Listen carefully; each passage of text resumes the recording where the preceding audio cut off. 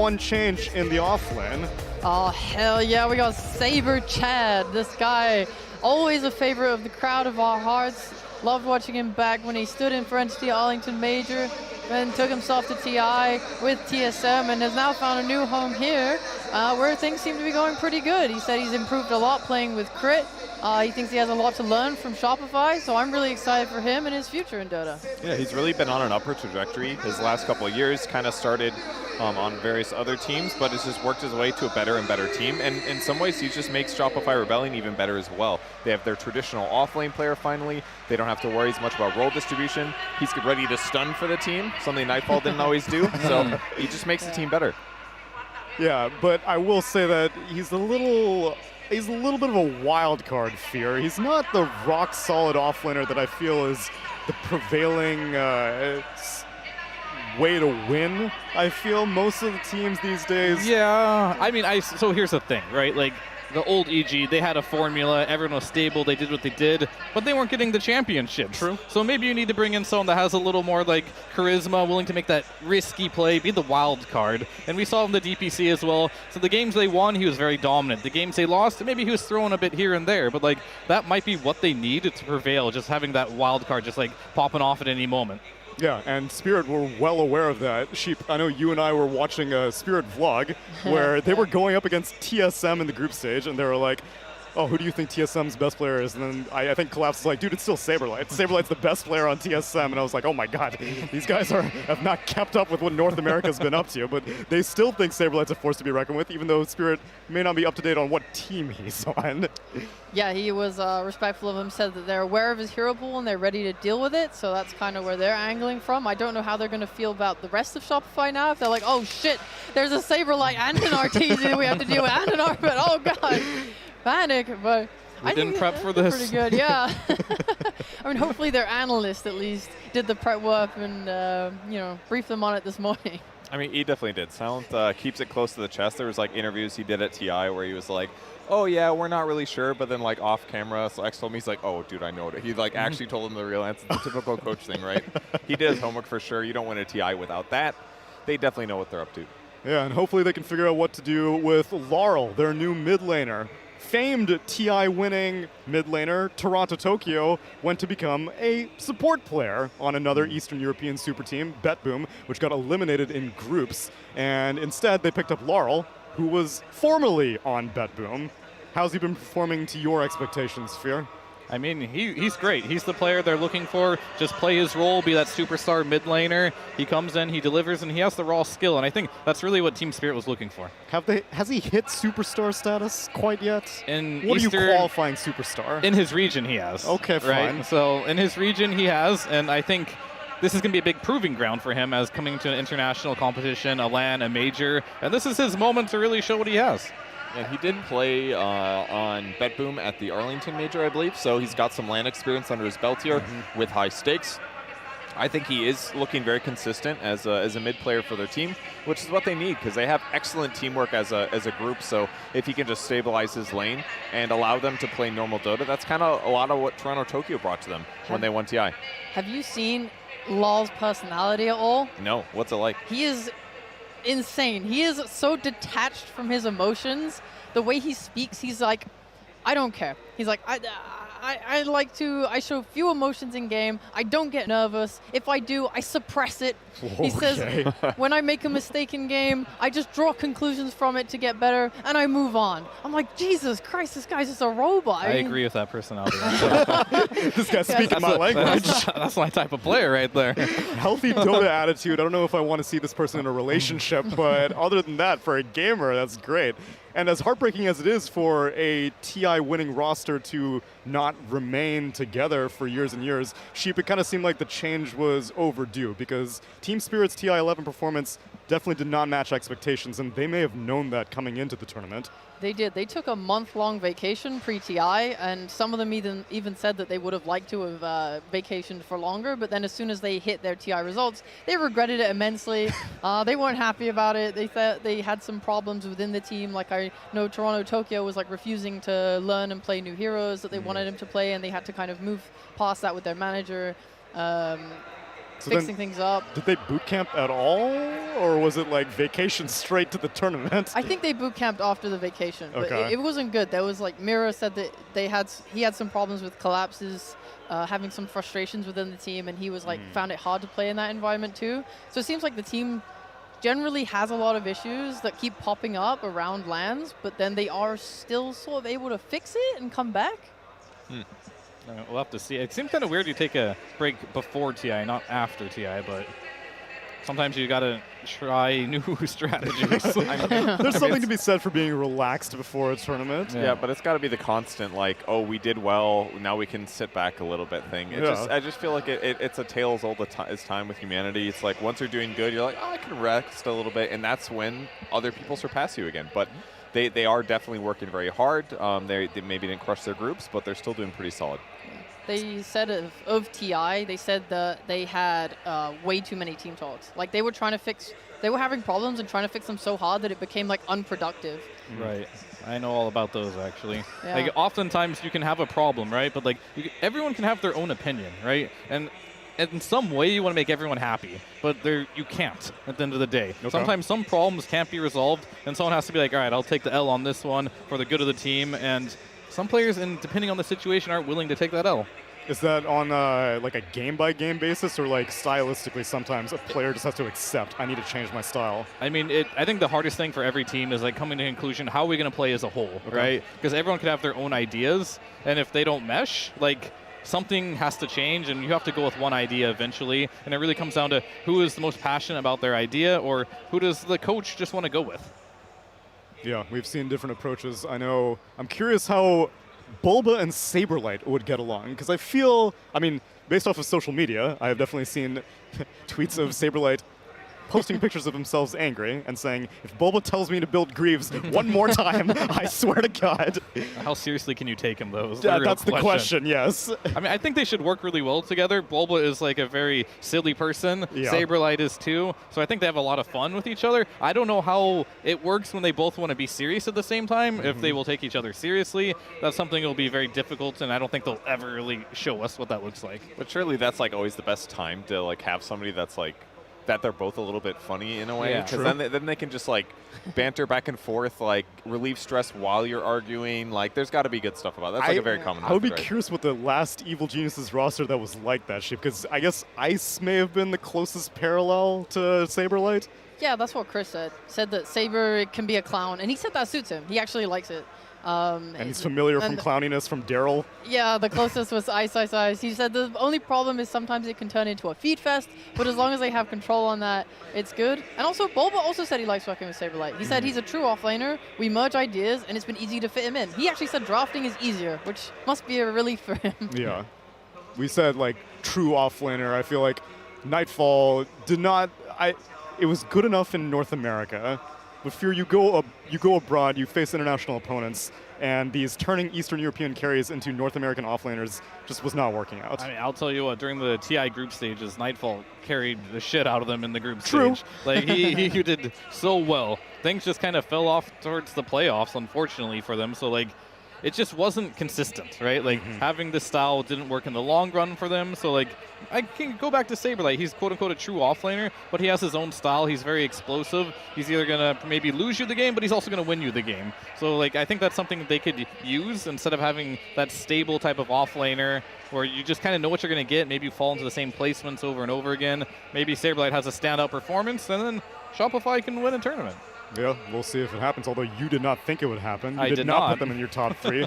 Purge, did you have a favorite amongst these two? Let's say before the group stage even started, before we saw anything, coming into this tournament, North America's second place, Eastern Europe's second place, which do you think would be a stronger team? I think Team Spirit is easier to bet on before we saw this tournament, just because EG previously had some rough tournament performances, so the player swap definitely looked really good, but from the outside it was difficult to tell like what the problem was necessarily. Like you said, Nightfall had really good performances. There's so many games he was just top net worth. So the playstyle shift has clearly worked for them. Team Spirit's also gelling, so I think it's very close now, but prior to group stage, I would have probably put money on the Team Spirit for sure. Okay, it's cheap. Which one you taken before the tournament and after group stage? I put Spirit as my second place at the event, I think. Wait, so you also had them higher than BetBoom?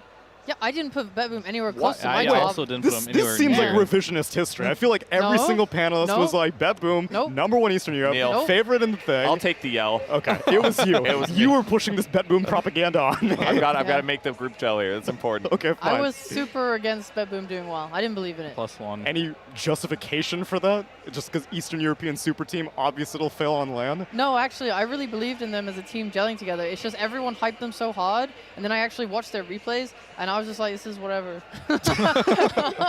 Then why'd they take first over Team Spirit? Honestly, I'm not sure. I think I might have seen a Spirit vlog where they said they didn't like prepare, or maybe that was Betboom that didn't prepare. I don't know. Either way, like they both had qualified by the time they did their match. Okay, that's true. So I think that doesn't really mean super much. Like you can say the same about Beast Coast and EG. Yep. EG lost, but Beast Coast are in the lower bracket. Well, sorry, EG now, but It was the same thing in North America. Shopify gave TSM Tomato Lina in both games, and we're like, let's see if we can beat it. Oh, we just lost 60 DPC points, maybe for free, but look who's laughing now. They're still in the tournament. I mean, TSM just might be, Saberlight's kryptonite as well. Maybe. Former teammates, so maybe there's something there as well. True. I am curious how much Spirit has evolved since TI-11. I guess in terms of the hero pool, clearly Toronto Tokyo was not too eager to learn new things, as you said, Sheep. Laurel seems, we say Saberlight's a now traditional offlaner. I suppose Laurel is a very traditional mid laner. Fitting an archetype of, I don't know, the usual mid laners. yeah, he does. He plays he can play a different variety. I remember back when we covered Europe East last year, his Coddle was really good, and I think he still plays that around a little bit now. Something I really like is that this team's able to flex their Snapfire between mid, offlane, and POS4. Okay. So they have that in their bag if they want to bring it out. I think he's just a very, very stable guy. I think GPK said the same. He will always have impact in his games, but he won't destroy people. But you don't need that from mid lane anymore. I'm curious how good GPK's character assessment is. If he vouches for someone, is that a good thing? I don't know. Don't He set me vouched up for this. We'll keep you in your wheelhouse then, Fear. Any other heroes that we should be on the lookout for? There's a Flex Snapfire. Has Shopify been running any Snapfire? Is that on their radar? They're just doing Fly Treant all day? What's the deal? So there is one hero that is neither of those I want to talk about. When Okay. it's Undying. This is a hero that's been vastly popular this tournament throughout the group stage. Even here in the playoffs, it's been very popular. But Shopify Rebellion, they're only sitting at a 50% win rate with that hero. Well, meanwhile, we do have a much higher win rate, around 80% here now for Team Spirit. Snap. If they pick it up, right? So, it's going to be one of those situations. Both these teams like it. Spirit's doing a lot better with it. And they like to pair. They have specific combinations they like pairing with as well. They like the Rubik. Mira, his hero is often picked very early in the draft. The Ricky, the Rubik. They pair with Undying. They played Rubik Undying 3 times now. 100% win rate. They played Tiny with Rubik twice now. 100% win rate. So if they get the Ricky as well, they like to go for the Enchantress. 2 games with that. 100% win rate as well. Okay, that seems like a pretty strong, consistent. But these are heroes that everyone's picking. True. But they're winning more. They are winning more. With the same heroes. The exotic ones come from the core, basically. Yatoro has played 12 matches on the Shopify Rebellion side. Arteezy's played 15. So, there's actually a lot of teams at this tournament that have very low hero variety just because your Undyings and your trees are so good. Sure. If those are there, you snag them, which then opens up your cores to pick a little bit more variety. So I think that's one cool thing that we're seeing from the series, at least. Laura also has pretty good variety. He's played 10 different heroes, the most Ember at 3 games. So, he's really spreading it out as well, really showing his bona fides that he's a good player. He doesn't just need to play comfort heroes.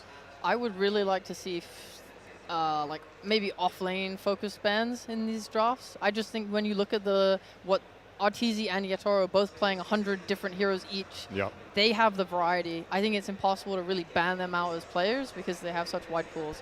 So whilst I think both Saberlight and Collapse have decent pools too, maybe you want to focus them more in terms of getting rid of their best heroes. Like the Saberlight Enigma, I think is one that should be looked at. Brood too, right? Yeah. I think for mid laners, if you want to, off laners, we all know there are Broods and Enigmas and stuff. Everyone's banning They that. might do that. Then we have our Treants, Undyings. We see a lot of bans of those too. But the mid laners that might go into contention is like Batrider. very popular. Both of them are playing a lot of Batrider. They both play a lot of Leshrac. I mean, especially Abed. If you do want to block pick Abed's Leshrac, I don't think that's a bad idea because he's been popping off at this tournament. And then Tiny's the last one. Laurel's been playing it a lot. Abed's been playing it. So really considering like who's going to maybe not ban them, but block pick him or take him earlier. I think that has also changed Arteezy's approach to the game because Saberlight's also playing these Nature's Prophets. He's carrying with that from the offlane, and Arteezy seems to be more willing to relinquish the I'm going to finish the game off kind of role that I feel like he's been famous for. He's expanding himself. But I kind of, as funny as that sounds, he's been playing with like some Ramses and Nightfall for a while. I think he kind of took a step back and did that whole role of I'm going to like not carry the game to the point where when he's set up for a good game, I'm not seeing him in the old Arteezy form just carrying a game, right? Where Saberlight is kind of like giving him the alley-oop. I need Arteezy to come back and carry some of these games when he has like a good lead. That's true. It was notably at TI that I thought that Arteezy finally like stepped back and played more, like give space to Nightfall, because before they just had zero synergy. They weren't coexisting properly on the map, and they were trying to be too greedy together. So yeah, I think that was around the time where he started to take this playstyle. Whereas Collapse has kind of been the archetypical utility. I'm still seeing him run mag right now. He's more content to let Yatoro and Laurel finish the game off, and he's just there to make space. Oh. He played 4 Centaur games as well. It's the most played hero of the group stage, so that was kind of fun. He's one of the players that bought Ags pretty consistently. Yeah, I did see that. So yeah, Centaur maybe one hero that we could see picked up again. Is the Ags viable? Was he memeing? I don't think meme. I mean, I think it makes sense, and you can get a save from the offlane, which is not common, right? It's not mega expensive. If you obviously you wouldn't rush it. You still want to get Blink, Pipe, maybe Vanguard, maybe one other item, BKB, Force, Heart, and then maybe you can buy Ags. But like that's an extra tool, right? Rather than worrying about your supports always saving your core, it could be Centaur. So I'm not saying it's great, but as like a situational 4th plus item, yeah, sure, it could be bought. They could be drafting it for that very reason too. Like they want the save. I mean, they do have an 80% win rate with the hero, so they are winning with it quite a lot. So maybe I saw the game they were playing versus a Shaman and a Bane. Maybe they drafted it just to be like later on in the game, I want to save Yotaro if he gets script, right, with the card. So it could be a very active choice and a reason why they're even picking the hero to begin with. Man, we are stealing the draft panel's poor talking points so hard. That's fine. They're going to have it's nothing our panel, left. it's not my problem. I'll even double down on it. So we're seeing maybe aggressive supports, because you're talking about maybe give me some save from the offlane. We just saw Entity do work with Disruptor, whereas I feel like so often in group stage we're seeing saving supports. We're seeing Tree and Protector with armor. We're seeing Soul Rip on Undying. We got to talk about Spirit Breaker, right? That's the literally the not the elephant, but the cow in the room, the bull in the room. I mean, they picked it so much. Crits played it 6 times. Yeah. Very few other teams were touching it at the time. I'm not necessarily sure what the value is, other than like tanky, pressures the map decently. Like he had some really good performances. Yeah, I think the aggression will come back from Spirit. I know that they wanted to gear their team in that direction. Like LOL, when he played on Bet Boom, he had to play a little bit more passive just because of the team. And he said that now he likes to play aggro. He was forced passive in the past, and now he's able to like step more into it. I know Yotoro said that their goal is to play more aggressively in the early game, and they're learning and through the DPC to get that playstyle down. They said 1 month, and we'll be the greatest. That was their words. And when did they this say was that? Less than 1 month ago. Okay. So we're not quite at peak form yet. But DPC Season 2. DPC Season 2, the greatest. Just make sure you don't peak too soon in the competitive season. I think that has been the poison of many a team.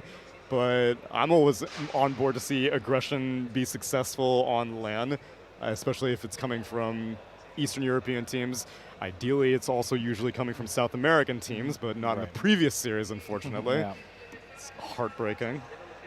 A bit. I mean, I think the one thing that I really want to see in this series is going to be around the supports. Like, I really think Team Spirit, like, they have their favorite supports with, like, the Rubik Undying is going to be super contested. The Treant as well. We talked about the Spirit Breaker and why they picked that. It's because Fly likes playing Undying. He likes playing Phoenix. He doesn't like playing a stun. He wants to be that team fighter, that heal type of, like, position 5. And Crit enables that. And Crit's been, like, one of the only players on POS 4 that has been just roaming. Yes. Like, just straight up just, like, ditching Saberlight in the off lane, be like, I'm going to go roam mid. I'm going to go to the safe lane. And it's been hit or miss for most of the games, to be honest, as roaming has, like, fell out of favor. But if he does make it at work and he does play these heroes, they look really strong. Are you talking like pre-5 minutes roaming, or? Yeah, like he's just like roaming around on like some Spirit Breaker, of course, very easy hero to do it. He did it on Earth Spirit one game.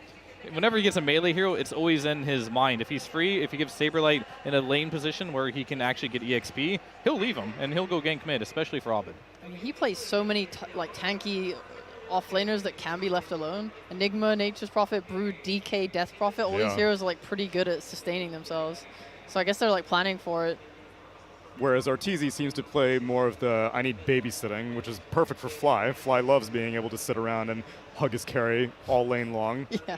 I mean, they were combination made for each other. That's what it seems like. It's like the position 6 and then the position 0.5. You know, they both really enjoy each other's playstyle, and that's why they've been at the top for so long too. They know what works for them. If Arteezy doesn't get to baby rage in a game, did he even play it? I mean, That's true. How does it work that way? I just saw a Morphling being practiced on one of those PCs, so I'm very excited for that draft. Didn't we see, and also in that vlog, Sheep, how Spirit like to practice? They do, like, solo overthrow. Yes, that was so cool. What? I don't think I'd ever seen that That's before. what I do. Just demo lobby it up. Okay. Have fun. Demo lobby. Warm up the fingers. Yeah, they're zooming in on it. Like, he's playing Slardar, guys. He's trying to figure out the Morphling interactions with Slardar, because that's definitely going to be a hot contested hero. What's the interaction there? I have no idea. I was about to talk about overthrow. Does Morphling get the bashes if he's in Slardar mode? Yes, you build up the bashes, but once you transform back to Morphling, they... Sure, but if you're in Wouldn't Slardar trigger. mode, You have to can be bash. melee. Yeah. Okay. You have to be the Slardar, right? Yeah, I mean, you can still get the speed. Sprint should be a buff. Yeah, that should stay. But Yeah. more than knowing mechanics, it was kind of increasing his awareness this way that he's practicing overthrow. Yeah, it was basically you play solo overthrow. Listen up, Twitch chat. If you want to get better at Dota, here's how you do Plus it. 1,000 MMR right now. Yeah, this is Team Spirit endorsed. You play solo overthrow, and you don't have teammates. You don't have people telling you information. You have to check every other hero in the game to make sure you know their talents, know their items, know what what level they are, how they're doing, their items. So that way, you're training your multitasking and your awareness, and you're going to get so much better by playing this. This is what Team Spirit does. Dude, I hear you. There's been many times that I'll randomly get mind-breakered, and I'll be like, when the hell did this guy get a silence? Isn't that just playing solo queue? No, because you have teammates that carry you. Oh, I see. What region are you playing that happens? Europe West, Okay, the promised land. the greatest region on Earth. This tournament is confirming it so far. Gaming Gladiators and Entity both cruising through. NA's only team on the tournament takes on the TI champions. XEG roster plus Saberlight prepare for their first main stage match. He has toilet paper. He has toilet That's paper. important. Sometimes when you gotta go, you gotta go. Gotta go. He's learned from the DPC. What other players did we not cover? What's Who did we not cover? We didn't. I mean, I guess we. talked about everyone. Yeah. Mira. I talked about him. You talked about Mira. Yeah, so they like picking his hero very early on in the draft. Okay. Like first pick Rubik, they don't mind. Ricky's in the pool, first pick. That's generally what he's going to for the most part. If he doesn't get those heroes, he's been on Snapfire. We talked about the flexibility they have there. I think he actually has a Spirit Breaker game, so contested hero potentially here. So we'll have to see with that one. Ricky or Spirit Breaker, which one do you think is going to be more hotly contested, Kevin? It's got to be Ricky, surely. Surely. Surely. I mean, you see the man on the screen. You think that guy, you think Crit likes playing Ricky? You think he can walk around on Ricky? He ain't played it's it not once, very, bro. It's not very roam heavy pre 15 minutes, I suppose. But It's pre-sleep dart, pre yeah. before him becoming a hero. I just assumed the Wait, two wait, fours wait. are going to pick different heroes. That's They like will, one. for That's sure. that's one of the. This is like the two teams where they just like different stuff. They're going to play their own strats. I just want to point out that Boxy has played a very mean roaming Ricky pre 15 minutes. But they are also just better than everyone else. So maybe that just gives them the space to do it. I But it's mean- not bad. Like the Blink Strike is pretty decent. We didn't talk about Abed. He always flies Dude, under the radar. my boy Abed. All the time. He got himself a Storm Spirit game in this group stage. I'm so happy for him. He never gets to play that hero. Yeah. That's true. He doesn't get that hero enough.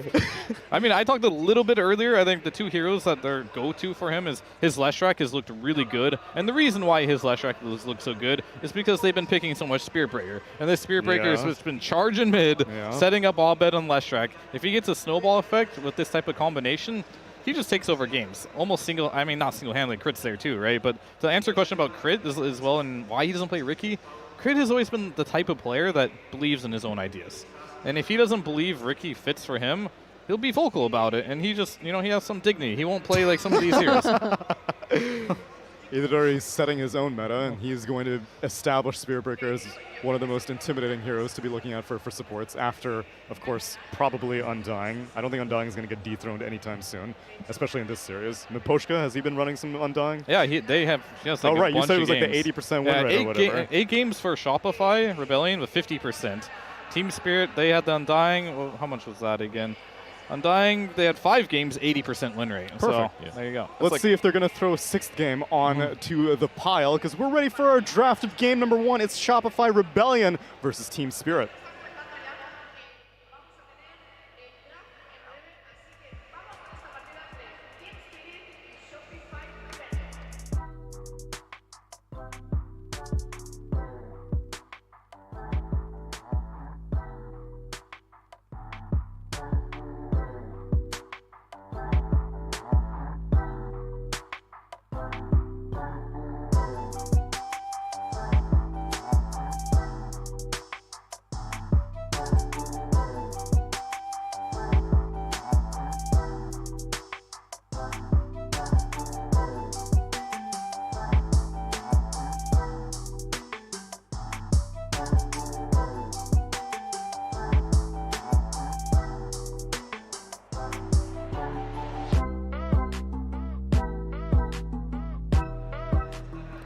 Welcome one and all. Here we are back at the LIMA Major for another draft panel for the 3rd game of the evening, as we find ourselves seeing Team Spirit against the side of Shopify Rebellion. Another best of 3 to start this one off, and I'm joined right now by Winter as well as Astini. Winter, let's talk about how this draft is going to shape out here. Rebellion and Team Spirit, they share some similarities, right? Both of them really love going for the offlane pick and a 5 position in the first phase. Second phase, they'll go 4 position. But Team Spirit, they'll normally complement that with a mid as well. And then both of them kind of like picking their carry at the very end. And both of them have extremely versatile carry players. Arteezy's played the most heroes in the tournament so far, 15 different heroes played. Yatoro has played 13. What do you expect of how this draft is going to unfold now that we see Team Spirit have the first pick and they got the Rubik for themselves? You already brought all the very, very important points. Both these teams, they don't really prioritize picking the mid players hero in behind. Like you said, they always prioritize picking the carry. The carry or the offlane is their win condition. And usually the carries get more priority. Like the reason the draft is structured in a way that the carry gets a lot of priority because a lot of the moves in the game, they are around the first move. You make the first rotation to the offlane to kill the tower. So having a good matchup in that sense does help in the game a lot in that way. Well, I'm liking what I'm seeing here. Astini, I know you're a big fan of Undying as a hero right now. You think that this hero is the, what is the word you use, the most complete 5 position in the game right now. But you're also not a fan of supports in the first phase. So talk to me about the approach that Team Spirit is taking right now. Yeah, I'm not a big fan, especially when you're first pick, because you get to show this hero as they did with Undying, and you have 3 protect bans. So usually you want your win condition there, and Undying is never your win condition. So you want, let's say, TA, and you're banning some Bat Viper. You want some Bat, and you're banning Puck Co-op. So you want a strong core, and you ban 2 or 3 cores that are super good against it. And when you have a support, you're kind of lost here. They're actually taking extra time on this ban because they're actually thinking, what do we do now? Which hero do we protect? Which hero do we set up for? Because that was the only chance they had to protect for a hero, and it's going to be Undying Rubik. It's a support pair, and now they show 3 cores, and the 3 of them are going to get countered. That's the issue. So I don't like this 2 support duo, especially on the first pick. Yeah, when first pick, the 8th pick is your win condition hero pick. It's the best pick that you have. You go into the ban phase right after that pick. And usually in this kind of situation, you pick 2 supports, so the bans would be like, you're just going to try to ban what's good for the enemy team. You're trying to figure out what they're trying to structure their draft around it, and you just try to ban it because you're not gonna ban anything for the Undying. Yeah. That's just not gonna happen. You know that's why I feel like strategically it's really bad to pick 2 supports in the first phase when you are picking the 8th pick like this. Yeah, and now they need to pick. Basically, Shopify is just gonna pick support, which is gonna show nothing to them, and they need to pick 2 cores. +5 most likely for And Shopify. and how do you protect this hero? Because Shopify is gonna have an answer to this 2 cores, so it's super hard to ban here. So okay, they're banning Naga Pangolier. What do they want? Do they want summons? So then Shopify, okay, I'm gonna ban a Beastmaster. So every ban here is also super telling, and okay, Zeus ban. I mean, unless they have this, this Undying pick with a different plan, you know, like Undying is like, I don't know, might be a call, you know. Otherwise, it'd be very weird that they're doing this because it doesn't really make much sense strategically, like we said. Like I always look at the draft and try to figure out the teams by, you go through the draft and you look at how they're doing their picks when they're first pick and when they are second pick. And usually you can kind of understand the team's thought process and a lot of, if you have a large enough sample size and you get to understand them a lot. And a draft like this usually doesn't really happen a lot nowadays. Like most teams, I feel like they don't really open 2 supports. Yeah. If they do something like this, one of the picks has to be at least a flex pick, you know. Yeah. But Undying has not been played in any other role other than position 5. Yeah. From the bans, I'd guess like TB banning maybe? Zeus, they want TB, Yeah. and yeah, there's a chance they want Slash, but they ban Naga. But if you want to pick TB in this junction, right? It's hard. Then it's difficult, right? They can just pick like some Lash. There's still Lash in the... There's Darks here. Yeah, there's a so lot of counters. will they go like Lash and TB? You can't I ban mean, everything. Yeah. Rebellion's gonna go Phoenix Lash. Oh, damn it. Yeah. I said it a little second too late, but I have a feeling they're gonna go Phoenix Lash. Whenever I see them play this Death Prophet, they always like to have something that can sustain it behind. So now you already have Phoenix with the Sun Ray, already very, very good in the midst of these team fights. More team fight that they always like for themselves, good lane support. And if they do go for the Lash Rakastini, that means that they have one of their classic duos, right? Arbit on the Lash running around, having the backup of the Sun Ray to heal him up if things go south, and having Bloodstone on top of that, and you still have to deal with Exorcism Ghost. I feel like this is a very hard response for Team Spirit because they have to be able to address both options just in case, even without seeing it directly. Yeah, and now, for example, they would love a Silencer hero against Phoenix, against DP, and they already have the support pair. It's super hard to be in this position, but they need a hero that's enabled by the Undying, so I think they could maybe steal the Lash. Lash super good against DP. They need some answer to the DP. Batrider still in the pool. Also seems great against DP, against Phoenix. Seems like a free Batrider so far, but then again, you show Batrider, Shopify, they get to answer, they get to maybe Slug. block you, they get to copy you. Yeah, but they go for the draw and Batrider, so that pretty much means that the lanes are going to be pretty standard. It's going to be draw and Undying. I think maybe the Batrider is kind of might be a flex pick, but I feel like it's more likely going to be Abed's hero here for them.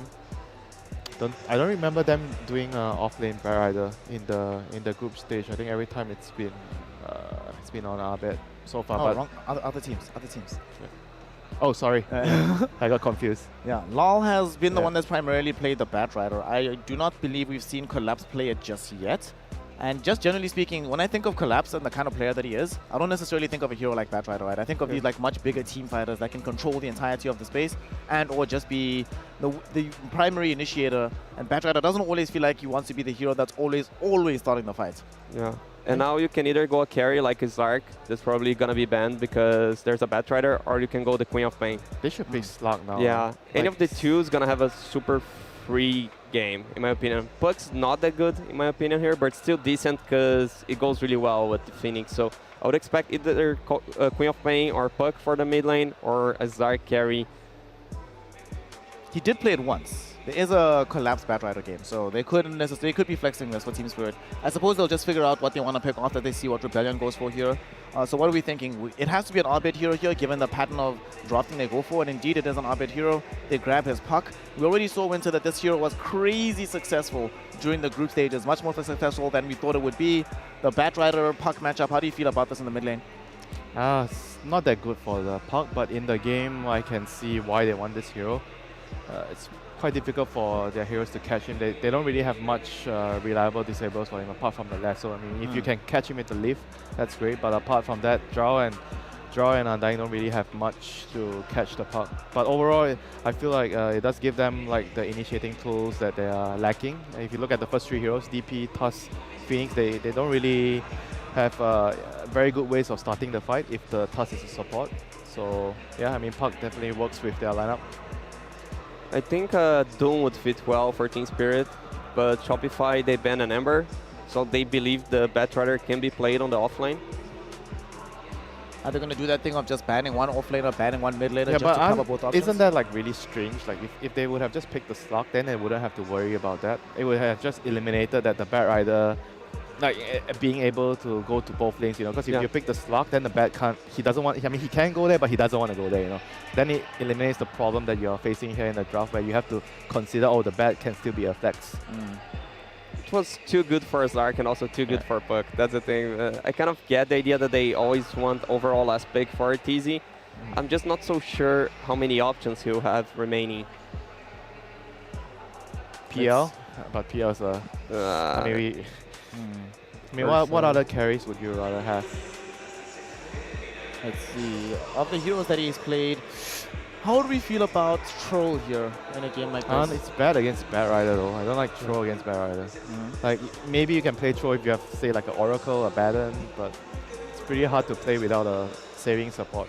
Faceless Void maybe, because it combos well with the Phoenix. It's good against Batrider, the time dilation. It's not so good against Draw, but I can still kind of see why Void can work in this situation. So Team Spirit is going to have to pick first, so Shopify can decide last. They still need like a team fight, I guess a team fight frontline hero, like a Tide, Mars kind of hero. I like Doom. The hero is a good frontline and it's a good initiator. It's a hero that's great against Puck. It's great against DP. Gives them another form of lockdown. And the hero doesn't lose lanes because you just farm anyway. Yeah. You kind of block the Faceless Void. Off lane for blind picking, like if you don't know your matchup in the lane. Yeah. What else? Lycan. Wow. That's one of the last Zoo heroes that was left in the game because we already saw Beastmaster being taken. There was no Nature's Prophet. There was no Enigma. So they go for the Collapse Lycan here. All right. I suppose that they know that of the options that are left for RTZ, right? The only like beefy heroes that I see that are left in his hero pool that he's played so far at the tournament is like CK maybe. I doubt he plays CK here. If he wanted to go for like some Spectre or whatever that could counter the Drow later, it doesn't really work out now because you just get demolished in the laning phase. You need a better laner, some Bloodseeker, Monkey, but won't have a really good game. I guess Seeker is the best one in lane and in game. Seeker feels nice. Yeah. You can always go TB, but TB against Draw is kind of sus. Yeah. Feels really weird. And you're gonna get rotated on early on by this Batrider. I mean, I feel like there's no perfect pick, right? They pick they pick Sven. Sven's like good against the Lycan, but Sven is like terrible against Batrider Undying. Yeah. And do they have good heroes around the Sven? I'm not exactly that sure, you know. Like Puck's great to set up the fight. You call and then the Sven comes in. But I'm not very sure about this Sven pick here. I mean, he's going to have a good lane, but apart from that, I'm not very sure. It's a good thing that Fear isn't on the panel right now, Stini, because, you know, RTZ is his son, and he would be very upset to see this Sven, because Sven, as a safe laner, as a support, honestly, I love the Sven hero overall right now in the meta. As a safe laner, as your carry, feels a little bit bizarre. Feels like it's a kind of off-kilter. What does he have to do here on the side of Rebellion? What does RTZ make happen on the map to ensure that this Sven is going to be successful? How do Rebellion win game number 1? I don't see RTZ making things in the map. Such a hero on a high cooldown. What I see, if Abed is smurfing on this match, it's like 20-0 on Puck, and this can happen. This seriously can happen. It's a definitely great Puck game. They pick Lycan into Puck, so there's the chance that Abed solo carries this game. I would not bet on RTZ carrying the game. I would say Abed is the one to do it. And what about on the other side here, Winter? When you look at this draw from the side of Team Spirit, they have some very good lanes, right? How do they carry and ride that momentum without Abed going really ham? What do they need to do to ensure that they win game 1? I mean, it will come down to the lanes. I feel like we didn't really like how they started the draft, but they finished the draft well. I feel like they have very solid lanes. They have catch, they have team fight, they have everything they need to have a very good game here. I think if they can do well in the lanes, the game will be very straightforward for them. Let us find out if they will be capable of doing well in the laning phase right now to ensure that they get a Game 1 victory, or if it's going to be the side of Rebellion utilizing the RTZ Sven to ride to victory. We find out right now as we head into game number 1. We have an incredible casting duo. We have the laudable Lyrical and the ferocious Fogs. Gentlemen, take it away. Oh my God, thank you so much, Snare, and thank you so much, panel. And Fog, we're here. We are. It's going to be an awesome match at Shopify Rebellion facing off against Spirit. How you feeling about it? I mean, we got a Sven. It's a Sven carry, definitely unorthodox, but you can see the reasonings. Right. If we're playing versus the Lycan and the lane and stuff like that, it can always have its benefits. The armor is going to be great, plus armor versus Drow Ranger versus Lycan and stuff like that. Can see the reason why. Is it going to work is the question. Right. And to me, I really liked what Cena was talking about there, the value of this puck. Yes. We were talking about it also a little bit, the draft, and we were like, are they going to go for this Slark? And it's a great pick taking this puck right now. I have a constant tweet that I'll retweet every couple of years, which is, Abed got puck, surely something went wrong. Because this guy plays it like nobody else. Also playing on land, which means no paying. We're going to be seeing some magic here. Yeah, he could have one of those games where he does explode. There's some forms of catch that he could struggle with, but overall, it's a pretty damn good puck game, right? Gust, the silence from the Drow can be a bit annoying. Rubik, if he's able to get a good spell steal, then it could be that instance where he's able to catch the puck. But Abed, this is one of his most comfortable heroes, so really looking forward to seeing what he's going to be able to do with it and how many team fights and how much control they're going to be able to instill with their 4, because I think like Astini and Winter were saying a little bit, the Sven sometimes can take a little bit of time to get online. God Strength a bit of a long cooldown, so let's see how much space they're going to be able to make for this Sven. I personally like the pick here.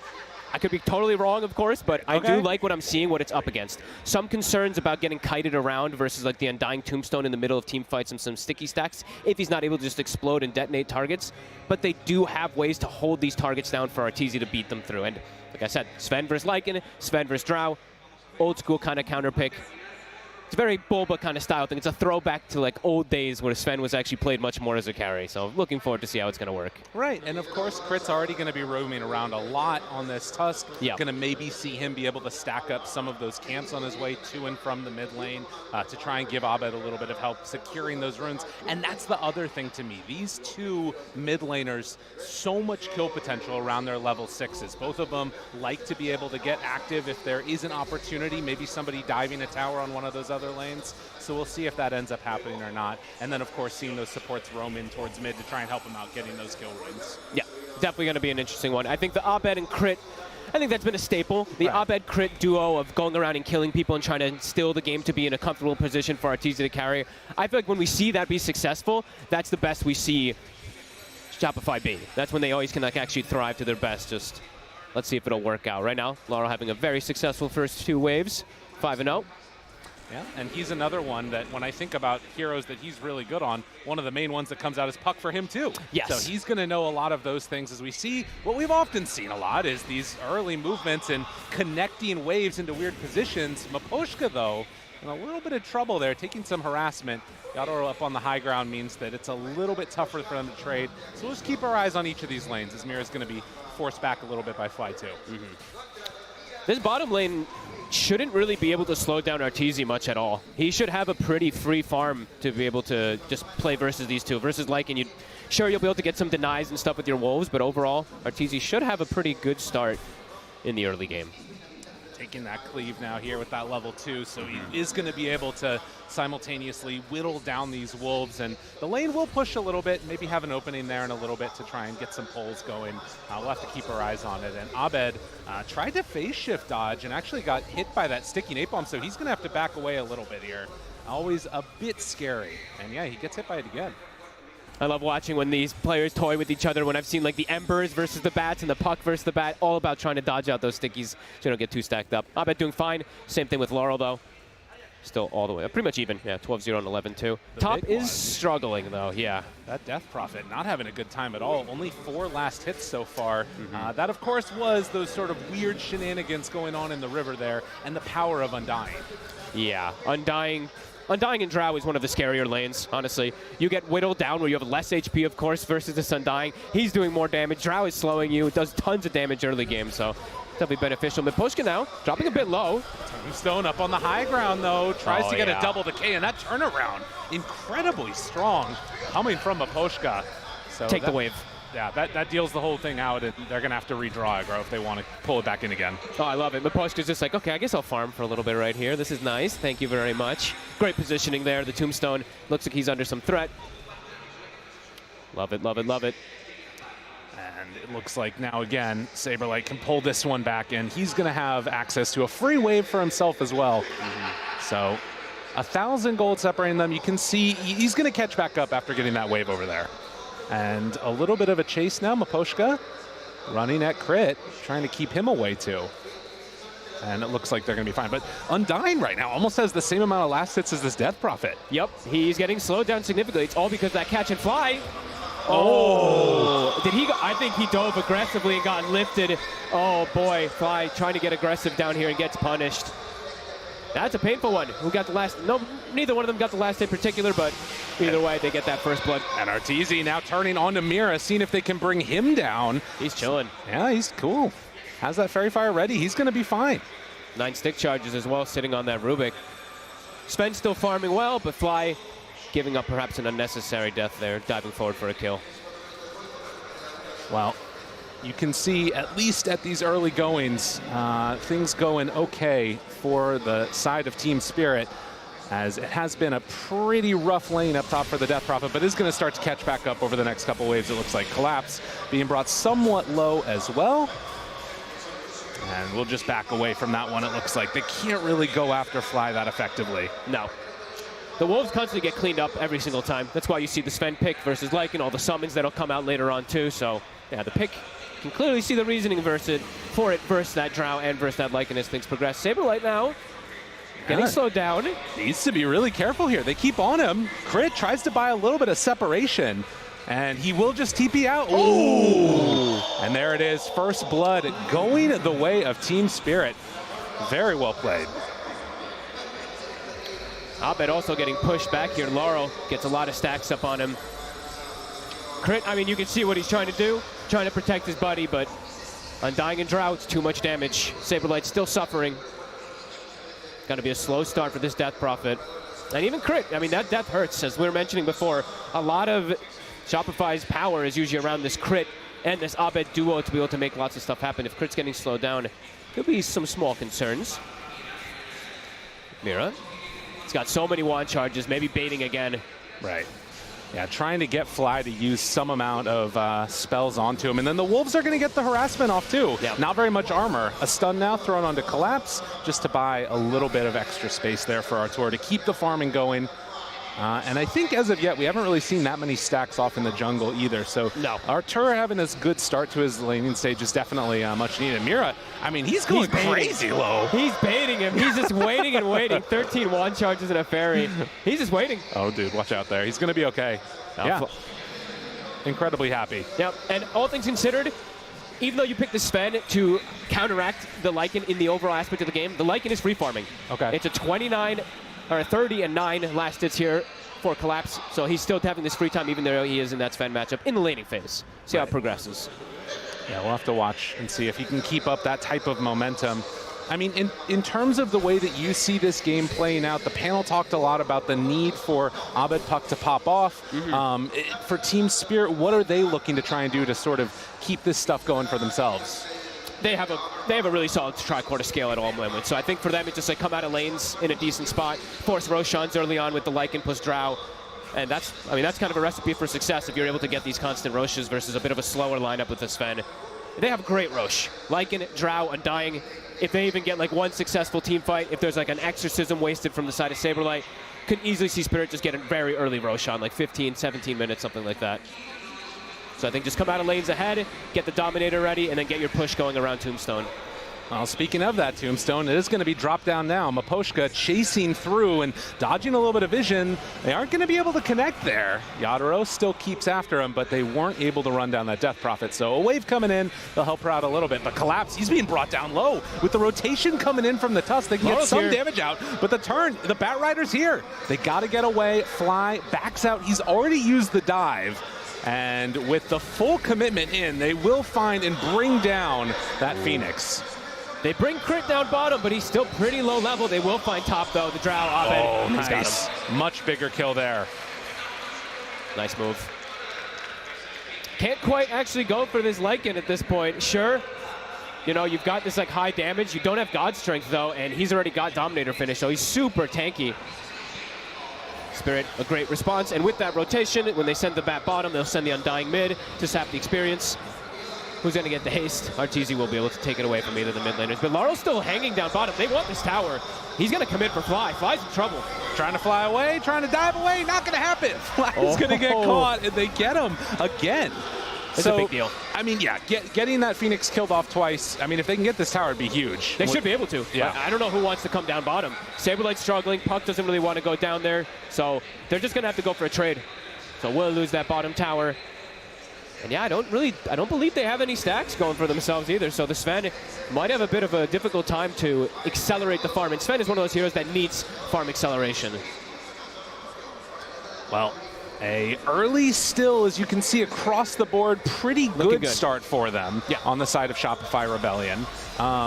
I mean, the Drow definitely the one that's hurting the most out of these cores. None of it is by like a huge margin, though. You know, it's 500 gold or so separating as they do find the stun before the tombstone and the silence. They take down that Undying. Great aggressive moves. I mean, Abed making things happen right now. That top rotation. He's got Coil still available now again, too. He's making it happen. Laro made a rotation. It was a successful one, but it only kills the support. So Shopify coming out ahead in these lanes at the moment. Stacks, though, Spirit, they do have theirs ready in comparison. So we'll be able to at least catch up a bit on that net worth. Yeah, and Bat Rider is already very much accelerating in towards those boots of travel. So you can see the differences, right? Yeah. Abed, he's going in for the Witchblade. For Laurel, he's trying to make sure that he can be more active around the map with these bots builds. That's just the difference with those heroes. Yeah. Abed needs to hit harder on those rotations. Yeah, but Witchblade is super nice versus Drow. You're very tanky. You get that armor, of course, that's going to be built in versus this physical damage that's coming out from Spirit. So that'll be a really good pickup for him. And he's still got Coil at the ready, so could still play active if he'd like to. Right now, still farming a jungle camp, but definitely ready to make a move. And over there in the river, Crit, he'll find an Invis rune. Abed's still trying to hold on to this one. So when do we see that rotation from the Lycan? It looks like they might be coming over here now. At any moment, really. They want to be putting the pressure on Spirit, even though, you know, slight advantage for Shopify and laning things. They are all about pressuring early towers with Tombstone and with this Lycan. Well, Crit scouts all of this. They have an Invis rune still in hand for him. There is a Sentry Ward down in the area for Team Spirit, but yeah, it looks like they're just going to have to give this up. Oh, that's a bit brutal. That is definitely painful when you're playing with a hero like Sven who needs the triangle. This could give Spirit the momentum to be able to invade, get some wards down, and even play around there. And you were mentioning the Boots of Travel. It's a very standard pickup, of course, on Bat. But when you're playing with Lycan, it actually is way stronger because you can TP on these Invis Wolves. You can constantly join into these fights that perhaps you wouldn't expect. The double support combo moves on in. They try and bring him down. The silence was good, and it's going to get him out. Beautiful play. Perfect execution there from the Drow. Yadaro able to dodge the gank, and that was ostensibly what that tower was supposed to give up for. They were trying to get the kill onto Drow. Oh boy, and now Crit does have a TP available, has the tumblers too, so he can hide. Yeah, he should be fine. Yeah, gets out of harm's way. They drop a Sentry Ward even trying to catch him. Nice try. Trying to get the vision of the TP perhaps, but yeah, Tumbler's Toy saving the day for him. Arteezy, top net worth. Mask of Madness is finished. Does at least have one stack. Right. So we'll be able to clear through that one. Well, and you sort of compare the two teams and what they're strong in right now. And whereas on the side of Spirit, they have this giant ball up that's hard to deal with, and they can just run in and take the tower. It's not a similar thing from Shopify Rebellion. They have to find these kills first to be able to sort of put the clamps on the map. Yes, they need to pretty much just give Arteezy all the space in the world so that he can get that crazy farm, because he needs it this game. He needs BKB to be able to fight. Walking into Spirit's lineup without it is suicide. Well, and look at this. Laurel makes the move over. Abed's there. They have the coil. Do they want to stick around? Stolen coil! Oh, they find my him there. God. Abed did not get caught, though, by it. The silence is still enough. They're going to bring down that boy. puck. Perfect play coming out from Spirit, anticipating that movement. And Fly, he's going to be the one that is also left behind here. Does not have a way out. Mira even going to give the tip over. They read that perfectly. They're feeling good. These kills open up map very quick. Remember what we were saying earlier, Roshan, it's going to be very early from Team Spirit. If they're able to get early kills like this, swings momentum heavily, and they still will have coil in the next upcoming fight too when it comes back on cooldown. So can look to set up more happen with it. A huge steal, and slowing down Abed is massive. Dude, Fog, I'm not going to lie. It's looking really scary now for the side of Shopify Rebellion. Spirit still have so much room to grow. They're getting the helm of the Overlord pretty soon. Yes, definitely. And they do not really deal with it too well. You'd have to pop, and you probably have to pop Ghosts to kill it. It's going to be popping out so early. Sven takes a long time to get online and definitely wants to have a much bigger net worth lead over something like a Drow Ranger. 300, definitely not enough. Spirit feeling good and looking good. Well, it's still only about 1,000 gold lead, but it's the sort of tempo that we're seeing Team Spirit play with that's pretty concerning right now as Yadro just keeps on farming up into that triangle there. And they have what you could say is, I guess, like a more normal carry hero, right? Sven, it's a bit unorthodox. Yes, we talked about how you could see its counters and stuff like that, but difficult crit. There's the coil. Well played, well used, steals the shard as well. He does not have a way out of this. Can't get the snowball, and actually with the creeps heading out, he'll create a little bit of distance, but the lift back is there, and Team Spirit cleaning up. Mira, what a play. And now he's got shards for next play. They still have lasso, so Laurel can still continue to look to play aggressive to go for a catch. Shopify just gonna have to sit back and kind of farm for these next few moments. Does not really feel too beneficial with the way the Team Spirit's gonna start closing off the map. Like you said, Helm of Overlord's about to be done. Right. And then that Roshan, it is absolutely on the menu. They are starting to get more stacks for Arteezy, so enabling him there. But they need to get some type of successful move going for themselves right now. Not easy into Spirit though. Spirit, everything's at the ready. I'm not sure how the DP wouldn't get in that smoke right there, but the DP is definitely not smoked. Uh-oh. And the rest of the team heading on in together now. Going into the Ancient area, but Spirit, they're all playing on mid. Yeah. They've got the Dragon already pushing. Well, this smoke will not bear fruit in terms of getting kills, but they will get a ward down, scouting out that area of the map. Maybe they can find Drow a little bit later on, but for right now, Team Spirit, they're just playing it so clean. Playing together, they're just setting up, waiting for Roche. And they're going to force that fight. Like Shopify, how are you going to look to go for this battle? Arteezy, he's definitely not ready to fight by any means. No. Sure, you've got Phoenix, you've got Coil, and you've got this Exorcism and stuff like that, but the Roche is already going to die. Dying way too fast.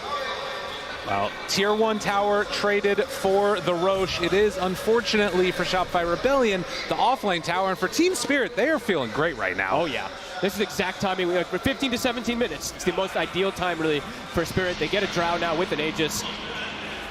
He's got comfort to now stick with his team. They can continue looking to pressure and slow down the side of Shopify with this type of small lead, but it's substantial with the way that with what they're playing against right now. Right, and for so many of, you think about Team Spirit's TI run, it was off the back of that Collapse Magnus, this time making the action happen on this Lycan, and look at that.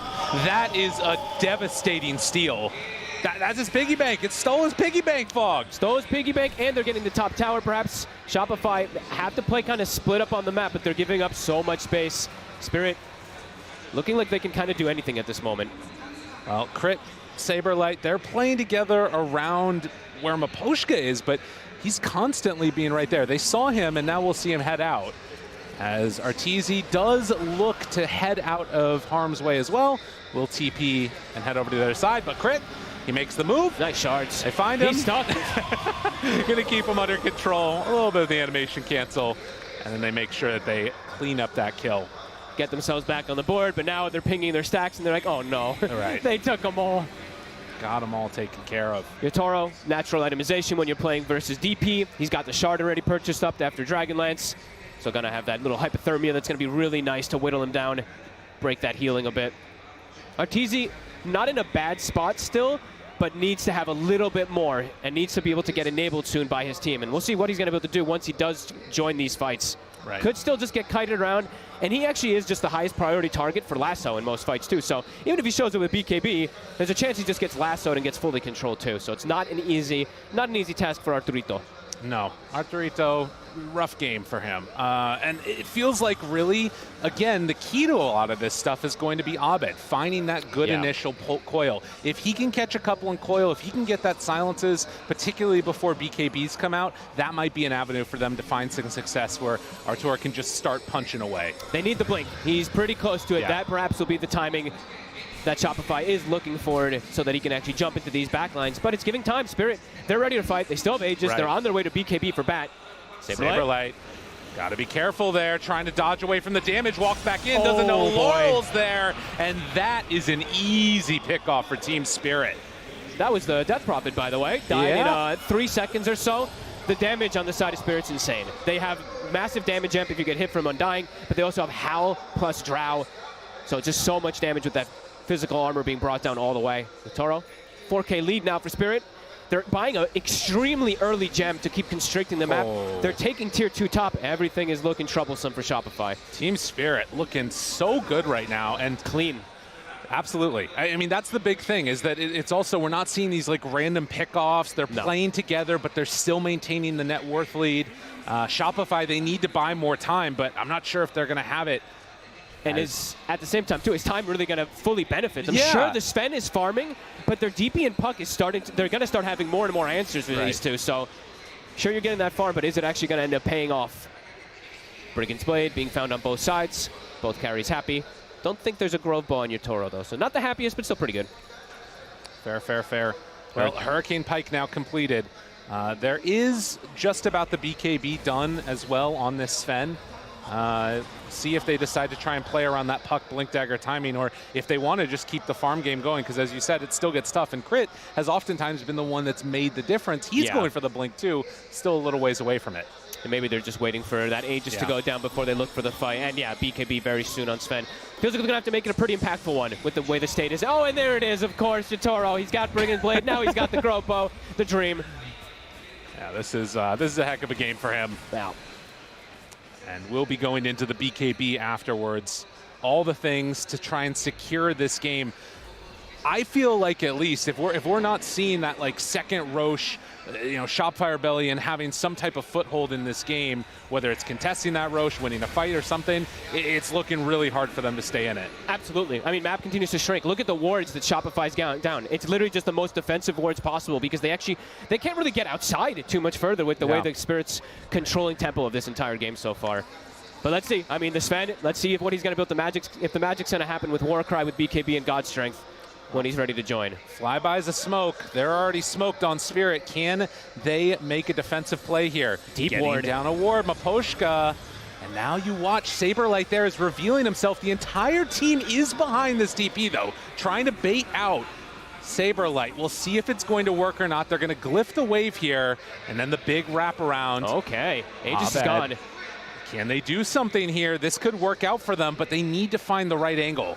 They have to get the most beautiful initiation to allow this Sven and Death Prophet to walk in. The super long wraparound. I mean, this is kind of crazy. They're going to run out pretty soon. They drop a ward right on top of the other ward. Spot Laurel there for a moment. Crit. Does he go in? The snowball. It's a slow initiation. They get the BKB immediately. That is not going to work. Team Spirit will suss out this smoke and immediately put the clamps on it. Looks like Shopify, they're trying to get that initiation, like thinking maybe the Bat's like looking bottom like that. Maybe he doesn't actually get his BKB up and we get the chain stun and kill him, but definitely not the case. Laurel, very prepared. Continue to control the map. Spirit, great reads. Arteezy trying to kill off this dragon. He just wants to run it down. Give me the gold. The slow, it's there. Can he kill it off in time? He will. So he gets a little bit of gold. That's almost like a kill, right? I mean, it pretty much is a hero kill, honestly. Abed. Oh. Uh-oh. That one hurts. That's a real hero kill. Oh, yeah. And that is pretty much Laurel's Blink Dagger. So now ease of access to be able to jump into the fights, just to pick and choose his targets that he wants to lasso. It's the Dream. And look at Abed. Rubik did 1,000 total damage to him. So looking at what Mira has stolen right now, one of the best spells you can get in the game. Waning Rift, absolutely amazing on Rubik, especially when you're playing versus Puck. And versus the two supports, like Tusk and Phoenix, they can really suffer versus this insanely long silence that a Rubik does have. Has the highest damage in the game right now, Mira. That's crazy. I mean, it makes sense. He's been having a fantastic one right now. And, well, Arteezy runs through the river with a little bit of company there. The only thing that they can really do, they have to wait for Abed before they can really go for a fight. The game just feels very condensed, a small area to play in. And Team Spirit, they're going to get together again here and now play with this Batrider a little bit more. It feels like they're getting to do whatever they want on the map. And for Shopify, we're not getting to see any combos of Coil with Egg. We're not seeing Exorcism being popped in combination with Coil. Spirit's not giving them the chances by any means. Crit soon having Blink, so they'll have a secondary form of initiation, but so much space has been lost on the map. It's been very tough for Shopify here. They do have the Philly Stone on that Tusk like you're talking about, and with this wave, he should be able to finish it off. So this one coming to a close here. Oh, he's just a little gold away. He'll be there soon, surely. He'll have like 5 gold, so yeah, he's got it. Got to make a lot happen now. Have to get this ult synergy coming in together with the Puck and with the Phoenix. Abed. He's got to be careful. Will go for the jaunt away as the rest of the team was coming down and barreling down that lane. Yadro going to rejoin the rest of his compatriots as well. Spirit's like just literally giving nothing up. Nope. Almost a BKB for him too, and trying to delay out this game.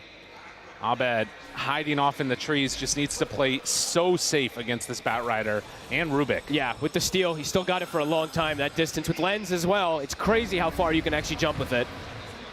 Mira making everything happen here for Team Spirit. A Collapse's building damage has to be crazy just from the Helm of Overlord at this point. He's literally just been sieging. I mean, look at this, yeah. 2.6k already at this point. More than the entire Shopify Rebellion team. And it keeps going up. BKB done for Drow, so now even if the Tusk and the Puck get on top of him, he's got answers. Right. Concerns Arteezy, he went back to buy the Shard, so as we were mentioning, that plus armor when you're playing versus Drow can be effective, but they're not able to take fights. No. Well, and unfortunately for them, the towers can't run away. No, they cannot. As they are getting ready to go high ground potentially right now at 24 minutes in. I mean, this is, you have to stop it at some point. They dropped the Tombstone now down. They can't even hit the Tombstone, though. Who wants to hit it? There's nobody right now. It's like Puck or Death Prophet ideally have to hit it. Phoenix walking up could just be suicide.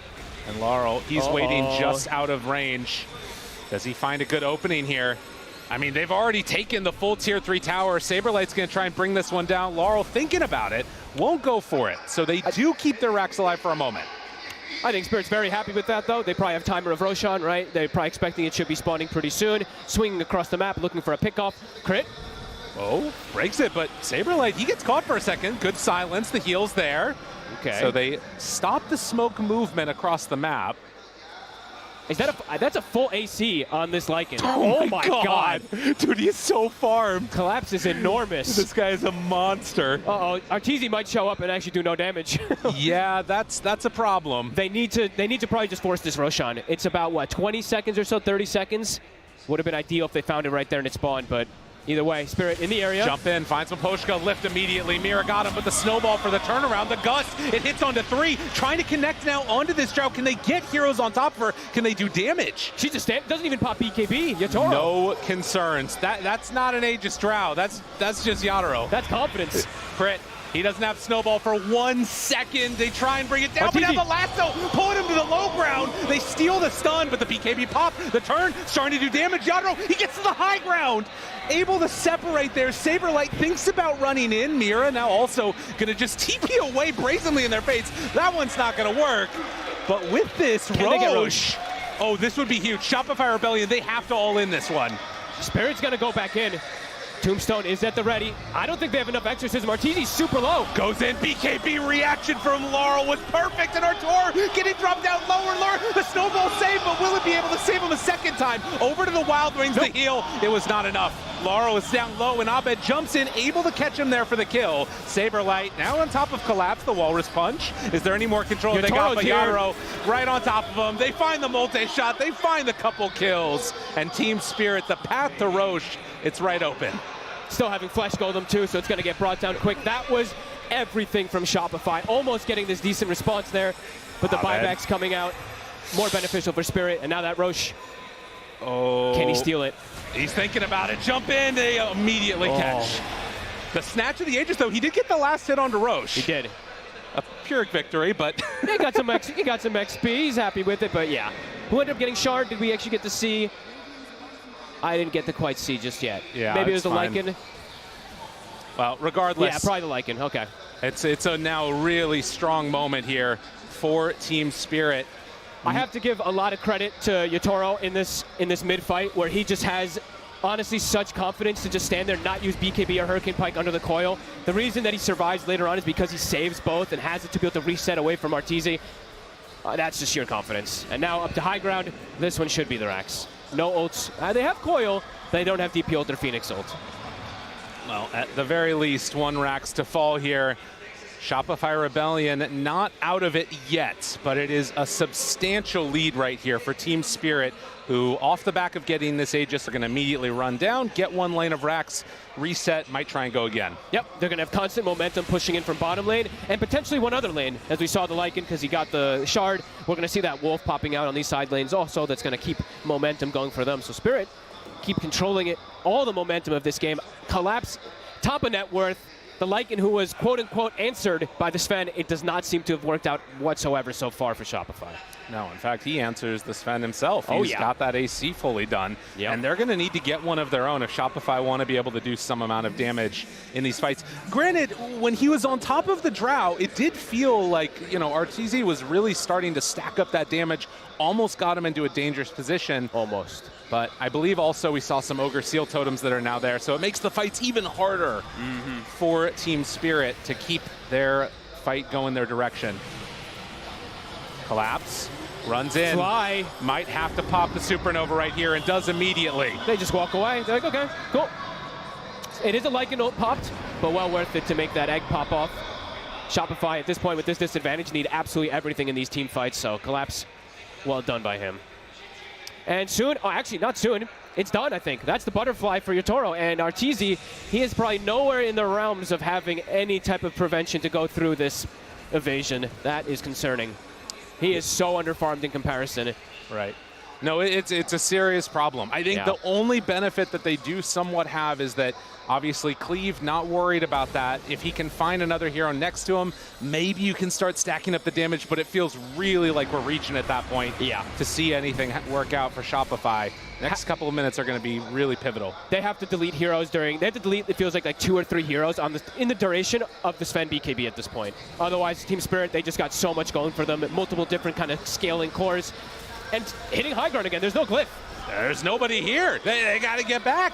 I mean, Crit, he sees Maposhka. Do they want to go for this in 9 first? No. Yadro, they bait out the Gust, but there's the lip immediately there for the turn. Can they get on top of and kill anybody? Collapse is starting to drop down low. He gets feared now by the DP, but Saberlight just getting evaporated. He's gone. Well, they deleted 2 heroes, so I don't know. I mean, it kind of goes the other way, I guess. They did use God Strength. Now they don't have anything. Oh, he goes on in. He tries to take down the big Thunderhide. He is gone.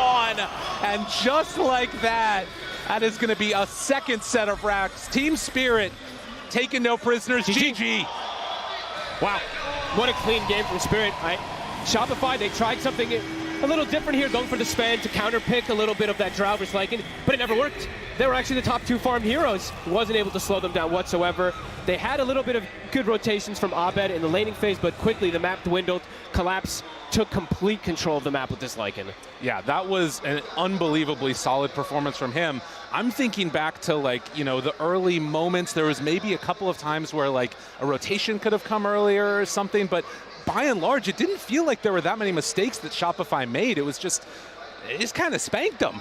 Yeah, it was just a well-rounded draft from Spirit, and they hit this timing, right? They got the overload pre-15 minutes, and they get a big kill out before they get it, too, so they get an immediate Roshan, press the tier 2s, limit the map, constrict the Sven's farm, and steal his stacks as well, too, right? So, feels like Spirit hit on multiple fronts. Shopify are going to have to bring something else to the table. Yeah, that's going to be the tough one to watch for, and I think that, you talk about that last pick, and how perfect that one was in that moment, because even after they get that second, set, the second Roshan, they get the Shard onto Lycan, it meant that even the options of split pushing become that much more difficult to do. They weren't able to sort of control the lanes at all at that point. And the Death Prophet never really feel like she got her feet under her in this match. No, definitely not. It feels like with this Drow, with this Undying, they slowed her down not long enough, and then when she did walk in a couple times, Saberlight just explodes. There's so much overwhelming damage with Howl, with this Drow just beating on you with the Flesh Golem, etc. Yeah, Spirit hit on all fronts, looking hot. Looking incredibly hot in this one. I think that the other thing that I really want to watch for here is, there's a couple of like vulnerabilities that you see. Undying Drow, you talked about how strong that combination was in terms of the laning stage, but also the Mirror Rubik. There were so many highlight plays that he was able to accomplish there. And maybe some things also that I didn't, I was talking about like the counter, this old school counter, the Sven versus these heroes. These heroes have changed. Like it now has Howl, that's a completely different ability that actually reduces attack damage. So little things that maybe didn't, I don't know if it made a big difference in this, but could see maybe also pairing issues is Rubik Fade Bolt damage reduction, Howl damage reduction versus Sven 2. Has to delete heroes, but just has difficulty versus this type of lineup getting kited. Yeah, it was a really tough one for them. They got kited consistently. The Drow, at so many different points in times, felt like there was maybe going to be able to be a jump onto them that you wanted to see, but they weren't able to accomplish it. We do have the crowd that's starting to come back into this one. There was a signing session right afterwards for EG. They're loving to watch these matches come out, but right now for Shopify, trying to figure out what they can do different into that next draft. I think that the last couple of things that really stand out to me is just going to be, if there's a couple of those changes in those first ones, but let's get ready to head on over to the panel, let them break down all the rest of the action. I got some theories on solutions that Shopify should be looking at. Undying. Banning it. I think that's a good idea. Fear, have you refreshed the page since you last gave me your numbers? No, I have not, but they have +1 win on it. +1 win, so we were 80-something%, now we're, let's say, 90%. Probably not, but Probably that's how numbers work. It's higher now. That's the important thing because Spirit got their hands on it. They clearly know how to make it work very, very well. Yeah, I mean, they had a dominant laning stage with it. They generally like playing this hero, like to crush your lane, and teams try to like do some wave pulling stuff. They tried to do it on crit. It didn't work out, and Saberlight just kind of got destroyed in the laning stage. Like, you can't pick DP and have this bad of a laning stage because it's going to transition into the carry being overfarmed, and worse than that, he's playing into Drow, which naturally just hard counters the hero. The carry was overfarmed, and she wasn't even scared. I saw Yutoro farming Arteezy's safe lane. The Drow Ranger was on the bottom half of the map, and then almost got ganked by a level 6 Phoenix and a level 5 Tusk, and she made it out just fine. Yes, there was a lot of aggressive farming on the side of Spirit. I mean, they did the right thing, right? They have a Lycan. They have to utilize it. They take the bot tower, and then what he does is he plays through the jungle, farms through that, and then starts to pressure the mid tower, and that allows Yutoro to just farm all the way up to the 2-2 tower pretty safely, because you're pressuring a tower, so people are being forced to show, and then they're also forming a body and a line, so you can't smoke down to Yutoro. So they're just giving him really nice ways to farm the map nicely while also taking mid tower. Yeah, and then it cascades even worse than that because then as the game continues, they miss that kill. Then they have to try to get kills in other places. They lose the puck in the enemy jungle, which means Laurel has gold advantage there. And in the ultra late game, you saw Crit going for initiations with Tusk. Normally you want to save him to allow the guy that gets gone on to jump. Instead, Crit jumps in, does snowballs, punches, dies immediately afterwards. That's not going to be conducive for a good team fight. That should be Saberlight having decent net worth, being able to frontline, and then they can react for that. So, yeah, laning was a huge deal there. Saberlight being able to initiate theoretically, but also Sven could have gone for a Blink Dagger earlier. Fear, instead he was sitting around waiting for his BKB. You think that was the right call in this last pick, Sven? I mean, I think it's very difficult to really choose like itemization in a lot of games, but one thing that was for sure though is that they waited for Sven to get too many items before they made a play as a team. Like we did see Obid's puck getting lassoed on some high ground, and the reason for that is because they were just buying space for Arteezy. He wasn't quite ready yet on the Sven. And Sven as a hero requires, you need your Mask of Madness, you need your Echo Saber, you need your BKB, you need your Blink, and then you're good to go. But by the time he had all those items, his cores that were doing well, all of a sudden didn't have a game. They weren't able to bring the Sven into the mid game, and then by the time he was ready, it felt like it was just far too late. Yeah, I may be butchering the specifics, but during the group stage, you and I had a discussion on net worth distribution and how top-heavy net worth distributions have not been very, very successful. And the numbers behind it, Knoxville actually tweeted at us that I find that if you have second, third, and fourth top net worths, you at like 25 minutes, you have like a 67% chance of winning the game. So even though the most farmed hero is on the enemy team, it's in your best interest to make sure your other 3 cores are keeping up with each other. It's really just resource management. It's just so much easier to know, like, okay, we just have to commit more heroes killing that guy once in a while. 1 target around the map, it's going to be easier to follow, whereas if it's 3 people split pushing, it feels like you need to deal with more problems at the same time, and it's harder to find those windows. And especially against a Lycan. I think Collapse getting this last pick Lycan may have been the superior last pick Sheep compared to this last pick Sven. It was really good. Even though they picked the Sven to counter it, he did just fine. I also really like, or might even be a criticism of Shopify here, but Shopify decided to like push the bottom tier 1 tower pretty late on, like around 15 minutes, which gave Spirit a free Roshan. Like it went uncontested. They should have been aware of that. You're playing against a Lycan. They want to get into the pit as soon as they can. So I think giving that away sort of just sealed the coffin a little bit. Yeah, and my eyes are glued to this Sven running around headless chicken. You were somewhat excited by the last pick Sven, Fear. Did you gain any new information about this hero, or it's just everything that you already knew? It's pretty much everything I knew. The hero is really hard to make work. I was a little surprised that they picked it for the Lycan lane, right? It didn't really stop the Lycan. So I would like to see a response next time that can shut down the Lycan in the laning stage more so than just getting farm on the Sven. But I think overall for Shopify, it didn't go according to their game plan by picking this Sven.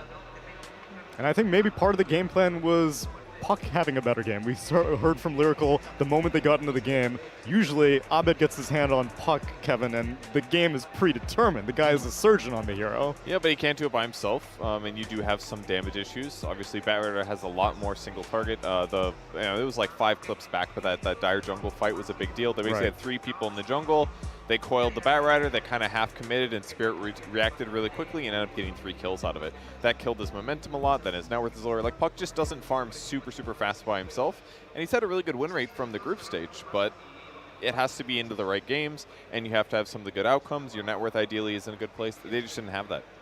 Have the players been leaving the pods usually? Because they've actually, I feel like all the previous teams that we've seen have been leaving the pods. Why would they? There's AC in there.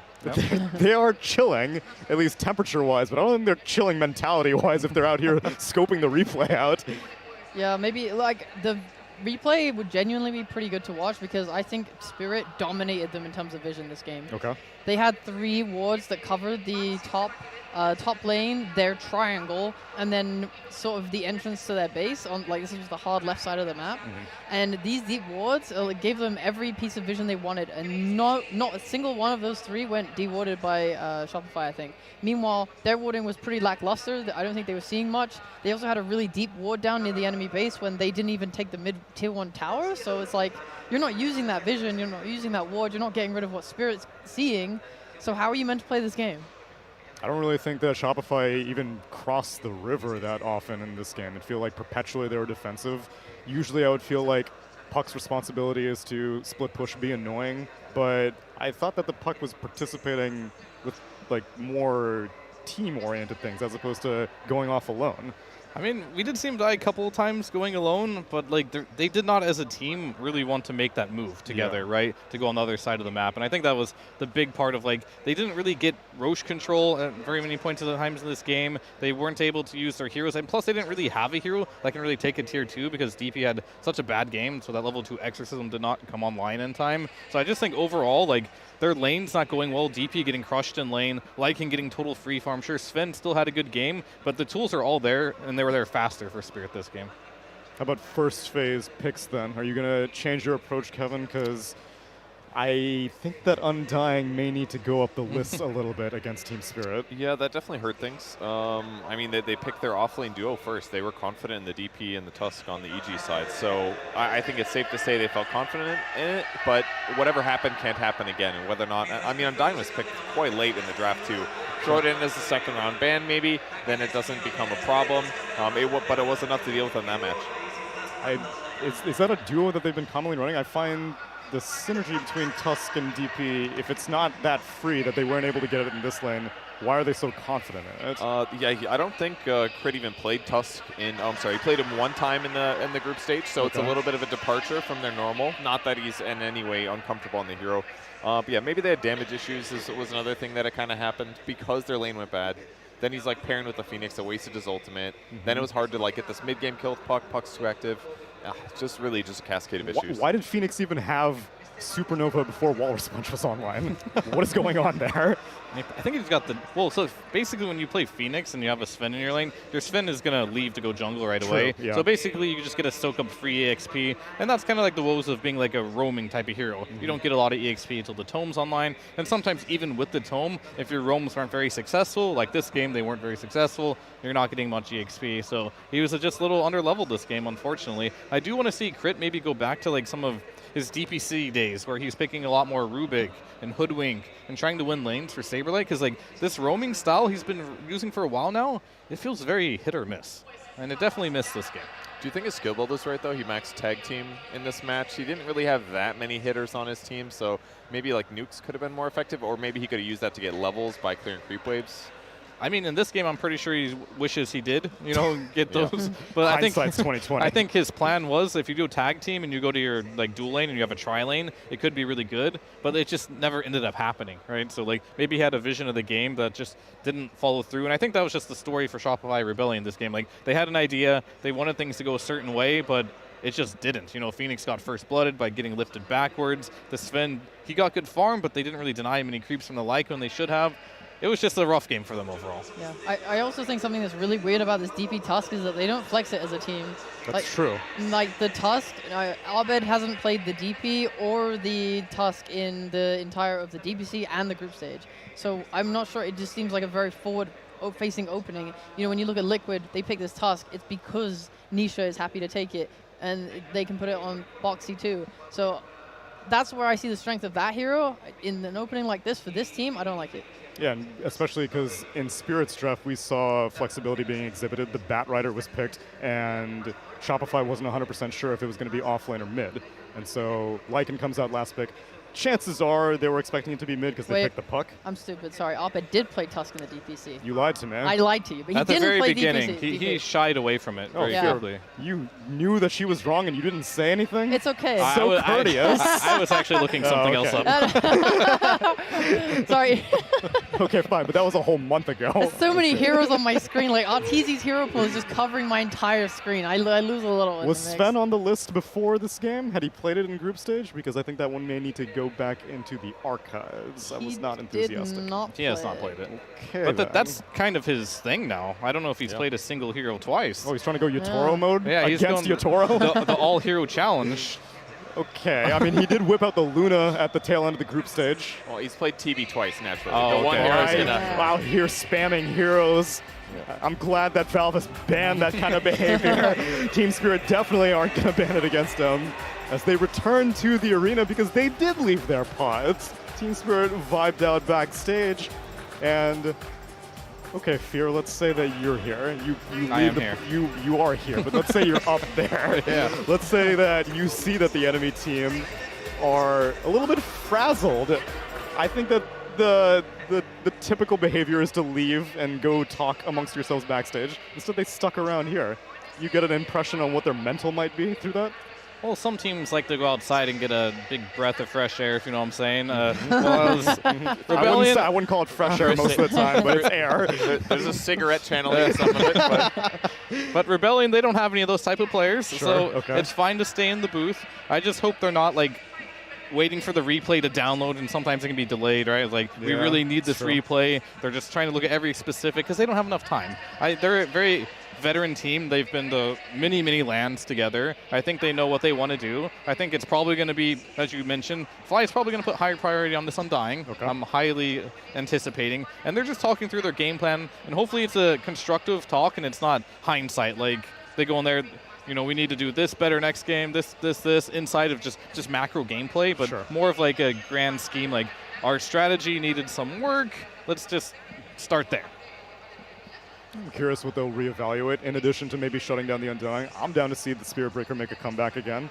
no need for this Tusk, especially if they don't flex it, because they're not flexing Spirit And the Breaker DP, either. right? Like, And- what was a little weird is they banned the NP, right? Like, Spirit can play it. It's pretty good for them, but, you know, their second pick, if they got that on some second pick with Arteezy being a great NP player, Saberlight also being a great NP player, that could be a tool for them, a really good one too, especially against a team that really likes Undying. So I think just they got a bit outpicked here as far as comfort zone goes. I'm not saying their heroes are bad, but this is not their style.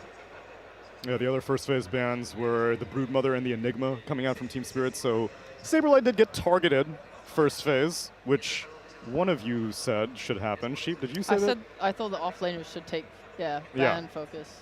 Which Spirit stayed true to. Shopify kind of targeted Utoro instead with the Lina and the Nature's Prophet ban. Look at that, the Enigma. Yeah, by design, I know everything that's going on here. First phase ban, I mean, it's respect against Saberlight. I think it's good. Yeah, I'm really surprised that Undying was the last pick of the first phase. I really thought that someone would get it, but it would be more prioritized. I thought they'd take it on 5 even.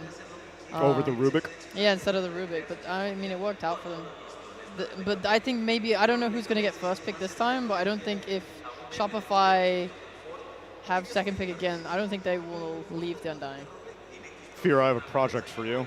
A project? Yeah. That sounds exciting. All right. You've been whipping out some exciting trivia numbers. Could you research how first pick versus second pick are doing? Yeah, I could do that. Beginning of the group stage, so I think DPC overall favored second pick. No, it favored Dire. Dire had like a massive advantage in all regards. Whether you were first pick Dire, second pick Dire, it still had a pretty significant win rate advantage over Radiant. In this tournament, I'm curious if teams are favoring sides or picks. I would imagine that not much has changed since the DPC, and Dire is just still built different. Wait, we have stats on teams' priority on coin toss? Not specific Or- teams, but overall in the entire tournament. Oh, okay. I think I had this argument in groups because we were looking at second pick versus first pick, and I Yeah. said that Bad teams were choosing things. All right, anyways, no. Dire, you want a Dire win rate? Give me a Dire win rate. It's at 59%.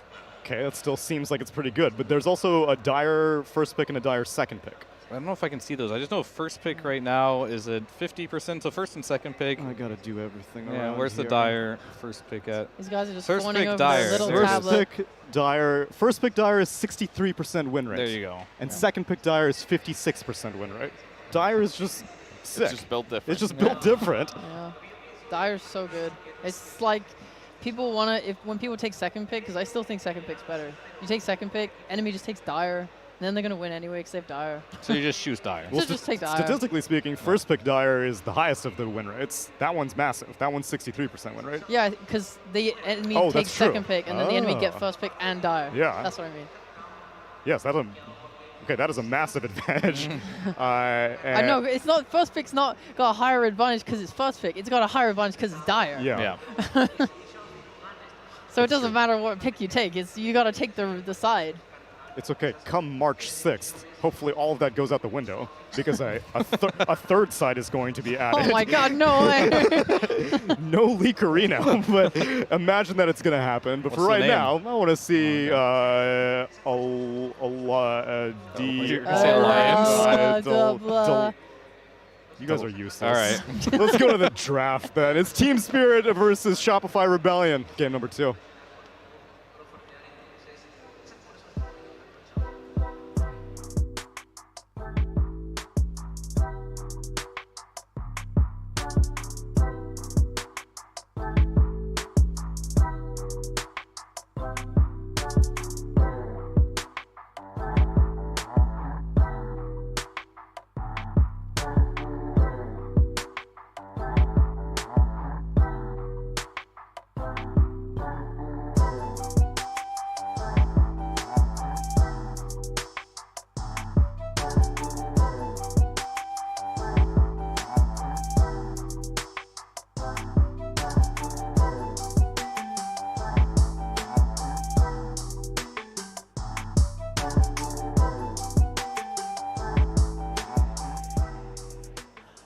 Welcome one and all to the draft panel for game number 2 between Team Spirit and Shopify Rebellion. Game 1 went very resoundingly in the favor of Team Spirit. Felipe Estini, when we saw the draft coming out here from the side of Rebellion, we were worried about their potential in the laning phase. We said that Abed has to pretty much make everything happen for the squad. Unfortunately, they failed to do so. So what adjustments do you want to see them make now that they have second pick yet again for another game, but they have second pick and on dire side? Is this going to be a little bit better for them in game 2? I think it will be better because now they're banning the Batrider. They've seen it was a problem because it kind of closes Arteezy hero pool. It's like an anti-carry hero because you're going to lasso even through BKB and you can kill the carry. And the way they play, that they focus all the farm on Arteezy, you don't want to be playing against Batrider. So they had Puck, a good counter to Batrider, but still, Puck had no farm priority. Puck was trying to help the side lane, so he couldn't scale. That was the issue. So they made the best pick for Abed, but he didn't have the space in their playstyle. And now they go this Prophet, which I love, is a hero that's super great on the lane against Lina and also in the game against Lina. And they have Treant, position 5, that's going to guarantee the lane for Arteezy. It's not going to be this Phoenix hero that has a terrible starting lane and really cause them to lose the lane. So it starts way better now. On the side of Rebellion, yes, they did go for the Nature's Prophet Treant Protector. We've seen this opener come in Winter from Liquid a lot, right? That was actually one of the reasons why Liquid didn't feel afraid of letting through the Lina, is because they'd always grab this duo together, then outpace the Lina, beat it up. I'm still, I don't know, because this is still a Lina, right? This is still Yatoro, who's still currently one of the best carry players in the tournament. Do you think it's a good idea to allow him to play Lina paired with the Rubik right now? The Lina is not as strong if you don't have like a mid shield, like a Undying or some frontline hero. You know, I feel like the draft needs to be somewhat around him. I mean, but they're prioritizing getting the Rubik over those Undying. I think a lot of the teams will just go with Lina plus Undying. But we'll have to see. You know, like I feel like Lina is overall with the games I've seen. I feel like NP is actually stronger than Lina throughout the game. Yes, yes. Welcome, Winter. Welcome to the hype train. Slowly but surely, I want to convert all of you to thinking that Nature's Prophet is the best. I started preaching this gospel in NADPC. Nobody was believing me, but now y'all are starting to see. Thank you, Winter. And with the Primal ban, it seems like it's a Prophet carry. Yeah. Even though Prophet's amazing against Lina in lane, it seems like they want to play the Prophet as a carry. I would guess that because of the Primal ban, it's an offlaner that really can take NP out of the lane. So it kind of shows this priority towards the carry position. I would like to see the Undying ban, a hero that Winter mentioned would be really good with Lina. You really want to pair with this position 5 that's going to front line for you. It's going to build a wall, and Undying builds like 2 walls. It's like Undying plus a Tombstone, so you need to focus those heroes till you get into the Lina. So I would love to see this ban coming from Shopify. That's the one. I mean, Winter was mentioning he wants a meat shield. I also like that Team Spirit are banning heroes that can reach the Lina, right? We see the Arbed Storm Spirit being taken away. There's no crit Spirit Breaker, which has been... They started this trend on the side of Rebellion of just picking Spirit Breaker every single time you see one of these like squishy range heroes, whether it be Sniper, whether it be Lina, whatever the case might be. Just keep charging them forever and ever and ever. I like that that's gone. That does mean, Winter, that what other body heroes are left for the side of Team Spirit here? We have like Clockwork, I suppose, seems to be the only viable option. They did one game in the group, Centaur support. Not sure if that's true. You caught that. Boschka played that one. Yeah. Centaur 5. Tusk 5 also sounds good because it's also a block pick from Shopify. They love Tusk against Lina. It's a hero that has a BKB Pierce. They also do love the Lycan. Those 2 heroes are open still. And I feel Shopify is going to go this way of the Lycan because if Prophet's a carry, then with Lycan they can have a really fast tempo. Maybe a Lycan Hoodwink sort of lane would definitely crash this Lina. We saw a couple of times Lycan plus Rubik as the response that you like, either like, wasn't about like pressuring her too heavily, but making sure she doesn't really deal damage. But I do agree that having some pressure, Tiny is really good. You mentioned the Tusk hero just now, which is an option that Rebellion went primarily against Lina in the DPC.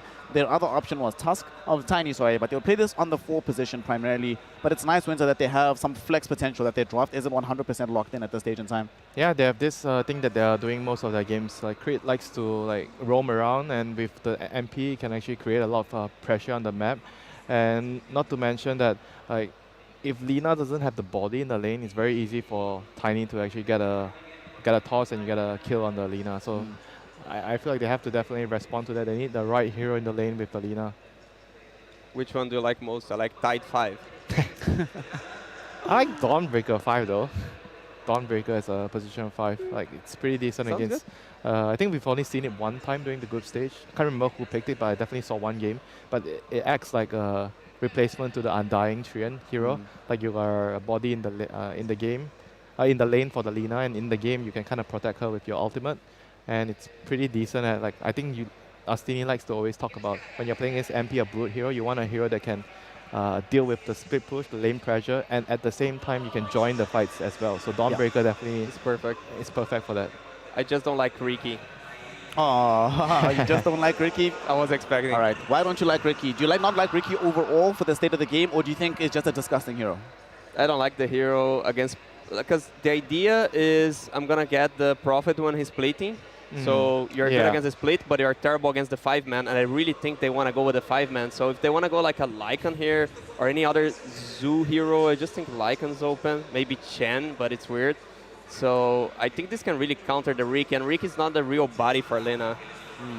I'm actually kind of worried about this, Winter, because who's actually playing the 4 and 5 here between the Rubik and the Riki? Because one of them is going to have to play the 5 position, right? I mean, if you ask me, I would rather have Riki on the 4. But I know some teams do switch things up depending on the player. It's player preference who likes to play that particular hero more. Or it might also be lane preference. So I think it can be very team dependent. But the Zeus is very, very... I want to say unusual, but I'm trying to understand why they're actually picking the Zeus here. They have some sort of like global presence with Zeus. MP and Zeus is quite decent against the Riki. But is he really going to be good against the other heroes? I'm not that entirely sure. You have Nimbus to cancel Snapfire. You have Vision against Riki. And feels like they want to poke Lina from like far away. They can use a Prophet ult, they can use Zeus ult, and just a jump of Tiny should be enough to kill her. So they don't want to full engage on the team fight. That's what looks like so far.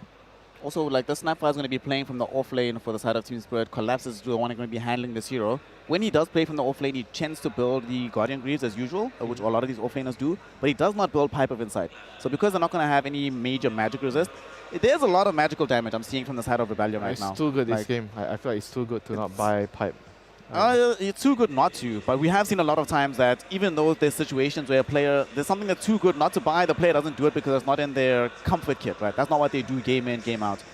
I can find out if he has bought it before, but I don't think I've seen him when he's been playing this off-lane Snapfire ever buy the Pipe of Insight before. But I see like Lar playing the Snap. Yeah, he does. And then they pick like a Tide sort of hero just to build auras. Because Snap looks weird on a side lane with the pairings, because then they have like either Lina Rubik, Snap Riki, which Snap Riki would be fine, but then you have a Lina Rubik lane, which is weird. Strong. How about Timber? Do you like Timber to do that role? Like Timber is pretty decent against MP and Trian in the lane, and they have 3 strength heroes, and you can build all the mech pipe. It is definitely really good. It sounds like and it's like a Timber now is a burst hero with the pure damage, so you can dart the hero and you can burst with the Timber, especially this sort of like Whisper Soul that Whisper does with the hero, that he does Agony's Dagger. I think like other players should copy him. So I'd be happy to see Collapse doing this Timber thing. And with the Ursa ban, it kind of leans toward this Timber, although it was Naga beforehand. But yeah, Timber would be amazing.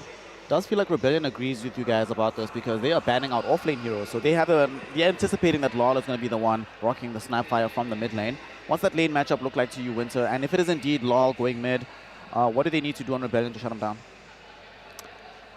Snapfire against Zeus feels like it's really dependent on the supports. I don't feel like the lane is going to be one-sided to any hero. I feel like it's going to be probably 50-50. It depends on how well the side lanes go. So whose support is more free to help you control the rune. And then obviously I might give the Zeus a little bit of an advantage because he has NP on his team that can help you.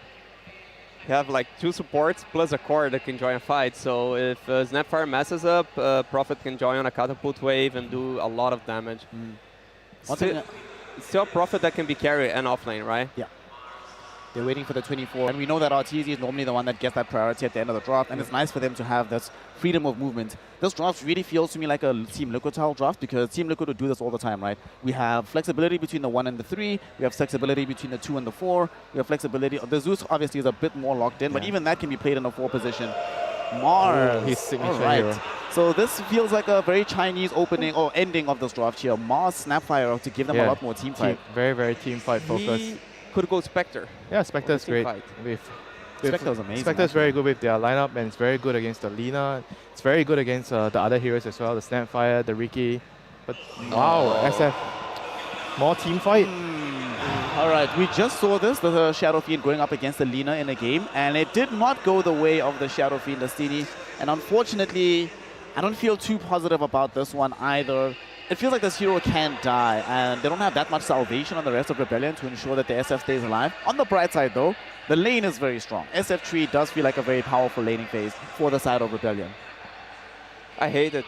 I can't like SF against Lina. It's such a terrible matchup. Either they win, they stomp the lanes, and the game is unplayable for Spirit, that they just stomp every step of the game, or otherwise they're going to lose. I agree. Like, the SF is a very unstable hero, apart from the laning phase, which is going to be very good. Yeah. But if they don't get that done, like the lane, they don't crush the lanes, the game is going to be very, very hard to play. Like, even Mars is very good against SF, I feel, in the game itself. It's not that great in the lane, but later in the game, it's very good. It's a terrible SF game.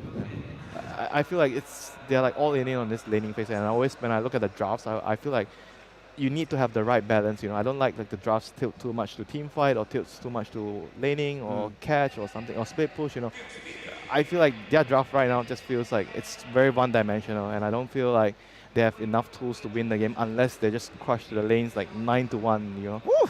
9-1. Yeah. Well, on the bright side, if they do need to find themselves in a position to crush the lanes, of all the teams that sailed here at the tournament, the team that has crafted their identity a lot around the laning has been a team like Rebellion, and they of course need to be able to crush these lanes. They've done so before. We don't know if they'll be able to do so again. However, this next game though for Spirits, if they take the 2-0, they move on in the upper bracket and get one step closer to the LIMA Major Championship. To find out who gets closer to that step, or if one of these teams will drop down into the lower bracket, we send it over to our incredible duo. We have Lyrical, we have Fog, we have some of the best casters on the planet. So gentlemen, give us a game that's out of this world. Oh my God, I feel so much pressure right now. Thank you so much, Snare. Fogged, we are ready. Dota fans out there all across the world, we got another solid one. Panel, they're very, very rough upon this last pick, Shadow Fiend. It is a staple, Ortiz Shadow Fiend. A lot of history with that player combo. What do you think about it? I'm just hopeful that we get a closer game, because I think most of the games that we've had here on the main stage have kind of been one-sided. So I'm in agreement where they kind of have to come out ahead in their lanes. They do have the opportunity to do so with the NP and the Tiny to make these early rotations. I'm a bit worried for the SF versus the Lina matchup. And I mean, Collapse is playing his literal signature hero. Yes. So could be a little bit of a tough start for him, but once it gets to that mid game, if they're not super far behind, they have great ways to take fights, great way to control the map too, with this Ricky running around invis and being all pesky. So let's see if Shopify's able to do it. I'm really hopeful, because I just want to see a closer game that goes super late game, and there could be some crazy stuff going back and forth. But we did see that SF get kind of demolished by the Lina earlier today too. So let's see if they have a different idea with it. I would say the thing that feels different about this game is that you have their opener that they started with on the side of Shopify, which is this Nature's Prophet. I feel like that's what they're hoping is going to be the difference maker from what ended up happening in the Evil Geniuses game, where you can maybe, obviously reveal where everybody is with Abed, and then immediately afterwards try and TP and get some control on her with that Nature's Prophet. But we'll see. Yeah, Could be tough. I think those three are the big three to look at. The Nature's Prophet, the Zeus, and the Tiny have to be pretty active to get that space going for Arteezy. He has to have this explosive game. He has had it here, and look at this, Laurel. Oh, talk about explosive. Can they get him down? One last raise. Doesn't even need it. Right clicks. Arteezy draws the first blood, taking down Laurel. A very pivotal kill there. Triple raise. Pretty good. Yep, pretty damn good. Connects with it perfectly. We did see him have success on this SF in the group stages, and let's see if he's going to be able to with the first blood to start it off. Yeah, looking to try and replicate that success. But as you said, it's interesting that it's those two heroes that feel like they're going to define a lot of this game, most likely. The Collapse Mars as well as that Arteezy SF facing off against each other. Top lane is where a lot of action is going to be decided. In the mid lane, you do have that little other dynamic there as a spear pushes and gets Fly away. Are they going to try and chase again? Poshke thought about going for a raise there, but won't do it. Just trading hits. Yeah, I think mid, I'd give Zeus a slight edge in this matchup, just you have that little bit of higher base damage, but both heroes, I would say Snap has a slight higher kill threat when he has rotations, but both of them do have kill threat with any type of rotation. But yeah, like Winter was talking about, like 50-50, but a slight, maybe slight advantage for the Zeus. Another spear for the pushback there. They're going to lift and try and get him away. You did see the Leech Seed used to try and give both of those heroes some nice regen in the laning stage. Can just throw that onto those creeps at random to sort of give them a little bit more of an edge. In the mid lane, taking a look at it, 8-1 versus the 5-1. Yep. Abed having a bit of a better time and trying to work his way towards that bottle on the Snapfire. And they already have it on Abed. They should be able to have a successful lane. How much are they going to be able to pressure bottom is my question. Up to crit if he's able to get angles. So far, we've seen a lot of times the NP is a decent answer versus it, but in the laning phase, it can be a bit troublesome. Lina is very good at actually just killing off these treants early on, so you're seeing those last hits for Lina. I think your Toro's actually gotten 5 or 6 treants already. That's pretty nice for him. Yeah. If he can get off to a hot start here, you do already see that they're leaving too. Crit already heading towards mid to try and ensure that that water rune doesn't go over the way of Snapfire. That's a nice move. Yeah. Since Zeus finished the bottle first, he's able to go for this type of play so that Abed finishes, gets to fill up top, and he denies the way from Laurel. Yeah, nice move. Stun connection now onto Saberlight. A lot of Getting damage. a little bit of body block there. Mira goes in for him, but just turns to fight. We'll get the tricks of the trade to escape, but already showing the power that you have in this very strong lane here. Up top, though, maybe a chance on the fly. They won't be able to go for him. Arteezy just trying to play strong in this one. Does have a couple creeps on him, but potentially another volatile lane with those lifts and spearbacks. If Arteezy dies up here, honestly, like this game could get really, really complicated. They need to have a successful lane up here. They have a much stronger one with that tree and with that SF, with those multiple raises coming out and collapse with Miposhka. This has been an interesting one, too. If you look at the dynamic, they actually put Miposhka top. So Mira, he's playing as this like 5/4 Ricky from the safe lane, and Miposhka is playing the Rubik. But yeah, they have a lot of ways to counteract and prevent collapse from dying. So strong lane from both sides, but Arteezy ideally wanting to find some more kills for himself early game. All right, needing to have that good start to it. He's Yeah. pump faking a lot of these raises. The wave is going to be pushing into him now after Miposhka eats through one of those raises. But just very back and forth and kind of on a knife's edge, if we're going to be honest about it. Need to watch for if there's more regen that's going to be ferried out, and right then, yeah, Fly brings over another tango for him. They're doing really well top, honestly. Even though the Mars is being slowed down a little bit, they are slowing down Arteezy and Lina. Your Toro's not getting slowed down whatsoever. No. I believe the Falcon Blade's already coming out on the Courier. So this Lina, successful laning phase, the Ricky making the moves, but Crit, looks like Crit is opting to not pressure the Lina and instead just look to shut down the Snapfire a little bit more with his moves in this early game. Ooh, Top. missed raised. They weren't going to be connected now. Arteezy potentially in some trouble himself after they kill off Fly. If he goes down here, that is really rough for him. Oh, and Laurel was actually able to jump up and take the rune away. Wow. He actually takes it from Abed. He does leave the bottom water rune, though. Crit didn't end up taking it away, but a big move from Laurel. Two people, they're sacrificing the pressure that they're able to apply on Lina with Crit's movements, and they're actually not really shutting down Laurel whatsoever. Sure, he's like 6 or 7 last hits behind, but able to get that bottle fill up. And top's a big deal. Collapse, he has the same last hits so far as the Shadow Fiend, this dominant lane that Shopify was looking for. Yaro just keeps on spamming out against these treants too, so he's having the best time in the game. Granted, Abed is also, like you said, working up, and he's going to be able to be involved more quickly, likely, as he's getting close to level 6. Going to need to watch for those HP pools on the side of Team Spirit, although now Fly a bit far forward is going to try and run away, dodge out for the damage, turn now onto Miposhka, but Arteezy, I don't know if he's going to be able, well, turn, Good raise. a couple more hits, they take down Fly, but Artur, he can't go in anymore. Collapse just got one of the longest attacks I've ever seen, is now... That was a missed raise into the spear, and now trying to control, see if they can run him down. Artur, the pause right beforehand. Well, he's 4 dead. HP. Oh, that is the look of a sad Shadow Fiend who is about to go down. PC lag Mira. Oh boy. Gabe, this is tough. I mean, their top lane is losing versus the Mars and versus the Rubik. Collapse.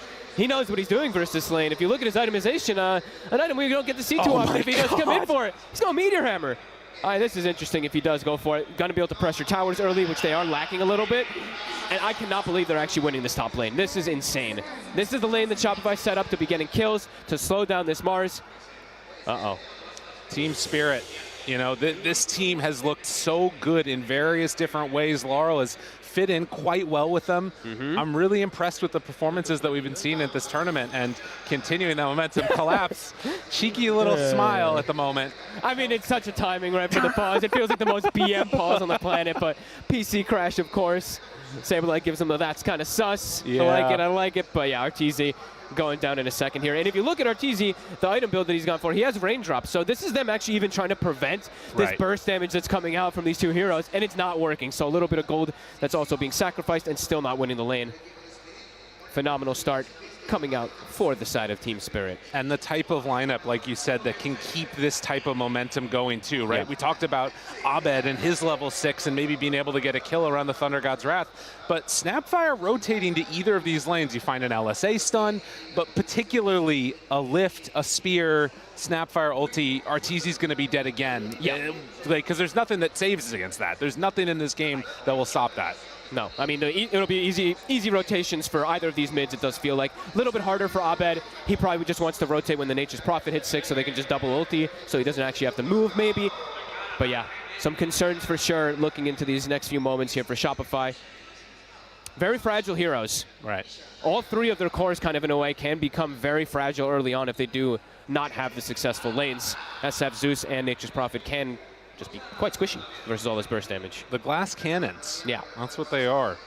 And granted, you do also have a lot of like early tower taking potential with this Nature's Prophet often. If you can sort of find a chance to get a kill with the Shadow Fiend, maybe Crit makes a rotation up there, try and find a catch, that could very quickly turn into a tower taken with Shadow Fiend and with the Nature's Prophet rotating. They're going to need Saberlight to make probably early moves to be able to at least help this Shadow Fiend a little bit. But then at the same time, also, you're just giving a free lane to your Toro. So, yeah, I mean, it's not easy. I can't believe that PC crashed at that exact moment. I mean, I can't believe that, but I more just cannot believe how this top lane is going. Right. I'm actually just astounded that the way the Team Spirit's been able to kind of play and Collapse just avoiding raises. Miposhka's the one who eats them and ends up being so beneficial. Just these little plays where they lift, pull someone back out of position, then spear them even further out of position. They can't get these raises and stuff, so. Right now, Arteezy just all chatted, who will get the last hit, and Collapse said me. It's definitely Collapse. Miposhka already attacked. He's got the next attack coming in. Dude, this is the worst. He's just sitting there looking at his hero at 4 HP. He knows what's coming. Rubik KS AFK. Go and kill still, please. Yeah, he's like, please, for the love of God, Mira. He won't. He won't. Oh my God. Oh my God. Okay, well, I mean, that's Miposhka. Jesus. Yeah, Miposhka's probably going to have some words with this offlaner. That's true. I mean, that's the sort of the support way, though. They know what's happening. Oh, yeah, you cannot. I mean, this is like pub behavior here. Oh, yeah. All right, that's what someone in your pub would say to you. If you steal their kill, you probably will look to try to break your arm. Well, a dangerous proposition to be sure, but you can see for Team Spirit still, feeling pretty good about it, and Shopify willing to play along in the moment as well. But yeah, the top lane, as we've talked about many, many times, incredibly strong at this point. And mid going pretty even as well. We'll just have to see sort of what it comes down to, these early rotations and where the runes are, where they spawn, what we see. I can't believe I'm going to say that I'm excited to see a Meteor Hammer Mars. Yeah, that's pretty cool. That was a Whisper Classic for a little bit, wasn't it? It was for some time. I mean, they definitely do lack some type of ways of sieging towers early. Lina, of course, once she turns up but can struggle because of that overwhelming global potential. So I can understand the idea if he does fully commit for it. I mean, he is committed. He already has the Ring of Health and the Crown. So. Right. Yeah, cool. There's also, in some ways, there can be some limited ways of canceling the Meteor Hammer, right? When you look at it, it's like, yeah, Tiny has Avatos. Zeus can always be there, but the other three, it's not the easiest. Sure, Requiem, but it's gonna, you're gonna be the one that's stunned most of those times. So, yeah, and so correct me if I'm wrong in this too. I also kind of feel like if somehow you're able to delay the game out, go super duper late, like the Meteor Hammer starts to feel weird in those situations as well, right? Yeah, but it gives you great stats of like just being able to sit in lanes. You have constant like insane mana regen and HP regen, so you can just sit and occupy an area. So that's probably what Collapse is really looking for. Yes, it's going to give them the other benefits, but more so, he's just going to be able to park himself up here versus this Shadow Fiend. And it does get. I mean, look, yeah, he's mid swing right now. You can see that menacing at Mars right now. It gets really, really scary for a Shadow Fiend in these early games when you're playing versus these hard lockdowns and hard burst, and that's exactly what Mars provides. So as soon as Mars is 6, which he's going to get before the Shadow Fiend, it's constant kill threat onto Arteezy. So. And he's got the easiest setup of his life with this Rubik. As Yes. long as like Miposhka doesn't randomly throw him one direction or another, just keeping him in place or being able to sort of say what angle he's going to be brought back to. That should be a very simple spear setup. Yeah. I mean, I think Mars is one of those heroes that only a couple of people play it, but the people that are playing it, they play it a lot. I mean, they're the gods. Exactly. They're the gods of Mars. I mean, it's Collapse, it's Wisp. I mean, I don't even know how much I saw him play this tournament, but either way, yeah, Collapse. I believe it was XXS a couple games too. It's like these guys that are just absolute monsters on it. If you're confident in it, sure. Spirit, very much so. It's a pretty long pause, so it seems like we're going to have some good time to fill. We're chilling, man. We're hanging out. It's going to be a good one. Shopify Rebellion versus Team Spirit. I think that for this squad, at least, a lot of expectations coming in for day number 1. Rough result in game number 1. At least at like this juncture, that top lane feels a little bit bad, but there are some of those avenues back into it that we've talked about. Yeah, I mean, the global threat's always going to be able to potentially just snipe kills and give all that space, but there will be a slower catch-up, though, for Arteezy with this type of start. Lots of tips coming out. Look at the crowd there. Still hanging out here late into the evening. It's cooled down a lot, though. It feels it feels nice in here. I mean, it was quite warm. For anyone who knows the Lima area, of course, it's very hot around here. Right, and beautiful right by the ocean. We got a little breeze coming through. Yep. It's looking lovely. Happy. Mirror there. Very comfortable in this game. Crit gonna have to look on and watch.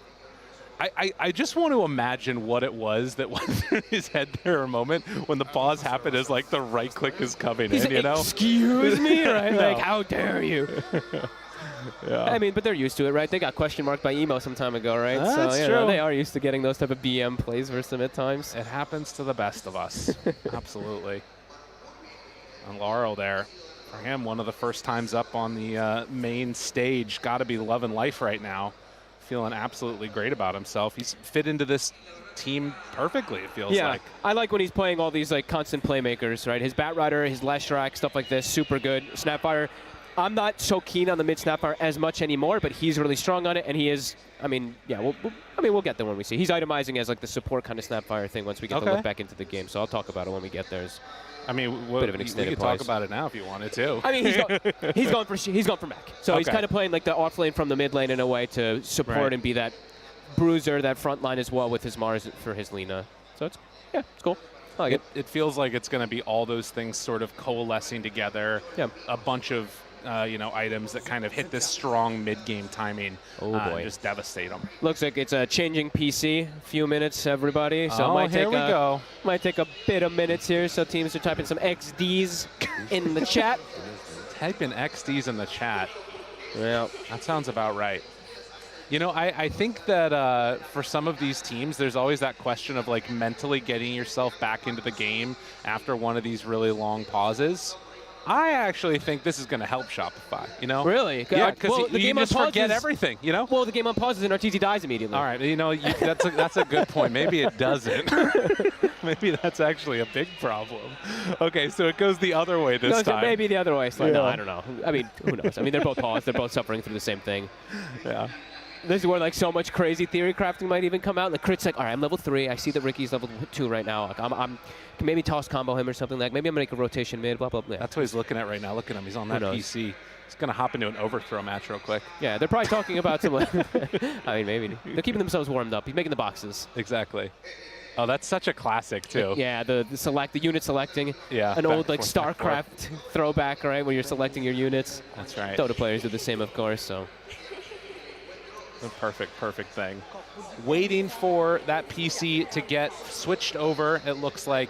And you can see that, of course, what's interesting to me is that Miposhka, it feels like he never stops talking, even during those like longer pauses sometimes, as he's not talking right now. But I mean, the thing is about Miposhka, very lovely guy. Sometimes can be a little trolly at times for what we've seen when he's done some of his interviews. Could maybe be having some fun with his squad too, even though it's a very serious moment, of course. Right. He does like to have some fun himself too. I mean, Miposhka was sort of the interesting story that I feel like came out of that entire region. You know, he was sort of that second round of strong players out of Eastern Europe that was trying to find success with Empire. Oh, yeah. Played on that Resolution squad back in 2017 TI7. Went really far and deep in the tournament. That team exploded, and then he's like, you know what? I'm just going to get a bunch of young guys, and we're going to own. And hence, Team Spirit. Yep. He's one of the, honestly, very lovable guy. I've known him for a long time. I know me and you have gotten to chat with him a good amount at some of these tournaments and stuff. Even before his English had gotten so much better, it's gotten way better. And yeah, he's a grinder. Like, he's the literal definition of grinding it from kind of like the bottom with some of his teams, now all the way to the top. It's always a treat to watch him. And I think that element of his personality is probably part of why so much of the success has been found, because even though, you know, you're looking at him, they're, you know, 20s, mid-20s or so for him, starting to get a little bit older. To this younger generation, they look to him, they emulate his style of play, they grind as well. I think about that, like, the freaking crazy silent speech that they gave in the True Sight there, right? Oh, yeah. The one when they're going up against LGD. And I think everybody talked about how cool the silent portion was, where he was like, they're the best team for this, they're the best team for this, they're the best team for that. But the point that stood out to me was, like, it felt like an anime moment where Miposhka comes in, but I want you to remember one thing. Remember one thing. They're human, and you can take them down. You know what I'm talking about? That is awesome. That is ultimate anime kind of style, no, for sure. No, very lovable I think guys. he likes anime, too. I mean, probably. Didn't they have a bunch of anime pictures at some point? I'm pretty sure they did. Probably. I almost just clicked the unpause button. That would have been that wouldn't have been great. Would have been great for the viewers. Yeah, exactly. Just get it underway. 4v5. Why not? Yep. I mean, he did say that if they stole the kill, it would be AFK. He's not stealing it. Miposhka knows better. 1 minute, Collapse says. All right, we're getting an update. Collapse, thank you very much. Love that guy. Yep. Mr. Production Man Collapse himself. Who had his birthday recently as well, did. too. And they got him a nice cake, and all the fans were very happy. You know what's funny about LIMA that Major cake? A. Okay, thank you. Yeah. It was really funny about that was that we saw, because they put the cake into the same refrigerator that all the waters were kept in and stuff that people would go and pick up. And I looked at it, and it was like, it was spelled Cholaps. Cholaps. Yeah. Which I think maybe could be a reference towards something else in Spanish, which I won't say on. No. Oh, did I just say something? Okay. No, you're fine. You're fine. Don't worry. Don't worry. I don't want to get fired here, Proving man. people will know which word I'm looking at, so fair it's enough. fine. Don't worry about it. Stay away, everybody. No, it can be fine. It's fine. But he was, they had a little ceremony for it, it looked like, when they were sitting outside. Got to eat up some cake. And then, of course, get the birthday present of facing off against Shopify Rebellion here. Yeah. The fans here have been great, honestly. Like, that's the picture that we saw on all the social medias with Collapse with all the fans that were outside. Yeah, it's always lovely to see that. Yeah, a lot of, oh, look at him. He's staring. That was funny. What is this? What are these hand signals? Because first he gave, like, the little finger guns, right? And then he was just like, oh, God, I can't. It looked like it was instant regret from the finger guns. Camera's on me. Oh, God, I was just trying to do it to Shopify across the ways, but... Somebody needs to sort of isolate that one, because just the finger gun, that's like a pretty good gift to save there. Did you see Stormstormers earlier when they cut the camera to? There was a really cute little eyebrow raise kind of thing that I liked a lot. I don't know if that went out to the English major. So the thing that was that they had on screen briefly was like the entire crowd, they got upset about the pause that came out, and then there was a solo shot out to the entire crowd that was just Stormstormer, and then he just gave like a little half shrug and like a smirk, and the entire crowd was like, hey! It was a good one. It looks great. It was good. All right, looks like settings. Fixing his settings and should be underway soon. Apologies for the delay, people at home. No problemo, says Saberlight. No problemo. Very good. Well, getting ready to get back underway here in this game number 2. So just to restructure everybody, reminder what ended up happening. Arteezy's about to die. Collapse is going to kill him. Collapse is going to kill him. Abed having a bit of a better success in the mid lane over that Snapfire by a good margin. Actually, Snap is only 5 and change. Zeus is actually getting pretty close to 6. So Abed might be able to hit 6 on this next wave, and then they can actually get some type of kills elsewhere with a Wrath of Nature or some type of pressure. So they'll have the Wrath and they'll have the TP available for the Nature's Prophet. So let's see. Right. So top lane not going the way that Shopify Rebellion were hoping it would, but Saberlight down bottom, he's been able to have a pretty decent time for himself. And as you said, the slight lead for Zeus right now. So those feel like they're going to have to be the heroes that really carry the torch here for them, getting out and making moves around the map, and maybe even finding a kill onto that Mars. I feel like he is going to be somewhat susceptible to rotations if you can get in behind with crit maybe. That's pretty hard to do though. You're going to have to probably get some toss-back plays, but yeah, could happen. I mean, yeah, Albed and Crit, like I said earlier, usually the ones that I look at to be making a lot of these plays. Saberlight also in this game with the Nature's Prophet can look to pressure these towers early. And here we go. Looks like he's back in the game. Let's go. They're going to get back into this one. Ricky has reconnected. Mira, we're ready. Let's go. To go. Woo! Fired up, game unpausing, and back into this. He does die. That's the double kill for Collapse and Maposhka. He had some time to think about it. Will end up denying himself to the tower. I mean, I love it, right? You have so much time to talk. What's the most efficient play? And here we go. That rotation crit. He is 3.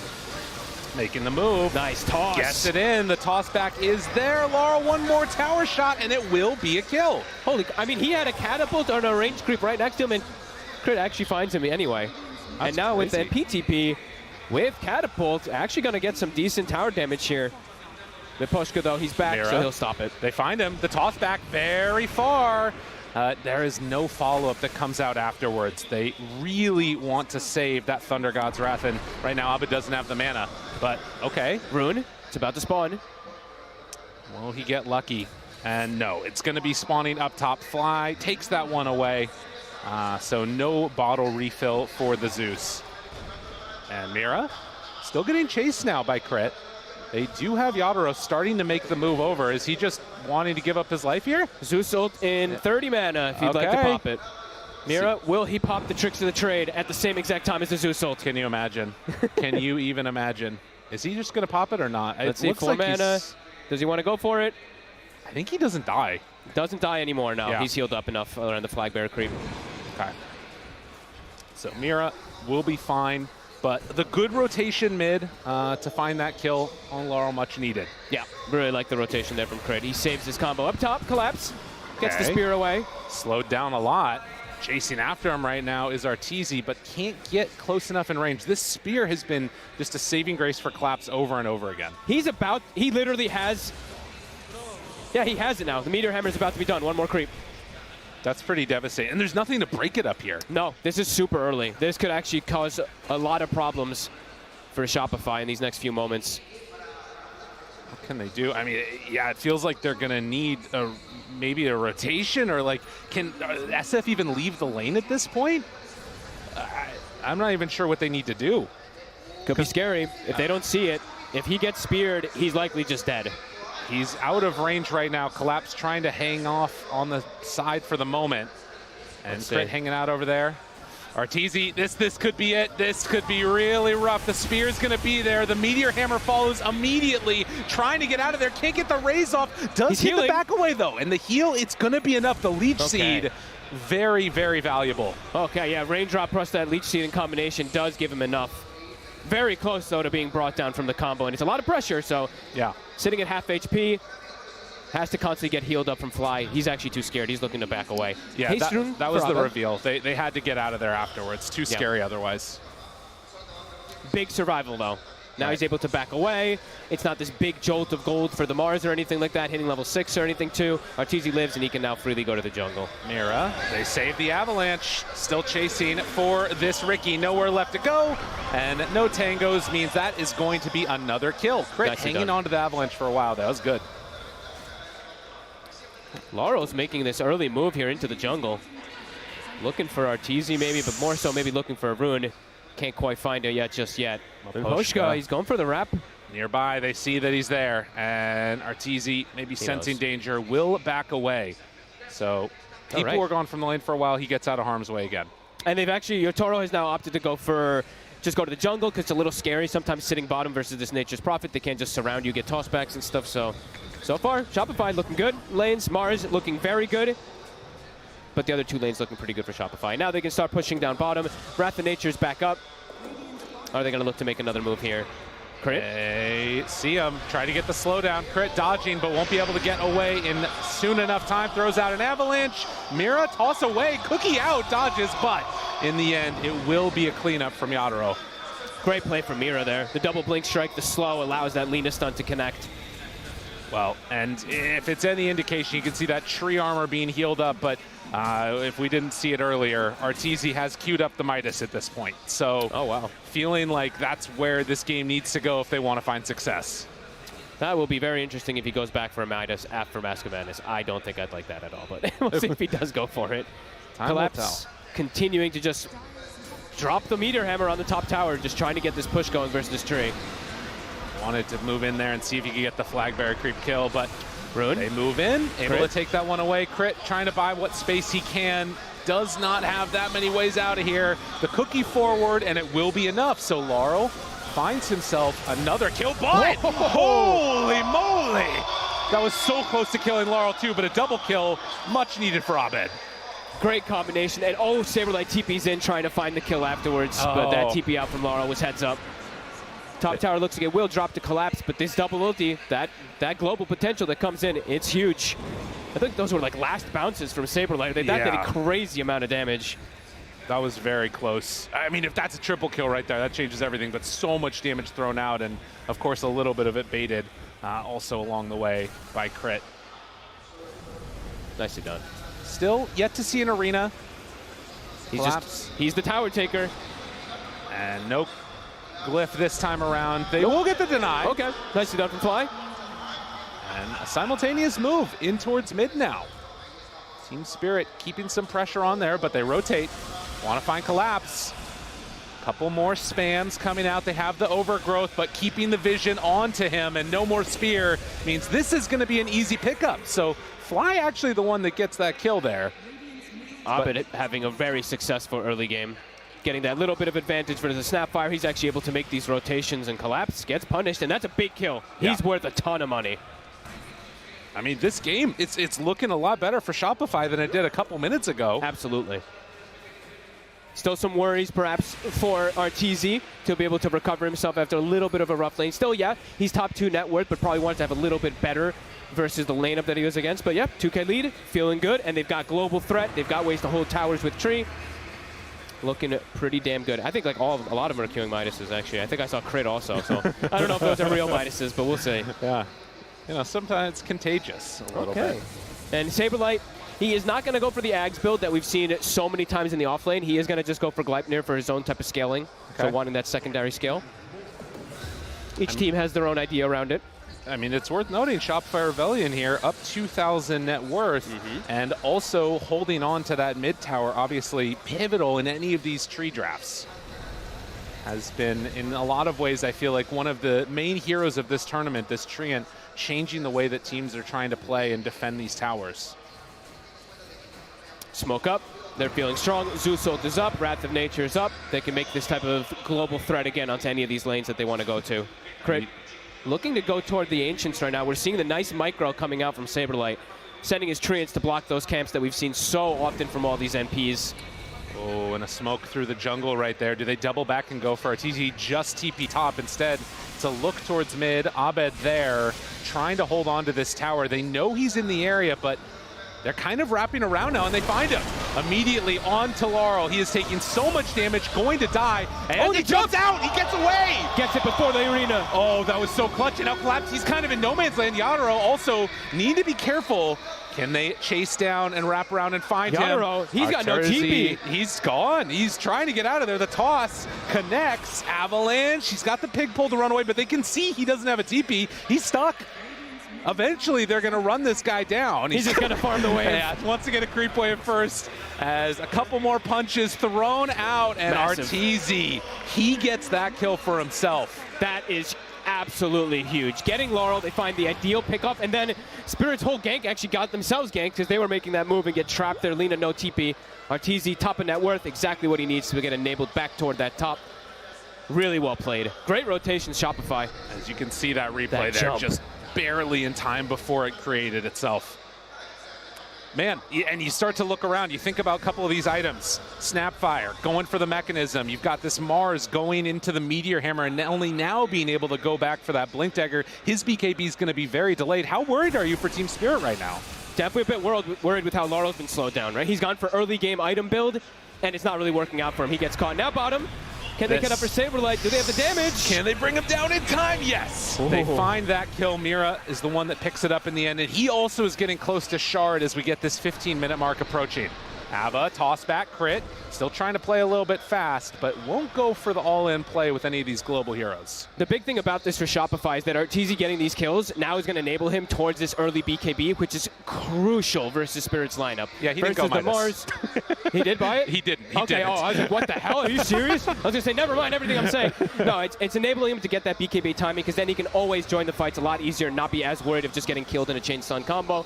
So huge stuff really for Shopify now as they complete more pressure here. Avalanche. They try and turn this. Saberlight, he's in pretty far. He gave Wrath of Nature. Okay.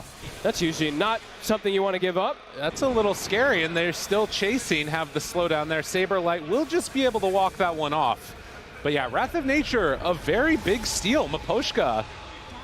Okay, are they going to be able to defend this? They've got Blink on the Mars, too. With this Wrath of Nature, honestly, they could set up for kills on pretty much anybody if they find them. A really scary moment right now when they get the Shard. They find him right at the start, the lift. They try and pull him in closer. Collapse, throws down that arena, pitches in, gets the kill onto that Shadow Fiend, but the turn. Ricky low gets away. Oh, baby. They find the perfect catch themselves now, so back Spirit. and forth. A very, very scary couple of minutes here. Collapse has already used Arena, though, but still has that Blink Meteor Hammer. Yep, still can look to get those catches and pullbacks, and they do have, of course, the lift to follow up. He's going to continue to whittle the tower down. Arteezy did, I think, buy the Ogre Axe before he died, but now the BKB gets slowed down, and it's crucial for him to be able to join in. Spirit finding their footing back. As soon as they get the Ricky Shard, literally at the exact pretty much 15-minute mark, he makes it work. And, you know, obviously you do have this Zeus that's great for scouting out, trying to find these Invis heroes that are pesky and annoying. Saberlight. The next couple of minutes are going to be really scary. Bottom. Can they get him? Oh. LSA. He TP's out again. Not going to happen. Not nearly soon enough. Was completely out of position there and gets punished hard. Team Spirit finding that pickoff. Having this Blink Dagger on Collapse is opening up everything for them to get back after that, what, like 4K deficit or so. They reestablish the game for themselves. They have really easy ways to just pick targets off without having to commit too much. Miposhka's still hanging on to Wrath of Nature also. Yeah. So this next fight, they still could look to Collapse with his Arena plus the Wrath of Nature combo to go for these early kills. But this is a big one. They find him. Yatoro going to try and go for the toss back. I don't know what ended up happening there. Oh. He was too far out of range for the toss. Something happened. Yeah, that was very, happened. very off. And Shopify miss out on a huge pivotal moment right there. You kill that Lina, changes things completely. Yep, then Arteezy probably will be able to finish off BKB. And instead, Saberlight, he's going to get caught. He is going to be brought down very low. Does he have enough to stay alive through all of this? Nice he's start. still burning. And no, they won't keep him alive. And now Fly also could be in a little bit of trouble if he's not careful. What a dart from Mira. Stops the Treant coming in, who can probably get the root and save this Nature's Prophet. Great play from this Ricky. I hate saying that because I hate seeing this dart, but it was a really good one. Spirit back in form. 10-9. Laurel has full Greaves now finished up. Level 12 also for level 2 Mortimer Kisses. Shopify. They're going to try and make a move themselves. They find Miposhka. Nice. Not probably the kill that they were hoping for. Wanted that Lina, but still taking down the Rubik, taking away that Wrath of Nature, very valuable. Yeah, I thought they would actually give Crit the kill because he was so close to the Blink Dagger. He's about 140 gold off, which will make it a lot easier for them to jump in and start these fights because their initiation is lackluster until he does have it. The sleep. Abed, do they have anything to catch up to him? Not quite right now. Very annoying hero. They realize he's over here, though, and, well, a couple raises, tries to connect onto it. Mira low, looking to get away. Another raise connects, and, well, they have enough. So Shopify finally able to bring down this pesky little Ricky. Abed continuing to have a very explosive game. 6-0-1 on the Zeus. Very close to his Aghanims being finished up. Very close game we've got in our hands, so I guess we got what we wanted. Absolutely. So far. Gonna have a close one. Back and forth, and Fly. Bottom. Spear is there. They connect, but Meteor Hammer TP's in. Staying alive a little bit longer. Collapse is going to be forced to TP away. Laurel not wanting to use his kisses on a target like a Treant Protector, wants to save it for a bigger kill. Arteezy soon to have BKB. And those little low-cost commitment abilities being thrown out like that, it's maybe a sort of thing that we could be watching for further as Rubik has Heavenly Jump, where they could try and bait out these BKBs from Shopify. That's going to be something we have to watch for as well as Crit. Smoke, it's going to be broke onto him, but he gets the blink away. Nice reaction. Ward on the high ground will likely get taken out. Spirit, Miposhka, he's still smoked. He wants to try to find something. They've got Arena, they've got the Snap Kisses. They want to force a fight. They lay down another ward, immediately going to get taken away. Mira's right on top of it. Clean plays. You saw right there, he too. throws the spear. Like it.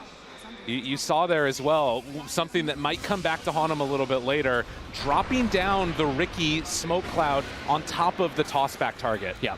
If Crit's not careful, he might get baited into a bad situation there. They both covered each other, right? It's a smoke screen and then a spear. It's like, we've got the double coverage in case Crit does go for it. Very smart stuff. But yeah, very even early game at the moment, and I believe Arteezy, he's about to have BKB. So for Shopify, they'll be able to force these fights a little bit easier with that, as long as he doesn't get hit from the initial stuns. If he gets hit from the initial stuns, we'll likely just die from 100 to 0. Keeping him under control. And of course, the nice thing in this game will be, of course, Fly throwing out that living armor onto that Shadow Fiend, trying to keep him alive when Lena's isolating him. And Fly, even though his early game was quite rough with those 2 deaths, he's actually getting close to a Blink Dagger himself. So he's going to be able to perhaps, like, when they get the whole jump on Spirit, when they're going for this Mars arena on top of the SF, he might be able to blink into the arena and go for this route to prevent a lot of the damage. So good on him to recover, because that lane was rough for this tree. You can see, too, Gleipnir done on the Lina, and they will have those BKBs to be an answer for that tree route from the Blink. But he also could maybe find a way to bait those out earlier with, the Gleipnir coming out on the Nature's Prophet. And then, of course, you have the big answer, which is into those BKBs, Blink Overgrowth. Shopify have a huge timing right now. They have 3 cores finishing up full items. It's time to go. They've got Blink on Crit to start the fights. I believe Aghanims is done for Zeus. BKB on SF. Let's see what they're going to look to happen with it. Probably looking for like a kill into trying to enable that Roshan, but let's see who they're able to find. Lina, the ideal target. She is 1,000 gold away from the BKB. Very close on collapse to his, too. So a nice window here, but they have to make something happen with this smoke, and immediately they'll find him. It's a big Laurel one. with the toss back. That is big. They try and turn to fight, actually, and get the stun. Good damage out.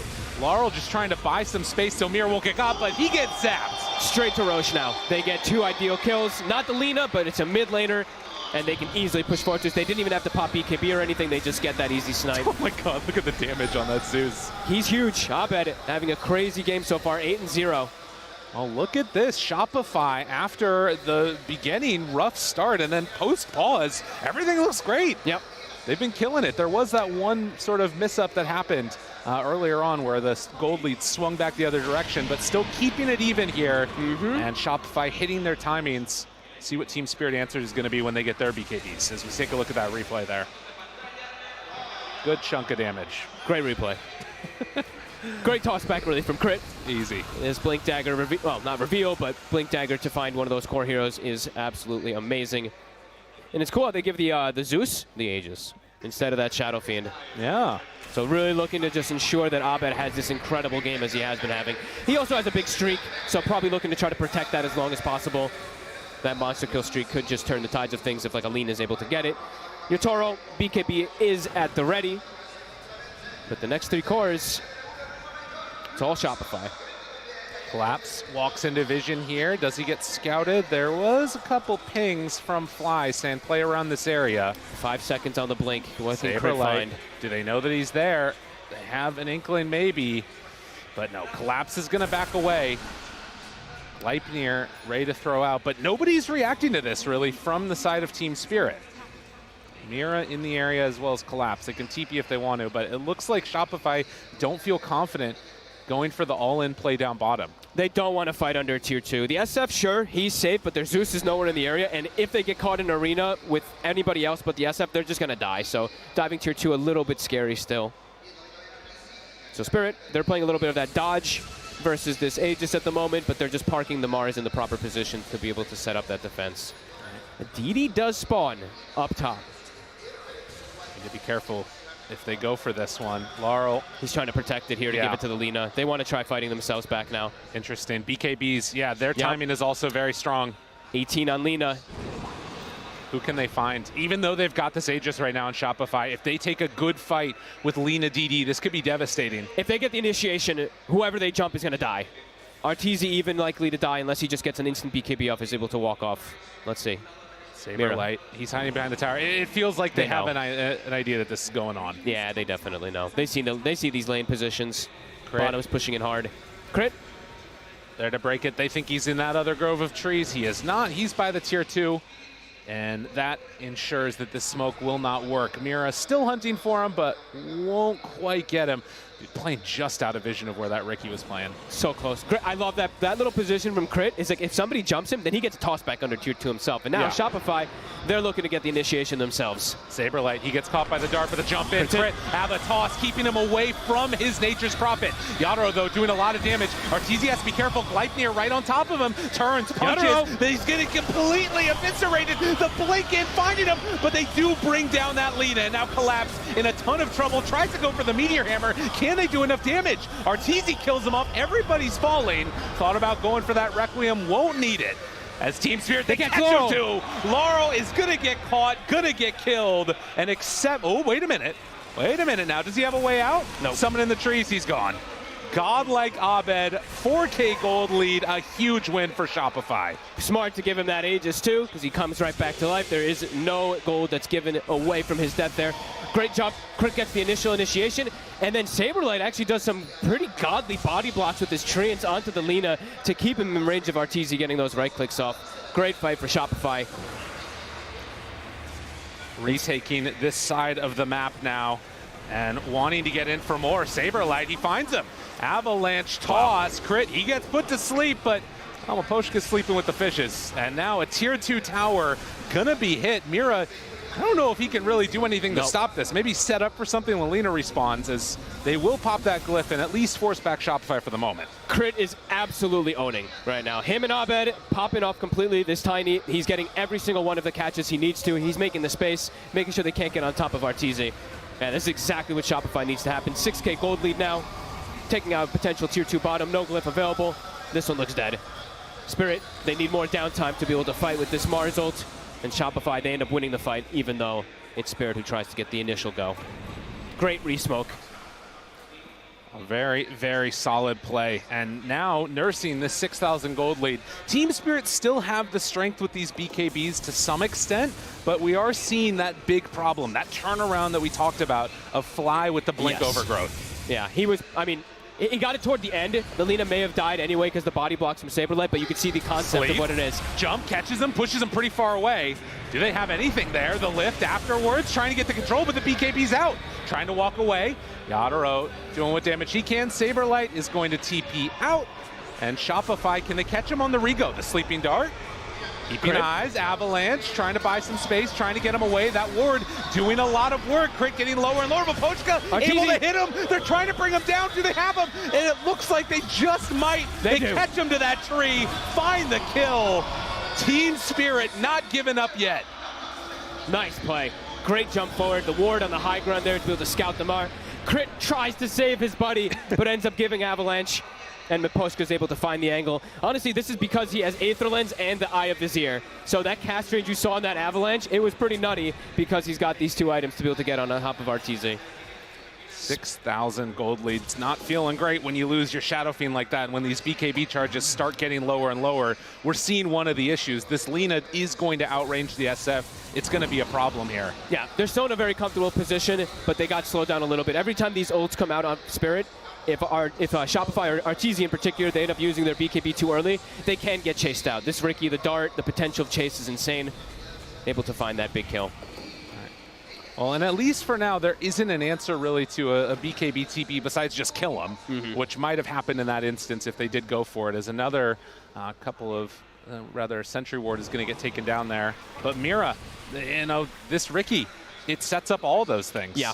sets up for any of these type of chain stuns to get these kills, either pre-BKB or post-BKB when you get that crazy type of chase coming out here. And Yutaro, now level 20, has Hurricane Pike, so even more range and an actual protection tool so he doesn't get like sprouted and stuff. Constantly holding Quelling Blade as well.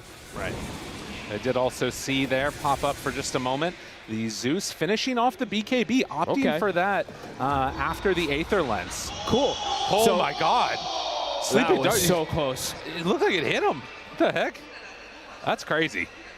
That did actually look like it hit him. So it looks like there are 3 cores, even though they can be traditionally looked at as a bit fragile, the triple BKBs are going to be the thing to protect them versus that Marzel, right? So cool that Abed actually goes for this, because he probably feels like at some point he will get caught, since there's so much wraparound, so much jump from Team Spirit, so having this hard way to protect himself could just pay the benefit off. Right. The first time that it was protection, it was the Aegis. Now the BKB. Yeah. Maybe this next time around they can give that Aegis over to Arteezy if they can win the fight. Because Team Spirit, they've been getting good vision down with Mira. They've been able to set up for these engagements and take them on their terms. And another moment here where you find Saberlight and now going to smoke up with a bunch. If he sticks around like there, that smoke, they're running right at him. DD on Lina again. Can they get the catch? Have to be careful where they play with this Riki. There was a gem, I believe, purchased up quite some time ago from the side of Shopify to control where this Riki's going to be able to go. They ping. They know he's right there. Do they want to go for the all-in? It doesn't look like it. Hard to go under that tier 2 tower. And the rest of Shopify playing very close to each other. They're going to smoke on the other angle. Great read. I mean, it seems like they just knew exactly where the positioning of Spirit's going to be. Also, at this moment, they can scout out, see that Roche has not respawned. It's capable of it. Still going to be about 50 seconds. This could be that pivotal moment. Mira. He's scouting. They know. Do they see him? Yes, they do. Silence down, but gets 2-shot right there by the Shadow Fiend. And now the rest of Team Spirit, they got to run. Mindbreaker silence hit, of course, coming into play there. Can't actually cast anything because he gets a little mini hit. Also that, of course, reveal and mini stun from Lightning Bolt. Great read, honestly. Shopify, killer read, and now they put the gem on the courier for a couple seconds, and now they're bringing it back. Fly, he's been passing it back and forth between his courier to be able to control their jungle in particular. Waiting for that next Roche, 20 seconds. Yeah, not wanting to give that up in the course of a fight. And sort of still play around the vision that you get both from their dusts and all the things that Zeus is throwing out in these ones to make sure they can have that control ready for the Riki. But yeah, Roche going to be the next point of contention, going to look for that shard. You can see already Spirit setting up vision around this side of the map. Arteezy's also found a big item, or not item time, but level timing. He's 20, so plus 60 damage. Whoa. And Roche is back. And they just walk in. Okay. This is a bold move. They see all of this, though. Treants are there. They kill it very, very fast. I mean, they know that this is going on right now. Collapse is nearby. They throw out the spear. Roche and almost completely gone. And Mira, do they pop the BKB? They get it out in time, and he's just going to steal it.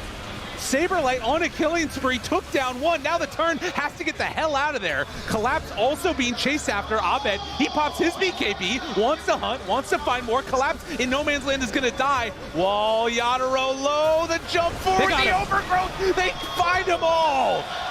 Shopify Rebellion are going to take 4, take 5.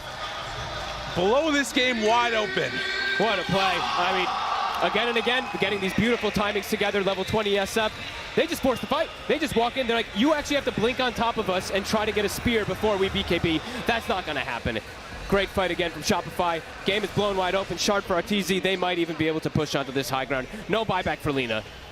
And that is a very, very long time for her, as 50 seconds, nothing there. Mira throws out the sleeping dart to connect now onto crit, but they're just ensuring that this is an entire set of racks that's coming out. Shopify Rebellion, after a devastating game number 1, a long pause contemplating Arteezy's death, they come in and have just looked solid since. Yep, the Arteezy Shadow Fiend completely online, enabled by his Honestly, Crit on the Tiny has found some unbelievable jumps to get these tossbacks, but enabled by his full team and beautifully. You guys got to finish off that Rax, though. Whoop. They didn't quite get that one. They'll go back for it. Looks like, yeah, they're going to invis back up on Arteezy. Go for it. Can they find anything here? It's 10 seconds until Lina. They get the lift, a couple misses, and eventually it does go down, but can they keep them here now? Oh, he gave Wrath again. Okay. That's scary. Level 3 one. But no, with Lina not up, it looks like Team Spirit won't be able to chase that. They can't get the initial stuns onto any of the cores because they all three have BKB, so they can all just pop it, go golden, not get chain stunned or not get focus fired. And this Lina, although she does a lot of damage and she is tanky, I guess, on the health, she's very squishy versus how much damage that Shopify has at this point. Arteezy rips her apart. Well, and, you know, the BKB obviously really solid, but if you don't pop it, if you try and hold it, Zeus will bring it down pretty freaking low. Yeah. And at that point, you have enough damage with the right clicks to deal with it. And now going into that full refresher for Abed. He is just having a completely flawless game. 12-0-9, 21 of the kills have gone toward his way. The fights are going to start, and it's potentially like the Lina's below half HP before that fight starts. Yeah, look at his damage. Out of this world right now. Wow. Doing everything for them, finding the right moments to take those fights. And now for Team Spirit, they've got a lot of questions that need answers. Scotty done on the boy. SF. They do have the Aghanim Scepter on Snapfire. Okay. But can they get these initial, like we were saying earlier, they have to somehow like poke and force some BKBs or something and then get the follow-up jump, but it's just not easy with the way that Shopify is now able to just force fights. They can actually just force these engagements super hard as they're going to smoke. They're going to look to open up this game even more, try to get another Rax. The exact same way that we saw them take the Roche, they might just try and take this game. Shard is done for Collapse, so if he does manage to find a couple heroes nearby, could be good. And yeah, Mira, he didn't stand a chance. He got completely destroyed. They know where the rest of the team is too. They want to chase onto him. They're doing a little bit of pump fake in there with the teleportation in. I like how it's no hesitation from Abed. Yeah. He just literally, the smoke breaks and he just blows ult to be able to sure he finds the Ricky. Yeah. Pops refresher instantly too, so they do have a second round if something does happen. And Arteezy, that's still backdoor protected, but just starts hitting it. Creep wave coming in towards mid. It's going to take a little bit, but he hits incredibly hard. Top creep wave is pushing in. Saberlight even going to force in it. The mid lane, it is available for them to go for the push, but now he's a little bit scared that heroes are starting to come back. Wanted to force everybody back home. Yatoro soon, he does have the Satanic finished. Okay. Strong in his own realm, but his other two cores have become quite fragile. Right. Laurel having the Aghanims, but it's not going to, I mean, he's going to have to throw like a Ricky in or something like that. And if he gets gone on himself, he will be just deleted. And it does give him another one of those avenues to deal with this overgrowth coming out from the tree. So this is a pretty huge pickup right now for the side of Team Spirit. Also, next round of neutrals about to come and spawn in the next minute or so, but Shopify Rebellion, they're still holding on to this high ground, not allowing Team Spirit to come back in, but will that be their undoing? 20 seconds on Aegis. Spirit's trying to time the hit. And they find him, though. Arteezy is up here, up on the high ground, flying nearby with Abed and Crit, and of course Saberlight ready to TP in at a moment's notice. Mira, the first one forward, finds the catch. Can they bring him down? But able to interrupt. They find him right away. The stun onto two. Arteezy tries to do what he can. He's sprouted for the moment there, caught to the side, and well, Collapse. They try and pop the ultimate. Will force back the fear. Does so much damage there, and now the catch. Needs to run away on Yatoro. Cannot be stuck over to the side, but keeping vision onto him. The cookie, the chase. They try and get away. It's not going to happen. A double for Abed. Beyond godlike. They keep changing for more. Shopify looking so strong right here. Looks like they've done it. Lilina just spent all her gold. They can probably just push now. I mean, they could either go tier 4s or they just look for going for the megas. Looking for whatever. It's either going to be kills or building. Something is dying, and it might be all of it, as Mira can only throw down the cloud, try and slow down this pressure. But as you said, no buyback available for these teams as Shopify head down to the third tower. And Mira, he's going to be found, finds the toss back, Abed out, does the damage needed. This is going to be mega creeps. Shopify Rebellion are going to win this second game, force us to a game number 3 off the back of a fabulous performance from Abed.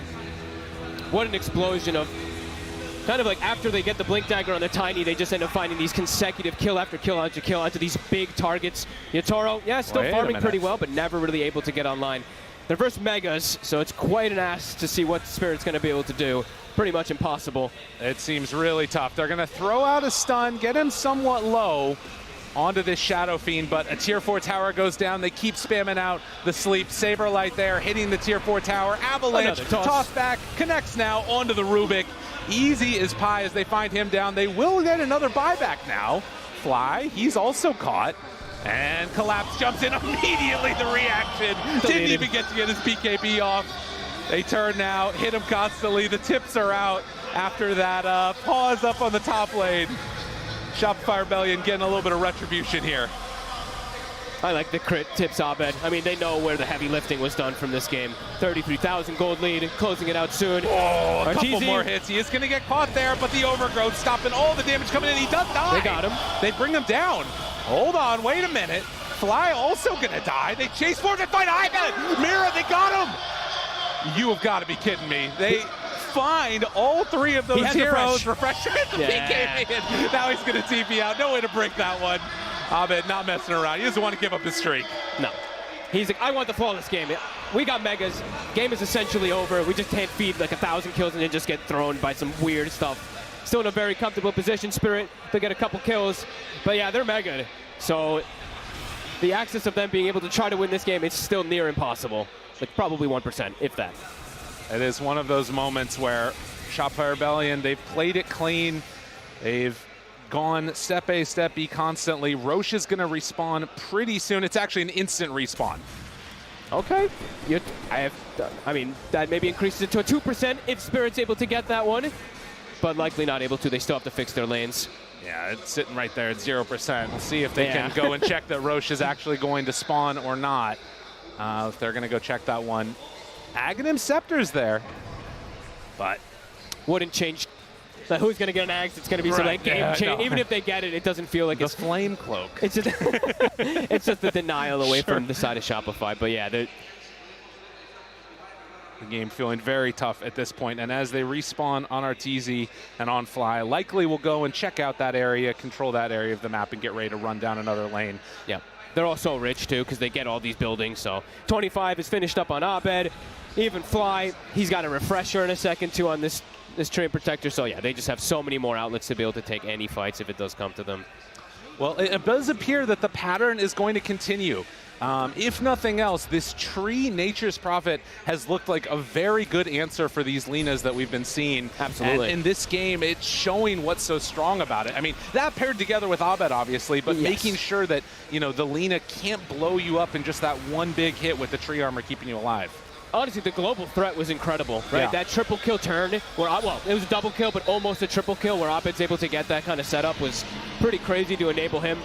Free Aghanims for Arteezy. And time to finish this one up. Trying to go for the courier snipes. Cancels his TP, actually, and ensures that he takes away the refresher from Fly. That just seems mean. Oh, but he's dying for it. Yeah, he's going to pay for that one. So they move in. They take him down. 70 seconds, no Ricky, and a Blink Dagger bought for the Shadow Fiends, wanting to close this one out. They also finished off the MKB for Lina. So it's all her. Try and get what damage she can. Picks up the gem. Gets out of harm's way. But having to deal with Megas right now, Team Spirit completely stuck in their own base. They're going to double smoke now. Maybe wanting to find the fight before it hits their base, because as soon as Shopify hits the base with the creeps, it's full panic. The fight's almost impossible, plus the creeps probably in the game. So maybe looking for the jump outside, but it's into Aegis. It's into so much tankiness. And Arteezy, he has actually the full Arcane Blink. They jump in, the lift to answer it. They get him off already. So much damage, but the BKBs were there. The overgrowth comes out. They have stolen overgrowth as well. Okay. Fly is going to die here. Still creeps on the base, doing a good amount of damage. Yadro finding him now onto Saberlight. Well, starting to kill him off, but is eventually going to die. No buybacks on anybody. That's going to do it. GG is called. We're going to a game number 3. That is what this crowd wanted to see. Thank God. As Shopify Rebellion able to even up the series. With some crisp plays. It's a little back and forth the first like 15, 20 minutes, but I feel as soon as Crit got Blink Dagger, they were able to just completely dictate pace. Saw Spirit get a couple of these catches, of course, like the Ricky Shard when they found Arteezy, but besides that, Crit and Abed, they completely owned this game. This was such a great display from the two of them. Abed ends the game 19-0-14. Wow.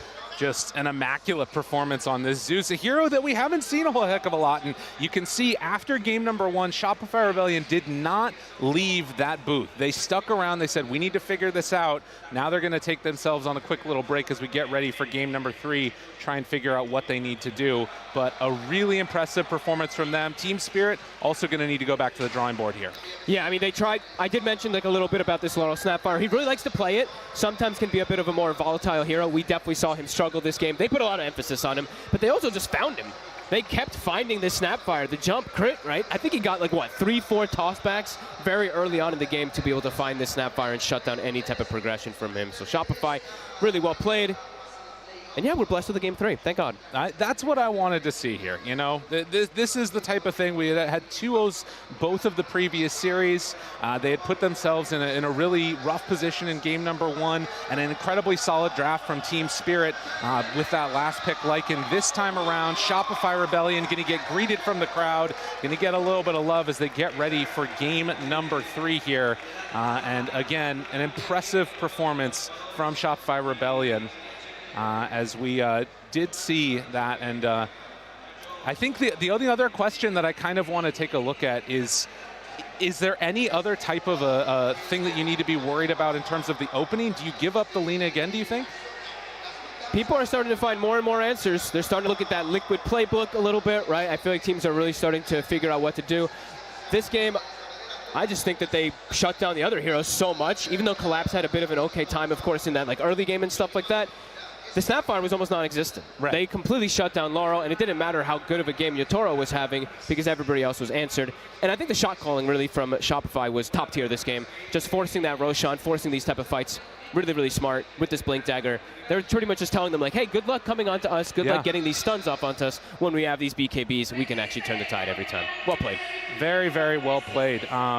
I think that the only other thing that I'm sort of keeping my eyes on into this game number 3, of course, after we saw the Lina get picked, after we saw the Nature's Prophet, is going to be that Broodmother, if maybe that one comes back again. Because that did get banned out a couple times. Maybe there's something that gets sneaked through as well. But let's get ready. We're going to go to a quick break as we get ready to head on back to that panel.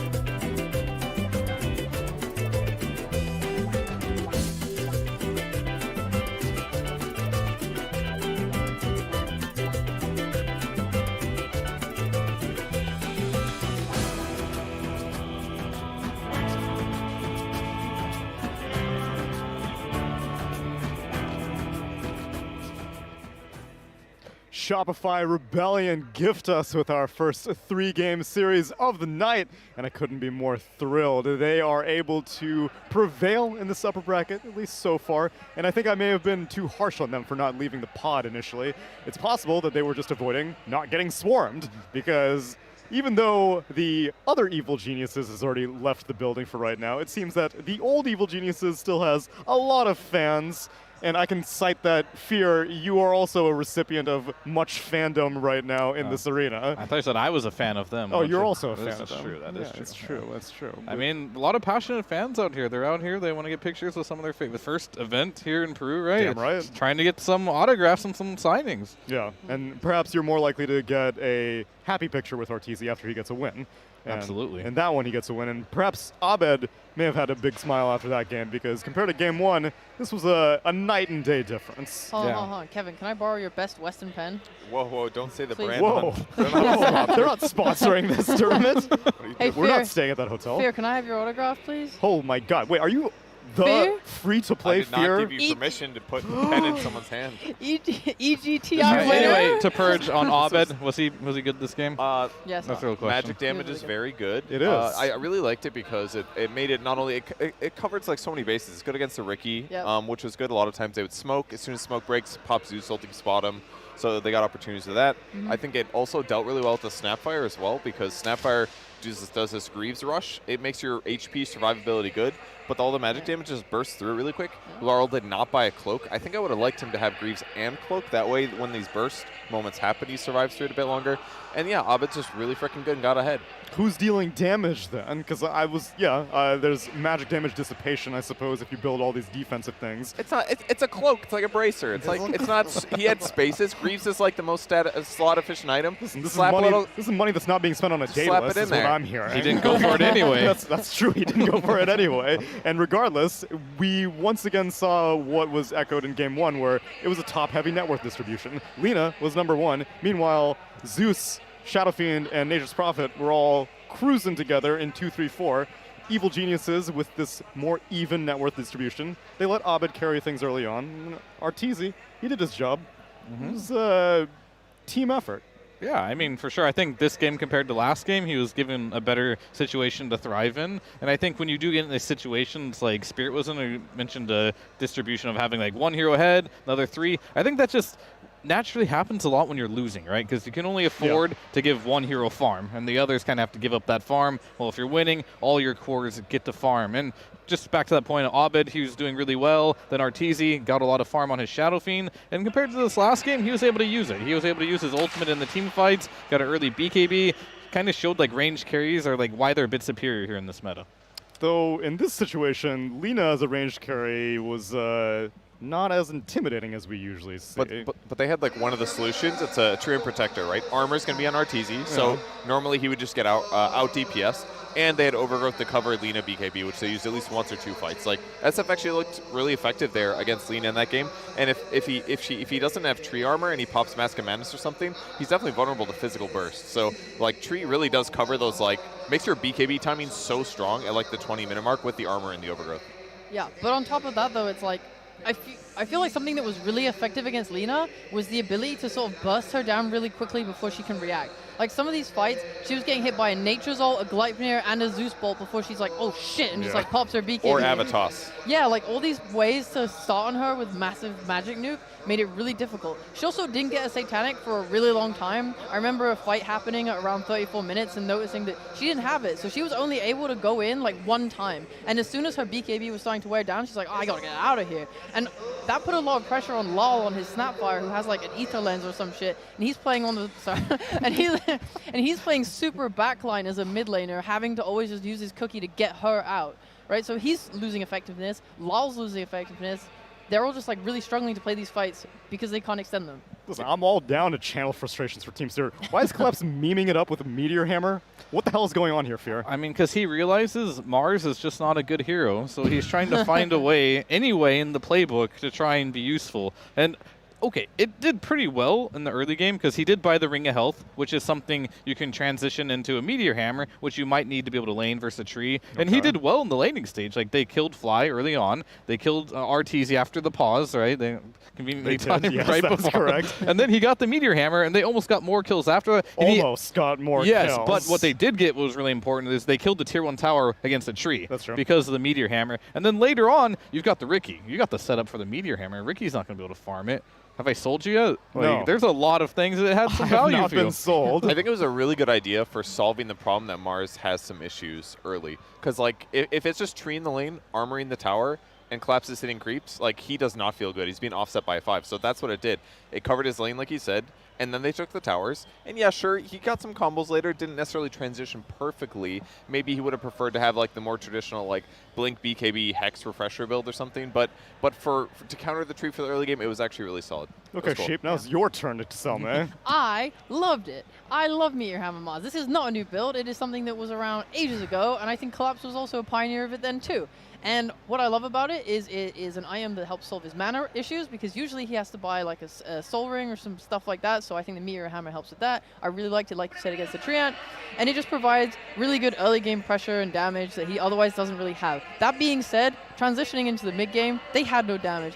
Their combo was like Snapfire, Kisses, and Arena. Otherwise, Mars was always playing with a Ricky. So I think that's probably one of the biggest reasons why it sort of failed, is because he didn't have a support with like high burst to help him get kills around the map. And he didn't have one of these things early on. Actually, he did. He did. He went Brown Boots, Meteor Hammer, Blink Dagger. Okay, yeah, but the Meteor Hammer was still in between. Out there, Sure. Ricky hits the 15-minute mark and is like, I'm ready to party. And He had a blink of 15 minutes. This is the #1 game-losing item on Mars of all time. Never get this as your first item. That's true. that is true, Yeah, actually. we hate our host. Our host is terrible at Dota. I really You think sold me. I love the build now. I really think the issue, though, is that Lara was not tanky and survivable like he was supposed to be. In almost all the games where they play him Snapfire mid, he is like the front and center of the fight. He barely survives with some cookie play, stuff like that. But this game, he got bursted repeatedly. That was actually the issue. If he just survives longer, and then it's easy for him to cycle his skills at least 2 rounds in a team fight, then you don't have as many damage issues. But if he's sitting at 1,500 HP, and he can get bursted with like a tiny Avatos plus Zeus combo, then his game just kind of falls apart really quick. And then there's nobody else to like add damage, and then we're sitting like, oh, he's got a Meteor Hammer? That's a little weird. Yes, I want to introduce you to my good friend Yopaj, who played the best Snapfire mid ever that I've ever seen. He would always get boosted travel, and he would just be all over the map making plays constantly.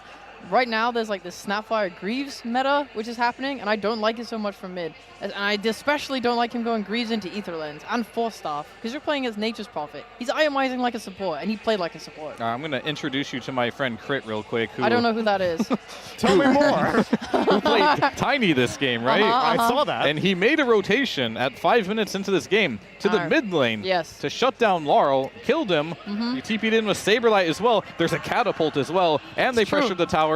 Dota's a game of momentum. As much as you might not like the hero, maybe at that point he decided, maybe I need a bit to be more supportive in this game. I was there. I was the catapult. Yeah, and so in Shopify's defense here, they played a really good game of Dota. Yeah. Outside of just draft alone, they made good rotations, and they just played a solid game. I'll concede that to you, my good friend. I love both these new people that you introduced me to. And one of the people that we were not introduced to also in terms of draft superiority, they banned out the Undying. Yeah. A big relief. Well, actually, the cool thing about it that we saw was that they picked Nature's Prophet in the first phase, which can lane okay against Undying. Undying doesn't have AoE.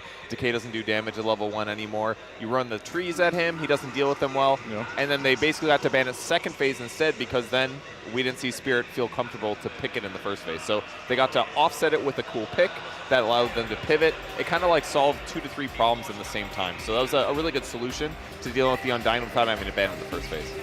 And maybe the Snapfire pick was, and so you had mentioned Sheep at the very beginning, they used it as a flex pick, Yeah. but they picked it quite late in the draft. It was the last pick of the second phase. And so who were they really tricking at that point?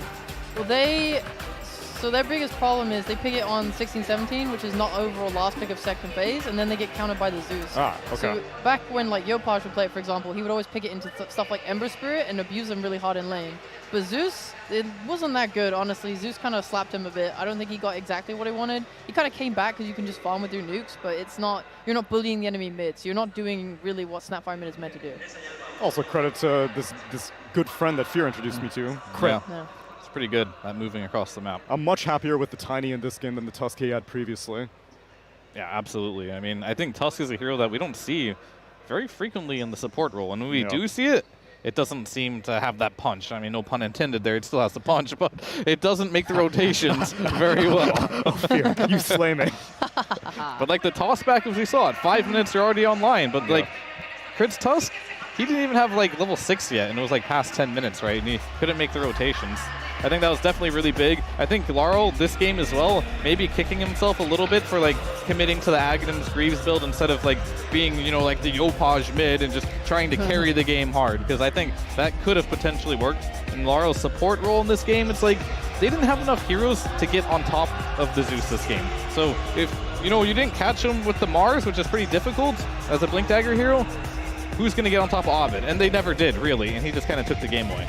Well, Ricky was desperately trying and failing on many occasions. Because Zeus reveals Ricky. Yeah, exactly. It's sad. Tsunami, they left the booth. They messed up. I saw it, and there was an interesting dynamic with which players were willing to bounce. Oh, okay, they're sanitizing their hands. Okay. Well, then Fly has no excuse. Fly was literally keeping his arms within his body, refusing to participate. He's got wide shoulders. He's got wide shoulders. He was going to hurt everyone if he high-fived them. Yeah. Did Spirit stay in their booth? No, they both left. They both left? Okay, thank God. Whew. Even game. Looking back, I legitimately think that Shopify just did not want to leave and be like, we just lost a game. Everyone's wanting to take pictures with us. Not really in the mood right now. Let's just sit in the booth. Maybe they should have done it again. Yeah, maybe. Because if they got the win after that one. Exactly. That's what I'm saying. That's what I'm saying. Guys, they just had to pee. They were in there a long time. Like it was oh yeah, I forgot about that. Just hold it. Expectations now. We've seen 2 different drafts succeed. This is the first game 3. Any first phase bans trade? Will Broodmother finally make a way through? No. But I do think Spirit, regardless of getting tricked by the NP, not picking Undying, just pick the Undying. Yeah. And sure, NP's good for Undying, but it's not unplayable. You're really good at Undying. It looked a lot better than, you know, the Ricky Rubik duo that they ran. The Mars that the was Mars last picked. I think they should just go back to the Undying if it's there. Okay, I'm on board. What are you liking for Shopify Rebellion Purge? Yeah, the tree felt really good. Put their lanes together well. It basically leaves them super flexible for their carry later on. It can be basically, because Tree kind of, anybody that's not like an agility carry, he solves their problems. They don't have super high armor, and maybe the BKB fight gets weird. So I feel like Tree, it can be paired with like a Leshrac. It can be paired with SF. It could be Lina itself. Like or even Nature's Prophet, slap some armor on that guy. He's even more formidable. So I think the Tree is just the best opening. It's one of the best things you can do to offset what Undying brings as well. Okay, Sheep, give me some Game 3 exotic ideas that could come out. These teams have gone through an entire group stage together, and now is a chance to throw one another off balance in a Game 3 situation to stay in upper bracket, and loser plays Hellraisers. Okay, I mean... No, that's not right. I don't know who Loser they plays play. PSG LGD. Yeah, Thank LGD. you. Thank you, host. LGD, gosh, some fun ideas. I mean, maybe we could see another funny little Lock Warden man. That is true. We saw Liquid whip that out. Yeah. It worked because they're Liquid. Okay. And you're telling that these guys aren't as good as Liquid? Well, is that what you're saying? Whoa. I just said they are what Liquid. I have concluded that this team is not Team Liquid. I'm not specifying. that they weren't good enough to play. I feel like you're drawing conclusions out of this just thing. feeling Assuming makes an ass ass out of you and me. Give me another pick. Okay. Luna, maybe. I would love to see some Marcy. Because I feel like she just disappeared off the group for good reason. What do you mean good reason? I think it was cool, like you pointed out in groups, that people were starting to pick up Troll as an answer, but you could just, like ban it and then play with Marcy. Because I think Marcy's still cool. I think people are still wanting to pick Nature's Prophet and Lina. This was meant to be the answer to it. Why do you hate it? Yeah, I mean, but Marcy was good against it because, like, if that guy's really tanky and difficult to kill, Marcy can kill any of those heroes, but she still has issues. Like, once her BKB's done, she feels really bad. She's kiteable if she doesn't get the right jump. Sometimes you just need to buy Blink Dagger so that she can ensure that she has the right jump. She can't even rely on her second skill to get the jump in the first place. It's like, yeah, okay, in that one specific situation, she's the best sword in the game, but it's just too dangerous, I feel like. There's just better heroes. And if you don't win your lane with Marcy, you don't farm very fast, and that is really terrible for carries in this meta. So, like, this hero is very contingent on a fast battle for retiming. Or, as we saw TSM do it, I mean, they got knocked out, but they looked good with it. They ran out of the IO and they were really active and fought with it, but that's not how most teams play. I think what most teams ran into is the Marcy lane didn't go as well as expected, and this hero does not flash farm. So if you're slow on your Battle Fury timing, the hero is a burden. Okay. Just don't buy a Battle Fury, just buy Armlet. Okay, good talk. Or just Okay. not pick it, or ban it, or find out what happens. Game number 3, Shopify Rebellion versus Team Spirit.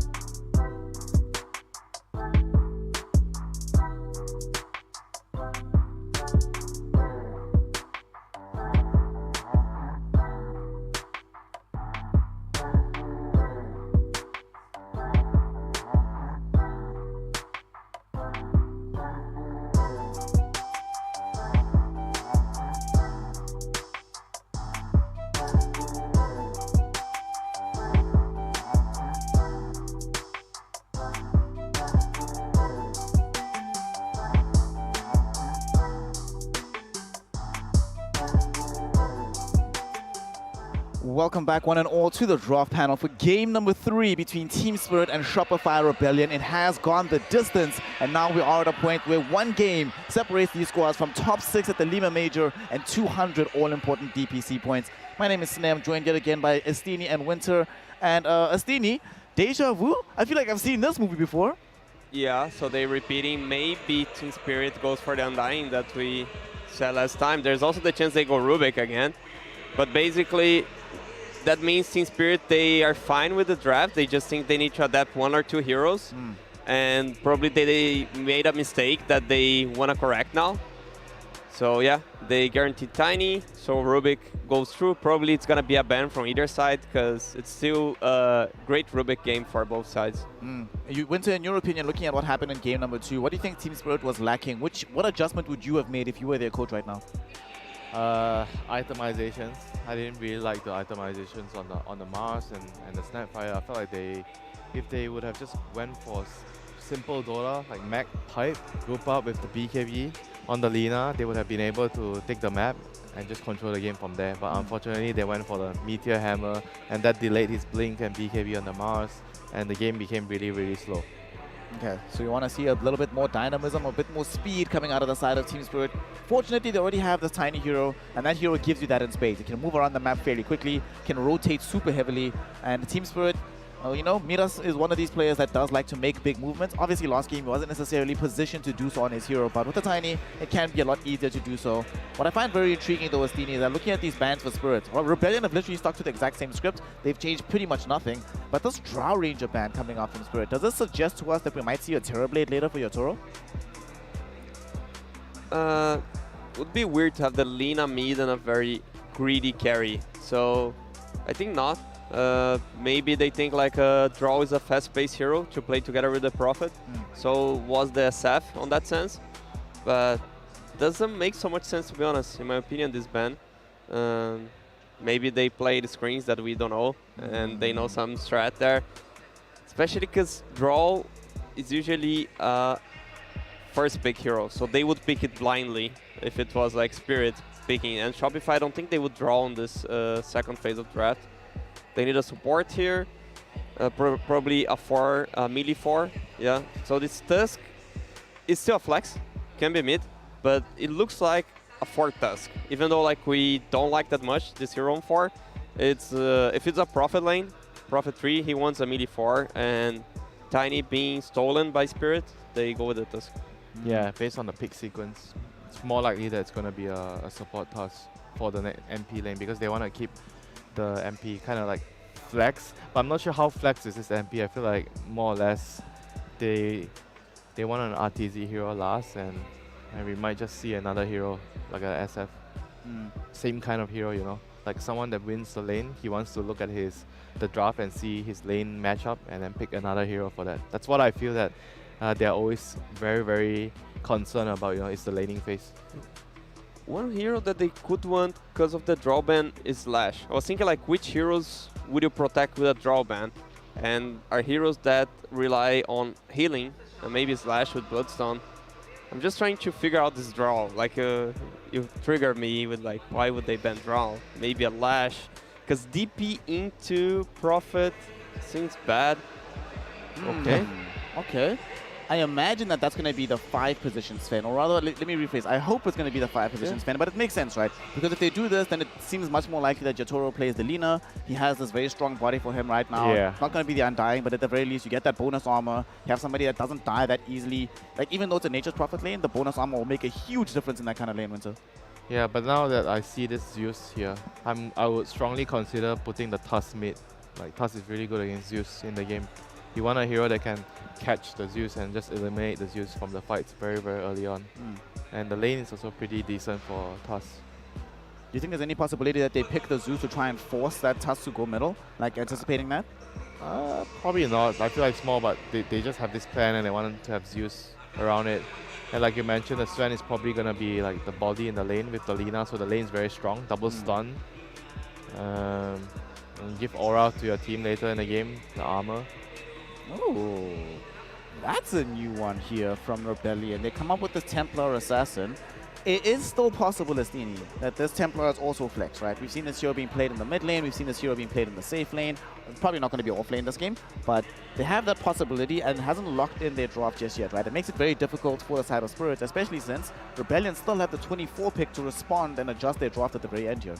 Yeah, the thing is, they focus the farming to Arteezy. That would be weird that they play it on mid, on Abed. Although it's a good lane against Zeus, but I feel like TA is free win against Zeus. If you pick Zeus, you cannot do it with TA open. So if Arteezy master this hero, he should win this game. Is there any possibility, Winter, that they do a young Geek slate and then instead put the tiny mid and force the Zeus into a support position? I don't know. I feel like that's not very good either, you know, for this team. I feel like Geek Slate is probably the only team that would actually do that. I mean, the Zeus position 5, I'm not a very, very big fan of it, so I wouldn't suggest it. I wouldn't recommend it at all. I think the hero is pretty useless, you know, as a position 5. Like, you need the game to go so well for you to be useful. If the lanes are bad, you're so useless in the game. Okay. Let's see here. So last phase of banning, Rebellion have already removed the Lycan from play. Ember Spirit's being taken out right now for Spirit. So Spirit have the read that Rebellion still need a mid laner for Abed. Rebellion have the read that an off-lane hero for Collapse is still required right now. Steenie, what do you think right now from the side of Team Spirit? What's lacking in their draft that should be fixed by a final pick? They need to be able to deal with T8 and slow her down. The thing is, like, you have Venom, Viper sort of heroes. But they are terrible in the game against the Prophet. Yeah. So I don't know if you want to double down that. You could actually Darkseer here. It's decent with Tiny in lane. It's decent against the TA. It's an aura builder. That's the best option I see. How about Underlord? You like Underlord? It's decent. I just don't know the lane. Like Underlord, Tiny. But yeah, it's actually good. Especially against the NP in the game, right? You can deal with the split. Seems decent. Yeah. I mean, their drafts have a lot of holes, I feel, to fill. It's pretty difficult to find a last hero. Like, the last hero needs to be like a... He needs to be like a frontline sort of team fight hero. Like maybe Tide kind of hero. I was about to ask about Tide, actually. Yeah. That feels nice. Honestly, I just want an aura buyer. One thing that's going to buy Guardian Greaves and allow him to actually fight continually for a while. I feel like whenever I see these Linas, she does the absolute best when there is a way to elongate the team fight and allow her to dish out damage from afar and delay the BKB timing. Or delay her activating the BKB in the middle of the fight. I mean, imagine if you have an offlaner that buys Greaves, you buy Wave Pack, and then you have the Shard on the support Sven. You have a lot of physical resistance against TA and MP. I just think Darkseer is a better aura builder in that sense. Because you don't want to Tide into TA lane. Yeah, the lane's like much better with Darkseer. They've got 40 seconds of reserve time at this point in time, so a lot of decisions can still be made at the very end here for Team Spirit.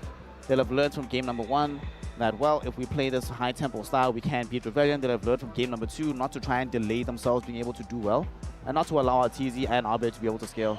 And Underlord, there we go. It's almost like y'all do this for a living. I mean, he's going to probably build Crimson Guard early this game, like Greaves plus Crimson Guard. Yeah, with the aura, he's gonna mitigate so much of the physical damage from TA. So, Steny, when you look at this draw from Rebellion now, it seems like an Abed hero is what's coming up here. What options do you think feel good for him? Potentially Bat Rider, that's a hero that I see open. Is this a decent bat game? It's banned. It's banned. Yeah. Oh, my eyesight's bad, my bad, first ban. Having some trouble to find him a hero here. I was thinking Primal, but now it doesn't seem that good with the Underlord pick. Can he play as Leshrac? We've seen him play this hero And when paired with the Strian Protector before. I need some magic hero. To Zeus Lina, it's weird. Puck? I was thinking, Is yeah. Puck too bad? Underlord, it's kind of good against these heroes. I was Oh, thinking yeah, heroes that's that true. can do like percent of HP damage, but I don't see any. Maybe like, I was thinking a Wyvern mid sort of hero. Maybe like a Quado also, How about because they Kunk- don't have reach, you know? Kanka, how about Kanka? You like Kanka? It's pretty good against Zeus in the lane. Yeah. Consider Zabad, Kanka is the one that most makes sense from the hero that I pointed out. Like, I don't see him going like this Quado. It's too greedy for him. He has played this Kunkka hero before, and he's fairly good at it. The hero itself is not having a good tournament, though. At this point in time, Kunkka is 1-9. So, astonishingly low win rate. It's been played quite a bunch of times. I don't know. I personally feel like this Kunkka hero doesn't necessarily suit the meta. Can they Tusk mid then and pick some Support? Hoodwink? Yeah, that might also be a better option. Pick 'Cause- another position 4 hero. Yeah, Melee Force, like, there's the Earth Spirit, but it's not a good Earth Spirit game, so I'm thinking like Hoodwink. Oh, Wait, isn't it? Oh, Rubik's Yeah. Band, sorry. S. All right. So, it turns out, gentlemen, that we are going to be having either the TA or the Shadow Fiend ending up in the mid lane here. Not sure which one yet. Abed, yeah, so Okay. they did come back for the Abed Temper Assassin. So at this tournament thus far, they've Yeah. played TA for Arteezy. They have not played it mid for Abed. But given the playstyle that Abed has, he can move around the map quite quickly. TA, when at her best winter, is a hero that you don't want to just sit back and farm forever. You actually want it to be dynamic early on in the game. So what do you make of this draft when you look at the side of Rebellion? Do you like what you see? Does it feel a bit too greedy, or do you think they'll be able to get away with it? I think it makes a lot of sense. They need a hero that can deal magic damage because they have a lot of damage mitigation for physical damage, and SF does do really well in the lane against the Underlord, so he can bully. Underlord, you don't want to have a bad laning phase. The hero needs a very good start to be very useful in the game. So I kind of like the SF pick this game more than the previous game. What about you, Astini? When you look at the draft on the other side for Team Spirit, they got Shopify'd in game number 2, as you like to say. This draft, what do you think? Is it a bit more cohesive that has allowed them to play a bit better and not get bottlenecked into the situation where you just sort of run out of damage and you're just relying solely on your hard carry? I think it's easier to play this game. It's easier for Lina to hit her timings, although she's playing like into a Prophet lane again. But the 3 cores are super greedy on the other team now. So it was a Zeus mid, and now it's a TA that's going to be farming. So you have the space to get your BKB.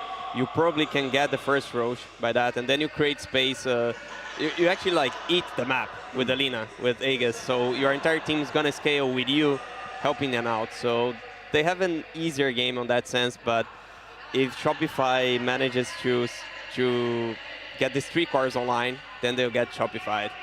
We'll see whether or not the side of Team Spirit will get themselves Shopify'd, or if we're going to be having Rebellion proceeding into the top 6 and making the 2-1 comeback in this upper bracket series. To find out what this rumble in the jungle is actually going to look like, we need some beast level casters to bring you this action. And so to that end, I give you Fog the Fox and Lyrical the Lion. Gentlemen, take it away. Roar! Roar! The lion. That's I knew you were going to do it. I knew you were going to do it. We got game 3, man. Yeah, I was going to say, I'm what does ready. the fox say? Because I don't know what it does, but Oh, yeah, no. yeah, of course. God. Oh, no, it's No, guys, to please. pause, so don't worry. You're not missing anything. You're just looking at us. Another pause underway. Interesting one. Definitely a bit of greed coming out from Shopify, but a lot of comfort heroes. They made it work last time with the Shadow Fiend. Let's see if they can do it again. Spirit. Let's see if they look to go for some better itemization. I liked what Winter talked about a lot there, talking about how they delayed their timings a little bit, hurt them a lot in the last game. But this time, Laurel playing more of a normal mid-hero rather than, sure, Snap is normal for him, but overall, it got very addressed in the game. This time he's playing the Tiny. This is a very strong hero versus all 3 cores. If he's able to have a good game, if they're able to have a good early game on Spirit, they could be the ones dictating the pace. However, if Shopify is able to slow pace of the game down, they have immense scaling, immense physical damage, and then I like they touched upon, you know, with this SF, you know, it's Arteezy, it's his most comfortable hero, but it's a mix. It's physical and it's magical, so it gives him that extra little oomph that they might need to bring down Underlord. That was awesome. I love Yeah, that. you know? That was great. Yeah. No, I agree. I think that, in talking about trying to slow down these games, what do they have? They've got the perfect hero for it. They've got Fly. He's going to be playing on his tree again. Yes. Can spam out those lanes constantly with the Leech Seed, or rather with the Nature's Grasp, and then come on back with that tree armor to try and keep it alive, delay the game as long as possible, and a bunch of cores that clear through these waves very rapidly. Nature's Prophet's there for split pushing. By and large, it feels like Shopify Rebellion have built a pretty solid lineup with that regards, but what about the lanes? Is there any concerns there at all based upon what we're seeing? It is going to be a Mira Zeus, so switching things around. Honestly, I like all three of their lanes quite a lot. Really? It's a TA versus the Tiny. Should be able to do a pretty decent job. Should be able to catch back up after maybe the lane goes like a slightly Tiny for the first couple levels, but then TA will do just fine because of that refraction damage.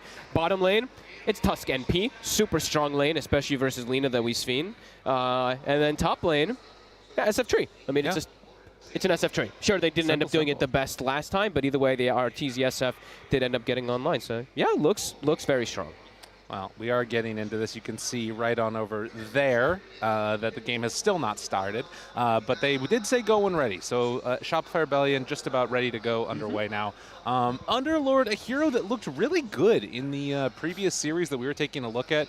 I remember hearing Shippo talk about on the panel the sort of underrated aspect of this hero that we saw Gaming Gladiators run was the damage mitigation that you get out of the ulti.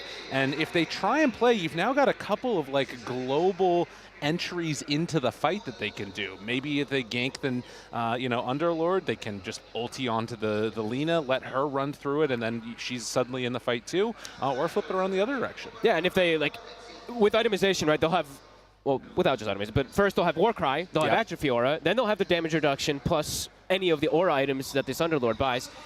And it can be a little greedy from the side of Shopify. If they're able to just get on top of this SF, on top of this TA, on top of this NP pre-BKB, these heroes are likely to drop. So it can go either way depending on how these early games go. It's just if Shopify is able to delay, these three will scale super hard. And they also will guarantee get you at least quick Roshans. Right. Anytime they get a fight win, it's a Roshan threat. SF plus TA kill is unbelievably fast. It's just any objective. Every objective on the map is going to die quickly, whether it be towers, whether it be Roche. It's just going to be a problem for them for sure. As we get some crowd shots here, some of the people staying up pretty late into the evenings watching that good Dota 2 that you love to see. And of course, the other teams that are in there very nervous. Okay, never mind. Mira's not nervous at all. He's super chill. Because they're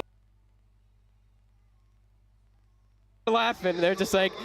it's like audio issues, ha ha ha ha ha ha. It's like I think everybody's going a little crazy, perhaps, with how long the day's been going. So, yeah, it's staying in it till the very end, as you would well imagine. Even what is that? Yatoro with not an XD but an DX, apparently being typed out completely.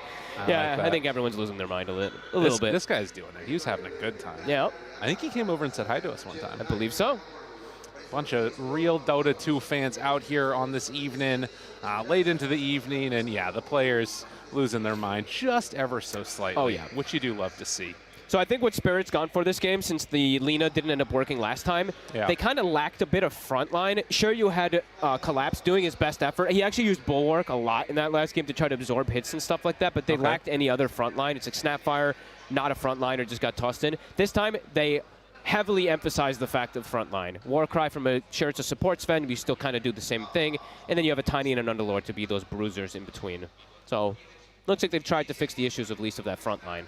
Right, and in a way, the front line, as we're going to get underway here, the front line that was there, it sort of was, or there wasn't one that was there, and even if there was something there, it would have been circumvented by just that global potential that they've got. A little bit less so this time for Shopify Rebellion. Obviously, they still have the Nature's Prophet, which is really solid, but in the other way, it's actually going to be Team Spirit that are the ones that have it. Did you also see what Shopify's doing? Yeah. So they're buying boots. They're dropping it at their mid-tier 3 to pick it up with their couriers so they can run out and get these wards faster. We've seen a lot of teams adapting and doing these quicker plays to get these wards down, either buy boots and sell it at Secret Shop or doing this. I haven't seen that one. Right. Where they buy the boots, walk out, drop their boots in the lane, and then have couriers come pick it and sell it. That's cool.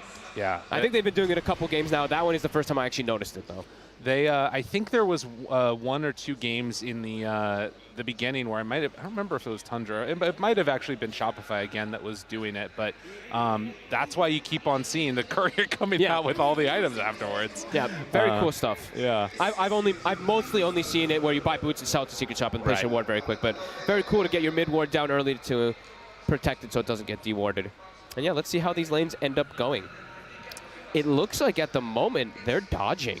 Okay. So it looks like Team Spirit, they're wanting to get the matchup of the Underlord perhaps versus the Nature's Prophet and having the Lina dodge away to play up toward the top lane. So pretty cool. See if it gets scouted out. Right. So you can already see that Shopify, they have a ward over on this side of the map, but they only see Mira.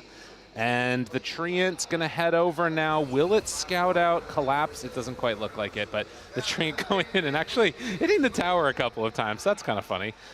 Getting some early damage in there. 20 damage. It's the turbo strats. He's been playing some turbo Dota, and I know how that one goes. Okay, so let's see how these lanes end up going. I feel like I haven't seen teams do this in a very long time.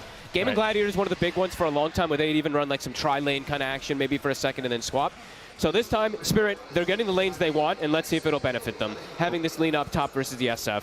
Now, the one thing and the reason that this has to be done right now, as Laurel's going to take that Meld Strike from Abed, is because you're playing against the Nature's Prophet. Yeah. So he is going to be able to transition across the map very rapidly. You need to start out in the right position, otherwise they'll outmaneuver you. Yeah, I really like this lane setup. This is cool. Laurel should have he should win the mid lane until TA gets around like the level 5 where she's able to reestablish things. But those other lanes, now Spirit has switched the dynamic a little bit. So we did touch upon the lanes being dominant for Shopify, but the fact that Spirit gets these setups, now maybe going to change stuff up. I'm gonna have to see about top though. This one feels like it can go very quickly both ways. Right. The big danger, of course, is that you're going to have that Miposhka stun into the LSA from Yadaro, and even just hitting him a little bit freehand here, Tree is going to be the main one that's at risk because Miposhka, he doesn't have to worry as much. He's sort of got some, like, you know, decent movement speed here. There isn't that follow-up stun. He can get slowed a little bit, but it's not the full control. Mira trying to come in here and contest Crit's pull that's coming out.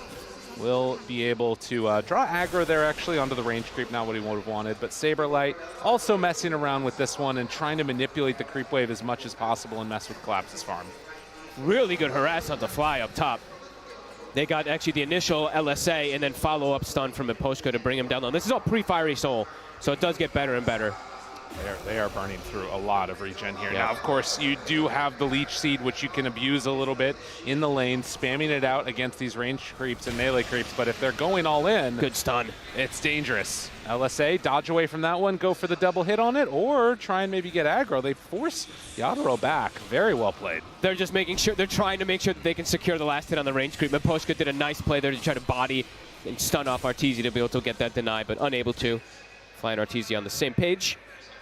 Well, this is interesting. I have not seen this many numbers up relatively high and in the middle on the CS charts in a while. There's a lot of double CSing going on across the board, but it is the Underlord that's sitting top of the charts for it at the moment. Yeah, and the SF is getting slowed down significantly. Miposhka has 4 denies. Yeah. Lina has 3, so they've actually got 7. Connecting on the Fly, 2-man stun. Double LSA connects there, and Fly has to back out.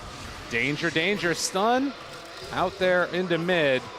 The rest of the Avalanche was thrown out. So at least in mid, it feels like things are going okay for TA here. Yeah, it's actually pretty much dead even. I thought Lara would have a little bit more of an advantage in the first 3 levels, but not the case. Abed comfortable. And look at this. They decide we don't want any more of this madness. We need Arteezy to have a good game. They're going to bring Crit up top and try and leave Nature's Prophet to his own devices. I love that Spirit switched the dynamic of lanes, and now they're even going to bring the Zeus top. So Underlord is in a 1v1 now versus Nature's Prophet, where he's just going to absolutely free farm and slow down Saberlight. And now they've actually got the better tri-lane in a way because they've got this advantageous start. They have to be really careful here on the next couple of minutes for Fly and Arteezy. With 3 heroes nearby, he only has the Heavenly Jump, but if that connects onto somebody, it's going to be death. Crit makes the move over, gets the bounty rune, and now is going to move in with boots. Scary state of affairs with a couple stuns in this one.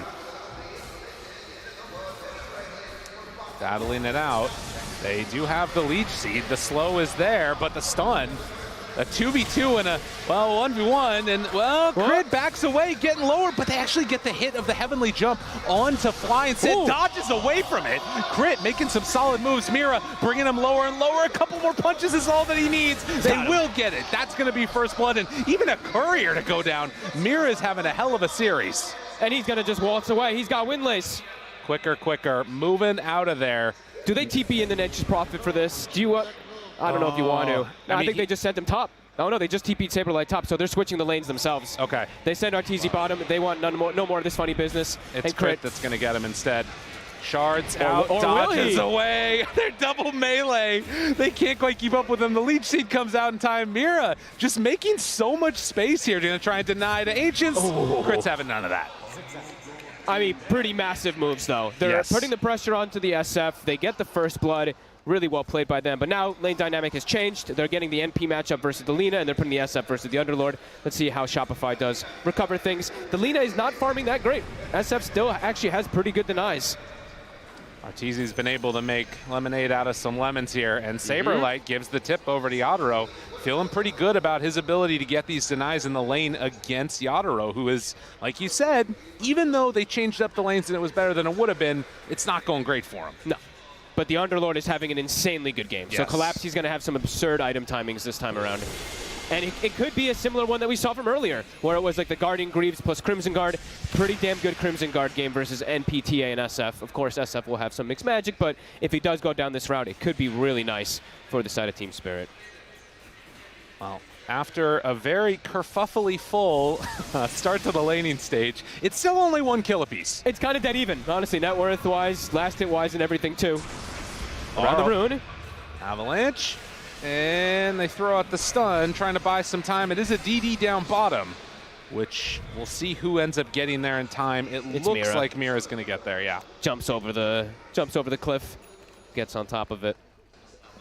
Kind of scary to be going up against Zeus with a DD. He has really good base damage. Yeah, great attack animation as well. Yeah, Toro sitting very low up top. Definitely needs to get healed up a little bit, or he actually could get brought down. Lina. They will have tangos to pass over to him, so it should heal up. Now bottom.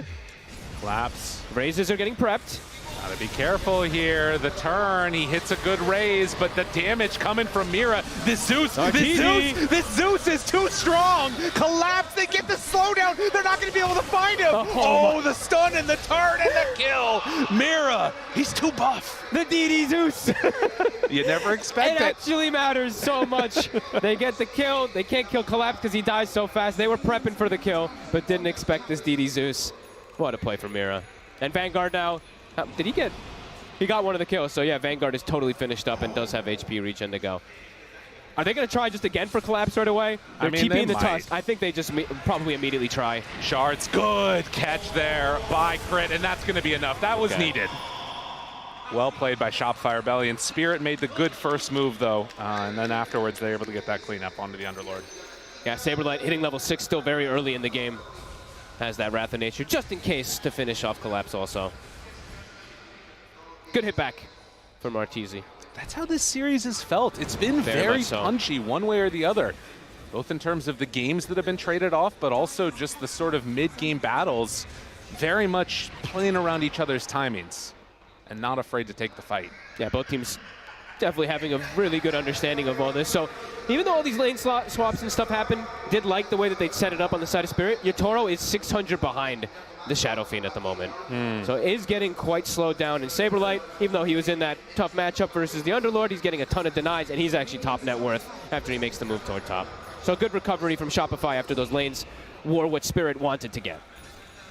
Well, and I do kind of wonder how much Miposhka is going to be able to keep that Lina alive. Now, there will be a move in towards mid onto Abed.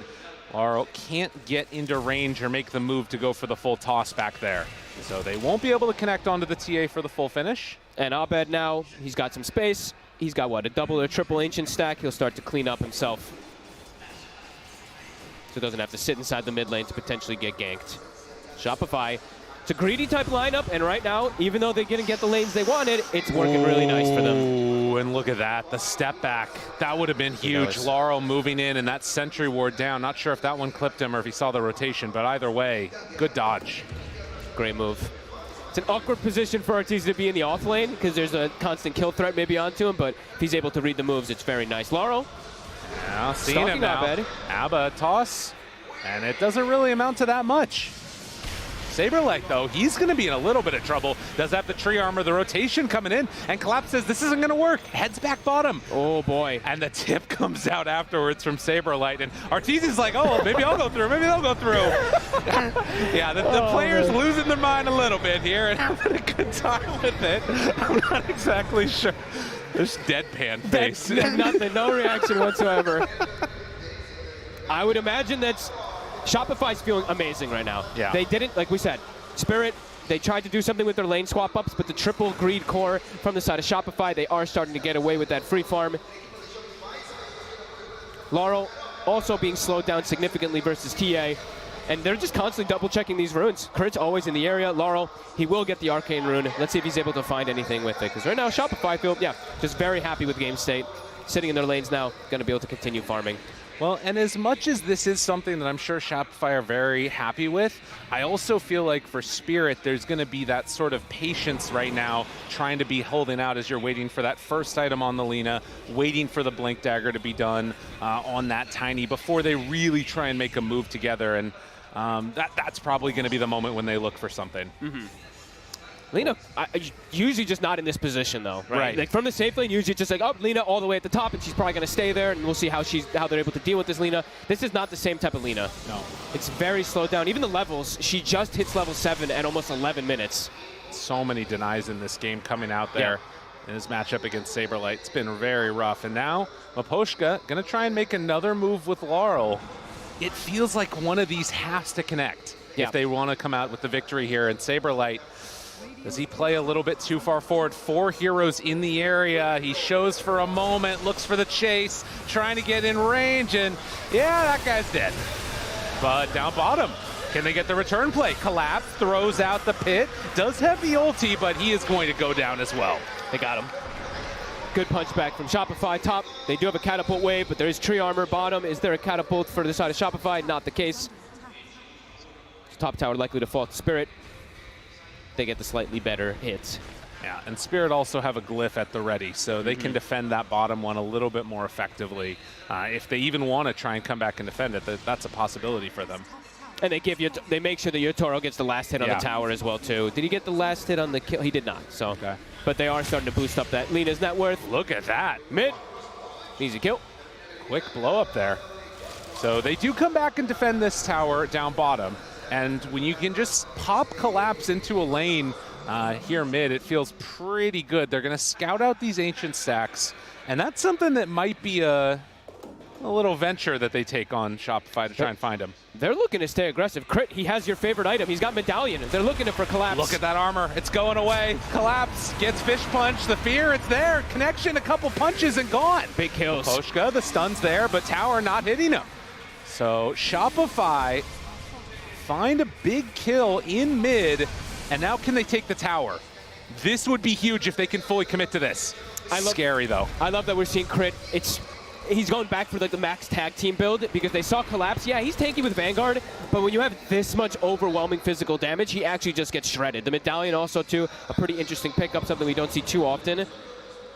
Really clever. And they're going to have an insane amount of minus armor when you look at it with their draft. Medallion, Deso TA, Meld, Shadow Fiend Aura, that's going to be like minus 20 plus on multiple different heroes.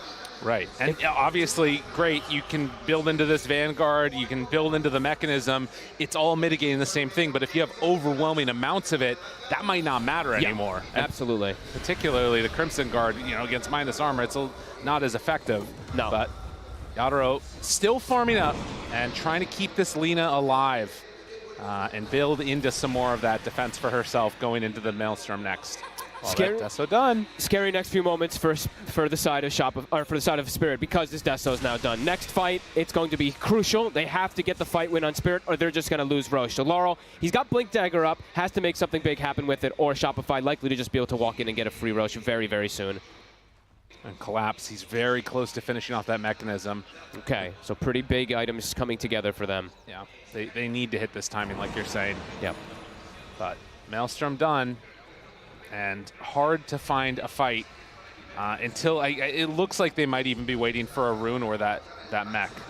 It is going to be an illusion rune spawning down bottom, and it looks like Abed is going to get that one. That is a nice pickup for him too to help deal with the pit. Yeah, we'll have that extra little never dispel. mind. He just pops it right away. Looks like he's just going to use it to farm and scout. Maybe baiting them. So he's actually sending the illusion toward mid. I guess they saw Laurel's blink dagger, trying to maybe have him jump that one. Laurel now backing up. Are they going to look for a smoke move? Collapse. Still not quite having the mech. So he is under this tower right now, and Shopify have a couple heroes nearby. Team Spirit anticipating that there's going to be a gank bottom. Will it actually head out there? I don't think so. I mean, Shopify are pretty happy farming all 3 cores. Yep, they're just sitting back and jungling. They're like, okay, bring the fight to us. It seems like they just know that they're smoked right now. Look at the positioning. Saberlight just scouting with his treants. He sees nothing, so he's expecting this move. Playing super defensive all the way at his tier 2 almost on this Nature's Prophet. They know this is going on. Look at them positioned on the other side too. You see all of the rest of Shopify waiting on a high ground, so 100% aware of this smoke movement. And they're going to make a smoke. Who are they going to find? They can just Roche. Oh, with everybody showing down bottom, that leaves it open, and the mid tower is starting to fall too, so they're just going to get a freebie. It dies so fast. Look at this minus armor. Yeah, it's just gone. So the first Aegis going into the hands of Shopify Rebellion, and Spirit, they've got a lot of questions that need answers. Are they going to be able to deal with this now? Triple greed cores that have gotten away with the early game. It's a question we'll have to see when those fights come out. And what Laurel's able to do, has to start finding something with the blink dagger. He's still 1-0-0, so not too bad, but... All right. Well, and it's like what you were talking about earlier, right? Is they'll pop Thunder Gods there to scout out, see if anybody was nearby. You know, the Vanguard build on this, on this Underlord, it was meant to keep him alive. It was meant to keep these towers alive. Yes. But with the switch up that we've seen from Crit and his decision to go for the max tag team build, to go for a Blightstone and Medallion of Courage, it has completely made him obsolete. Yeah, it's great responses to deal with this type of quote-unquote tanky Underlord. Really love the way that Shopify have adapted in this game. 4K gold lead. Well, looking really good. Spirit obviously not out of it, but they're going to have to deal with this strong timing coming out, and it's an Aghanim Scepter done on the Nature's Prophet. 60-second cooldown, Wrath of Nature, the now Roots, of course. Seen it popularized so much from Liquid, honestly, it's pretty broken. It feels just, it's too fast of a cooldown. I don't know why it does the cooldown as well, too. It's pretty crazy. Yeah, it's very strong. It's something that's been run a good amount across the way. Arteezy's still a little bit vulnerable in these. Like, as much as we're talking about how much damage they have, it's definitely a bit of a glass cannon, at least out from him. Yes, definitely. If they're able to get the Tiny on top of him, just so far, Shopify, they're not making these mistakes to leave him alone, leave him to get caught. He constantly has buddies. Like, him and Crit have literally been paired, I feel like, for the last 10 minutes, and Fly's also kind of just lingering and following with them, too. So if you even blink in, you're likely to just get rooted or something, or get turned on, or a snowball save. So not easy for Spirit to find the grab onto this fragile Arteezy. And now they're the ones making the move again. They're the ones perhaps invading the triangle with just 3 heroes. Oh, this would be huge if they could catch him. They're instead going to run into Laurel. Snowball, punches, Saberlight there, dead in an instant. And, I mean, Collapse, you want some of this too? You got to be careful. Need to not bite off more than he can chew. As they will look for more. Mira now also in trouble. Fly there, has the overgrowth. They trying to take down one. Off to the side, can't quite get anybody as the TP looks like it did complete. But yeah, Shopify, they're not afraid. They just run in. They have 3 heroes, but then they also always have the Nature's Prophet, so they always can like fake to be a 3 or 4. Unbelievable damage. By the way, that's a Tiny, so Tiny with the grow, of course, 14 armor, but he gets put negative.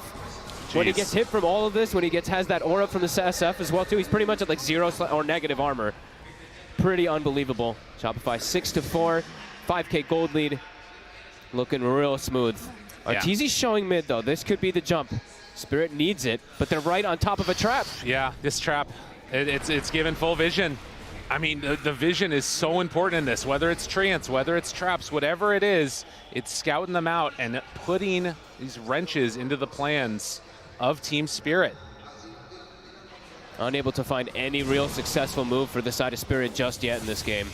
Gonna smoke again. Just hoping to find somebody. Yeah. But TP's out immediately. Saberlight heads over and back behind his tier 2 tower. He is under vision. Okay. Are they going to go deep for him, though? There's already a blink on the Tusk crit. He's at the ready to counter gank. In towards mid, back behind the tower. They're looking for one. Courier's there. They want the bigger prize, though. Finding this Nature's Prophet. He's in trouble. And it looks like Saberlight does get that ulti off. Now the TP rotations. Are Shopify Rebellion going into dangerous territory now? They walk into vision. Abed trying to chase. There was a Grove Bow dropped right there. They find him. Abed goes forward, stunned. He's in way too deep. That's Aegis down. That was close to expiring, though. And now the snowball, the control there. But the toss, Tree is now dead. Goes for the Requiem, connects onto a couple. Aposhka still nearby, trying to keep these heroes alive, but they bring down another.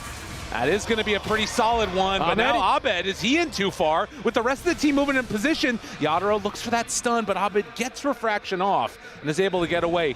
Kind of a catastrophic fight from Shopify, if we're honest. Yeah, they had to port in React Spirit. They get a really successful rotation because of this ward. They see this Nature's Prophet. He actually got ult off, which I was like, uh-oh, this actually could turn it because they could just get rooted in position, but doesn't end up bouncing nicely to them. And Spirit start to bring the game back onto their side a little bit here. They involve the Lina, Yotaro, able to now take that top net worth spot. Good positioning in that fight, too. Yeah.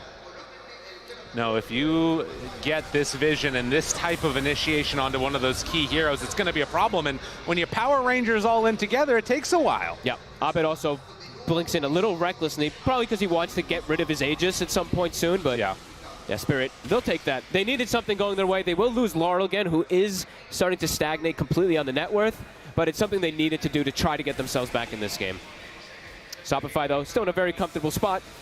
Lina, though, starting to be able to perhaps join into these fights constantly now for Spirit. Right, and there's like a different timing again, you know, for the Shadow Fiend, going for that BKB, Laurel, toss, Abed ups on the high ground. They got the control, they got the kill. They keep getting Laurel. He has had a very rough game. And Fly, I mean, when they can't even kill the tree like that, feels quite bad.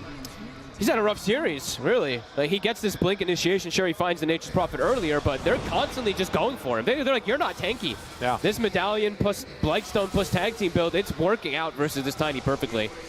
Crit having another spectacular performance this game. Last game on his Tiny, this game on his Tusk so far. Well, and as we've talked about before, objectives very capable of taking them across the map. Yeah. We are seeing, like I talked about, that BKB done on SF now.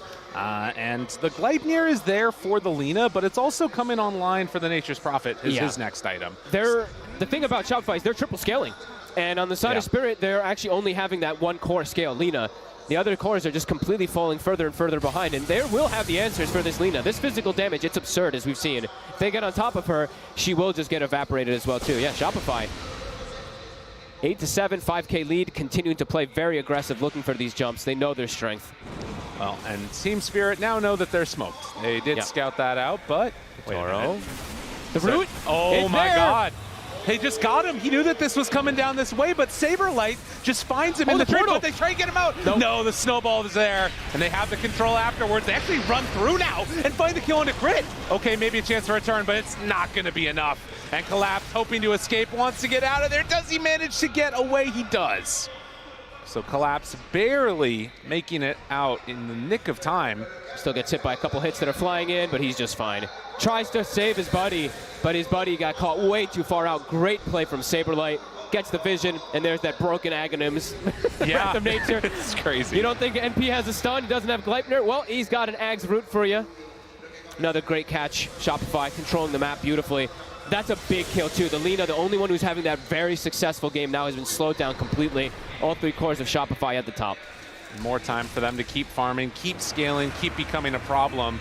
And for Team Spirit, as we've talked about, needing some more of the answers. Like, this is hypothetically where a couple of these teams, or a couple of these heroes are supposed to be strong. You look at Collapse, the Greaves, the Crimson. It should be pretty decent at this point, but they just have so much more overwhelming damage on the side of Shopify, and they've built up this lead. Pretty concerned for them. They're peeling them around the map, too. Like you mentioned earlier, they have such good heroes that just push towers almost, or push lanes almost instantly. So Spirit's having to move around and respond to these lanes constantly. Roshan, it's a long respawn, one of the longer ones, 3 minutes. But Team Spirit do go for the all-in on that mid tower, realizing that I do not want to fight them right now. And Award just out of range. So that one should get some pretty good value. We'll see if Team Spirit can again make these kills happen, make maybe a bit of a comeback off the back of solid vision. They need to have Laurel do some crazy type of plays where he just jumps forward and catches SF or something. But at this point now, BKB's done on SF. BKB's about to be done for TA. Yeah. And Saberlight's tanky. If you toss him in, he might just like survive long enough for the team to always get there. So still tough for Spirit to recover what has gone wrong in these last like 10 to 14 minutes or so. They're gonna smoke. They're scouting for the Roche. They throw out that Zeusel. See everybody that's there. Who can they find now? Arteezy, he's in the pit. Doesn't have an easy way out of there, but his Blink Dagger is going to be delivered. And now, heading around, wrapping, looking. How many blinks? It's 4 blinks now on Shopify, so they all have perfect follow-up to each other if they get a jump. Crit. He gets going on it. Toss, Snowball, not going to get it off. Wants to find more. Yule Scepter, lift up on the turn and the jump. The ball deleted out of the game, and Mira now in trouble too. They pop the Crimson Guard. That's not going to save you. Shopify Rebellion just unload onto Team Spirit. Gets hit by, I think, like a last hit of the Wrath of Nature. That was a full duration root coming onto that poor Tiny. Nice wind up there from Arteezy. Just like that, the gold lead explodes to 8,000. Thankfully for Team Spirit right now, it's not going to be a Roche on the sort of shorter end, and that'll give the rest of their heroes time to respawn before they need to take this next fight. It's just so hard for them to fight because Lina, sure, she does decent damage, but this Lina is so fragile. If Yotaro gets caught, he's dead almost instantly. They have so much overwhelming damage for her. Not going for BKB, going full greed, going for that Hurricane Pike afterwards. And like you said, it's the 4 Blink Daggers. And who's the hero that doesn't have it? It's Nature's Prophet. Yeah, so he doesn't need it anyways. Yep. He'll just throw an ulti down and laugh as everybody's rooted. This is a nice pick-off right here, though. Saberlight on the wrong side of town. Great move. They find him right there, immediately bring down that Nature's Prophet. Nicely done. Collapse this time. It ends up having the successful one. It's a lot of dead time, too. 40 Avalanche, seconds. Toss back. Suddenly, if they come back over here quickly enough, Abed under fire. Snowball out. Good blink away from crit, but they caught Fly. Fly's in trouble, and that's 2 dead with no buyback. And Roche is up. This is huge. They're going to have vision of it, though. It spawns right away. Team Spirit now looking to take this. Have Shopify Rebellion thrown away an opportunity here? No, the punch, and now the Avalanche, the toss back with the stun, and the control. They're all gone. Now they got the Roche. Oh, my God. Laurel came in clutch when it's needed. Love the itemization from him. This Yules allows him to stall time, get these catches. What a play. Unreal, and that all starts Arteezy's in. Wait, he goes in for everything. Arteezy, give me that damn Aegis. I'm out of here, baby. Oh my Unreal. God. The definition of Aegis steal. What a boss. He's like, all right, team, you guys made some mistakes. I'll make up for it. Oh, he deserves a tip from everybody in the game. Oh my God. Holy moly. He's like, I'm not going back to lower bracket again, okay? It ain't happening. His Requiem had just come back up a couple seconds before that, too. Like, literally, because he used it just before top. When I checked when they went in pit, it had 16 seconds. It must have just came up when he goes for this play. What? I mean, because that Aegis, think about how different this game looks if they manage to get that. What a play. Well, Team Spirit, they now, I mean, they show how dangerous it can be with this global pickoff potential, and Saberlight really needs to be careful here because they can set up on him in ways that a lot of other heroes can't. Yeah, he's got to go for his BKB. He's got to have this protection versus this root. It's a little bit of a problem. Yotaro won't get the comfort of that Aegis to be able to finish his BKB, so he's still very fragile. This was, I mean, absolutely massive play from Arteezy. 28 minutes in now, and still a substantial lead. A huge momentum swing one way and then the other, but you can see that they still feel very strong right now on Team Spirit in spite of the deficit in gold. They're willing to step forward, try and take down this tier 2 tower into an Aegis. Playing together around Collapse. Laurel with the itemization. I love that he's taking a bit of a step back. They're like, okay, you know what? I'm not farming well. my Lina is still farming well, and I'm just going to act as his full support utility kind of Tiny. You can see everything he's queued up so far, but the Yules definitely paid off dividends immediately as here we go. Look at the... Okay, it was up before. It was up for some time, but either way. Look at this play. What an angle. Just so crazy. They did not have vision. Goes for the all-in, and perfect timing finishes it off. Oh my God. Cool as a cucumber. And yeah, I mean, they had the pit down. If that BKB wears out, he's done. Not the case, though. So Close. next set of items up, an Ogre Seal Totem online for the TA. And Team Spirit, they did manage to claim that mid-tier 2 tower. Big opener. And Yatoro didn't get the Aegis, but has actually had the time, the comfort to be able to get back and finish up the BKB. So is going to be a lot harder to bring down, even if he does get gone on first. Team Spirit, even though they're 5K behind, it feels like it's quite even. They're just going to have to worry about a little bit of this Aegis at the moment on Arteezy, who also now, I believe, is about to have his Arcane Blink. Laurel shows himself mid there for a moment. Does look like both teams got that broken Ogre Seal Totem, which is absolutely insane.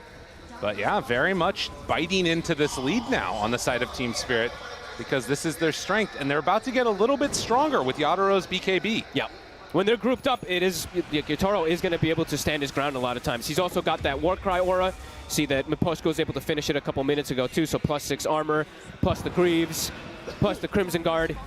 Yatoro maybe is going to be able to stand his ground versus this insane amount of physical damage that Shopify has drafted themselves. There's something to watch for. I wouldn't even mind seeing something like a Wraith pack later on this game, maybe. Seems like it could be pretty solid. Very good Halberd game, though. Yeah, versus that's TA fair. and SF, and all triple range cores, right? Right. Definitely too beneficial for them to go for something like that. Honestly, I could see like multiple heroes buying it.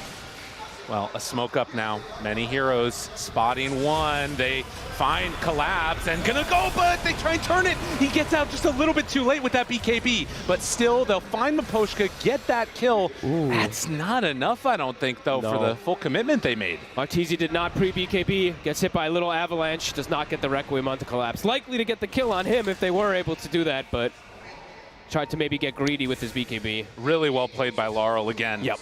Covering, defending his team. He's making things work out for himself, even though he has struggled a little bit this game. And These immediately they last go. few jumps. Oh, Saberlight. Oh, he gets caught. That's the BKB now. Tries to get away. Does he have enough? Yes. Woo.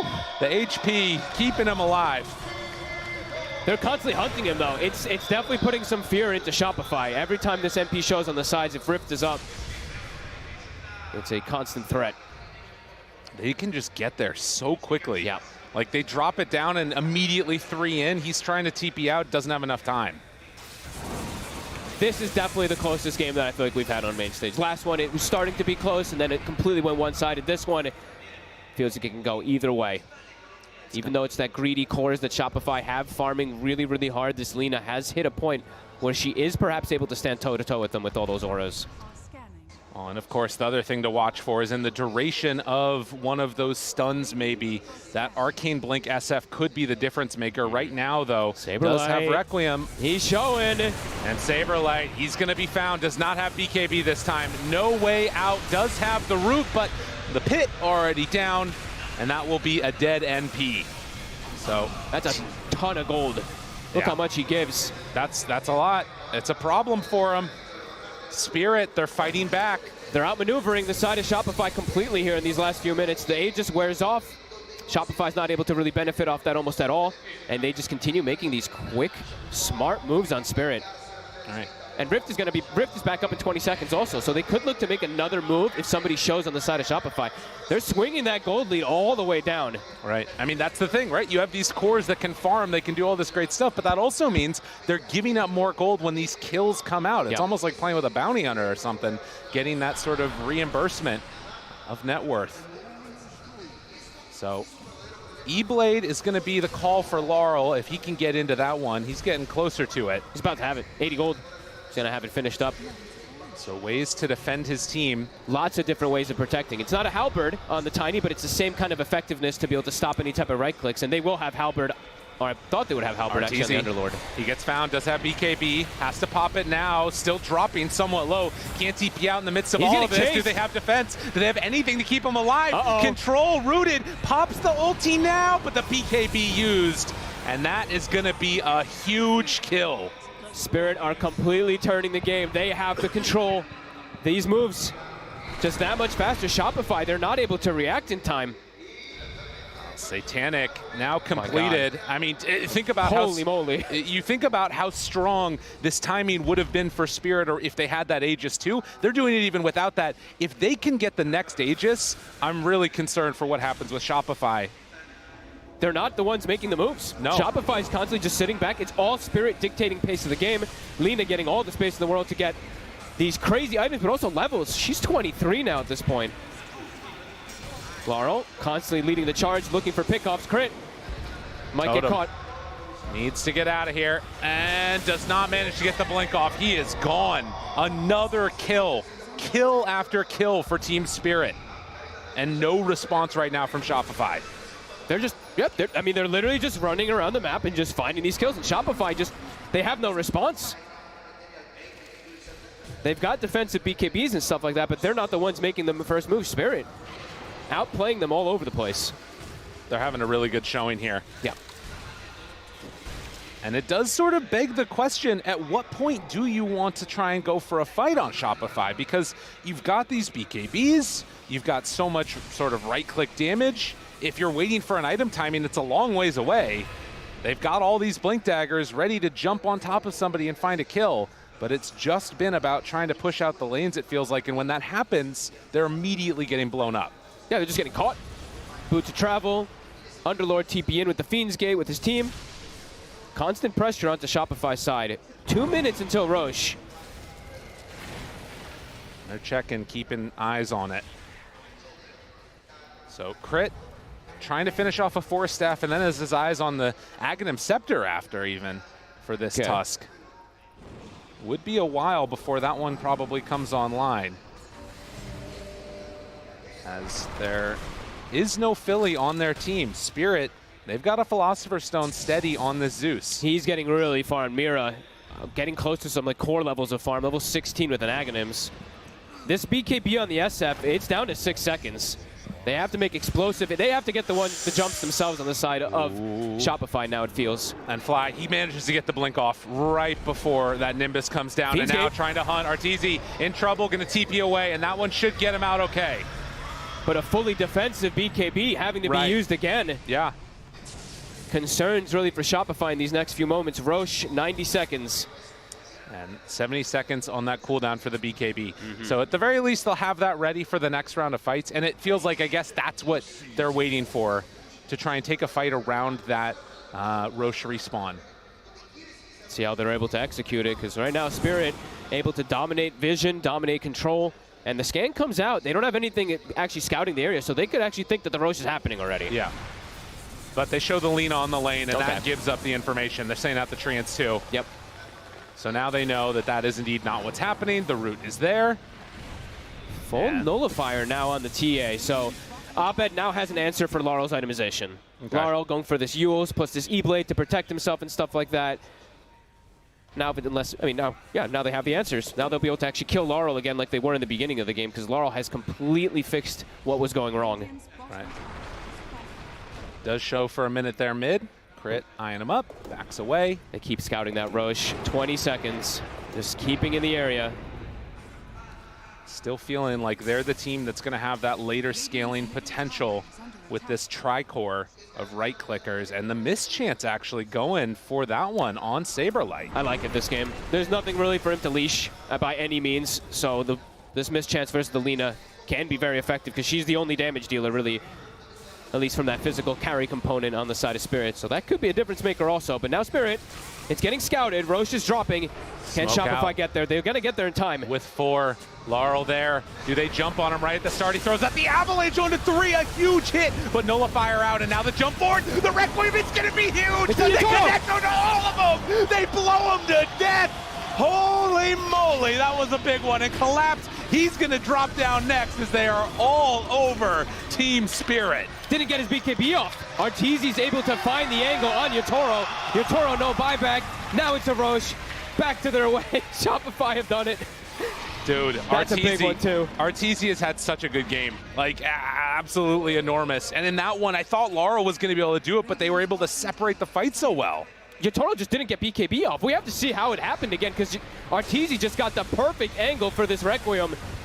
They got the snowball stun. Oh, there it was. Snowball stun and the punch. Should we have doubted crit ever for a moment? I mean, Gabe, they might just win the game right here. Legitimately, they're going for the all-in. They don't want to play Dota anymore. It's been a long night for Shopify. They test the tier 4s. Glyph is out. Are they going to go for it?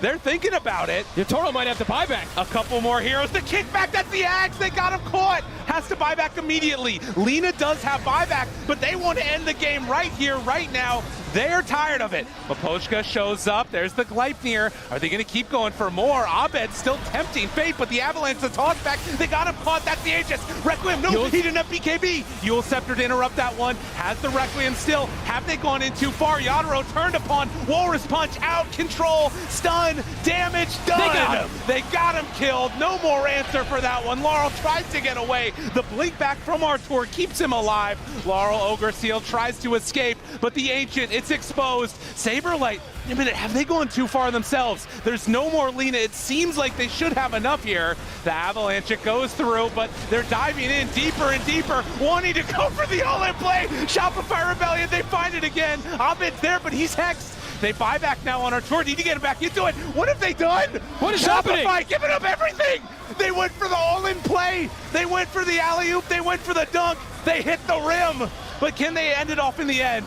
Alley-oop to try and fin it. Turn now onto this Underlord, wanting to kill him off, and GG is going to be called. Good Shopify Rebellion take the game.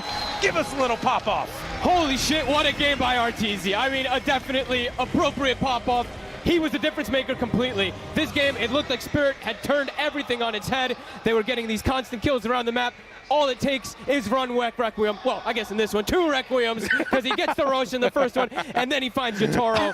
Yotaro didn't have buyback initially either, too, to rejoin everything. Oh, holy my crap. God. What a game.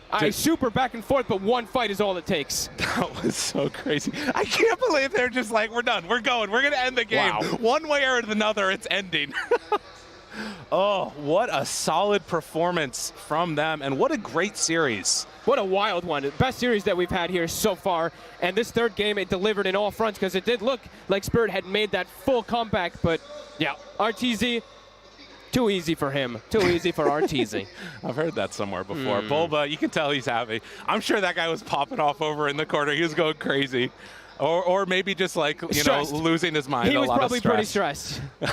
But wow, I mean, what a game. What an ending. I don't think anybody could have seen that coming after the way that Spirit was recontrolling stuff. Wow, that was a treat. What an absolute treat we had in that one. As you can see, they're getting ready to hop out of here. A late night for Shopify as they will end the series 2-1. Team Spirit heading out to give the handshake as well at the end. Just an absolutely impressive performance from them. That was sick. That was sick, man. That was insane. I mean, get ready for those Reddit clips. Yeah, there's going to be 400 Arteezy clips because, I mean, he really was the difference maker. Things were starting to get a little wonky, and they just find that one fight that they needed. Very well done. Getting a little bit of love from the crowd late at night here as well, as Shopify are going to move on in the upper bracket. And that means as well that Team Spirit dropping down to the lower, last couple handshakes. And for us, we're going to hand it off as well over to the panel.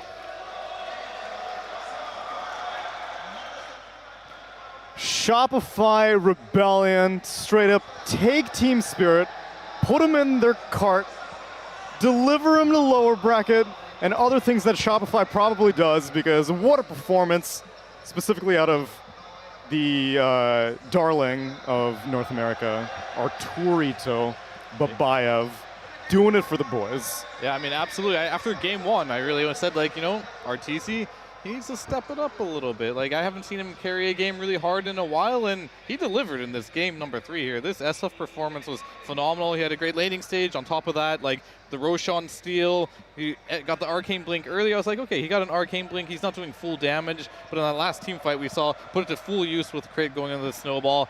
Phenomenal game from Arteezy. I'm glad that he's back in his form, delivering the way he should be. It was really cool how he pivoted from like physical build to magic as well. Yeah. Like usually you go all in on one or the other, but he just like read it that it was like, oh shit, this is gonna work really well. Especially because they had so many right clickers anyways. Like why not go back for a hybrid? It worked perfectly.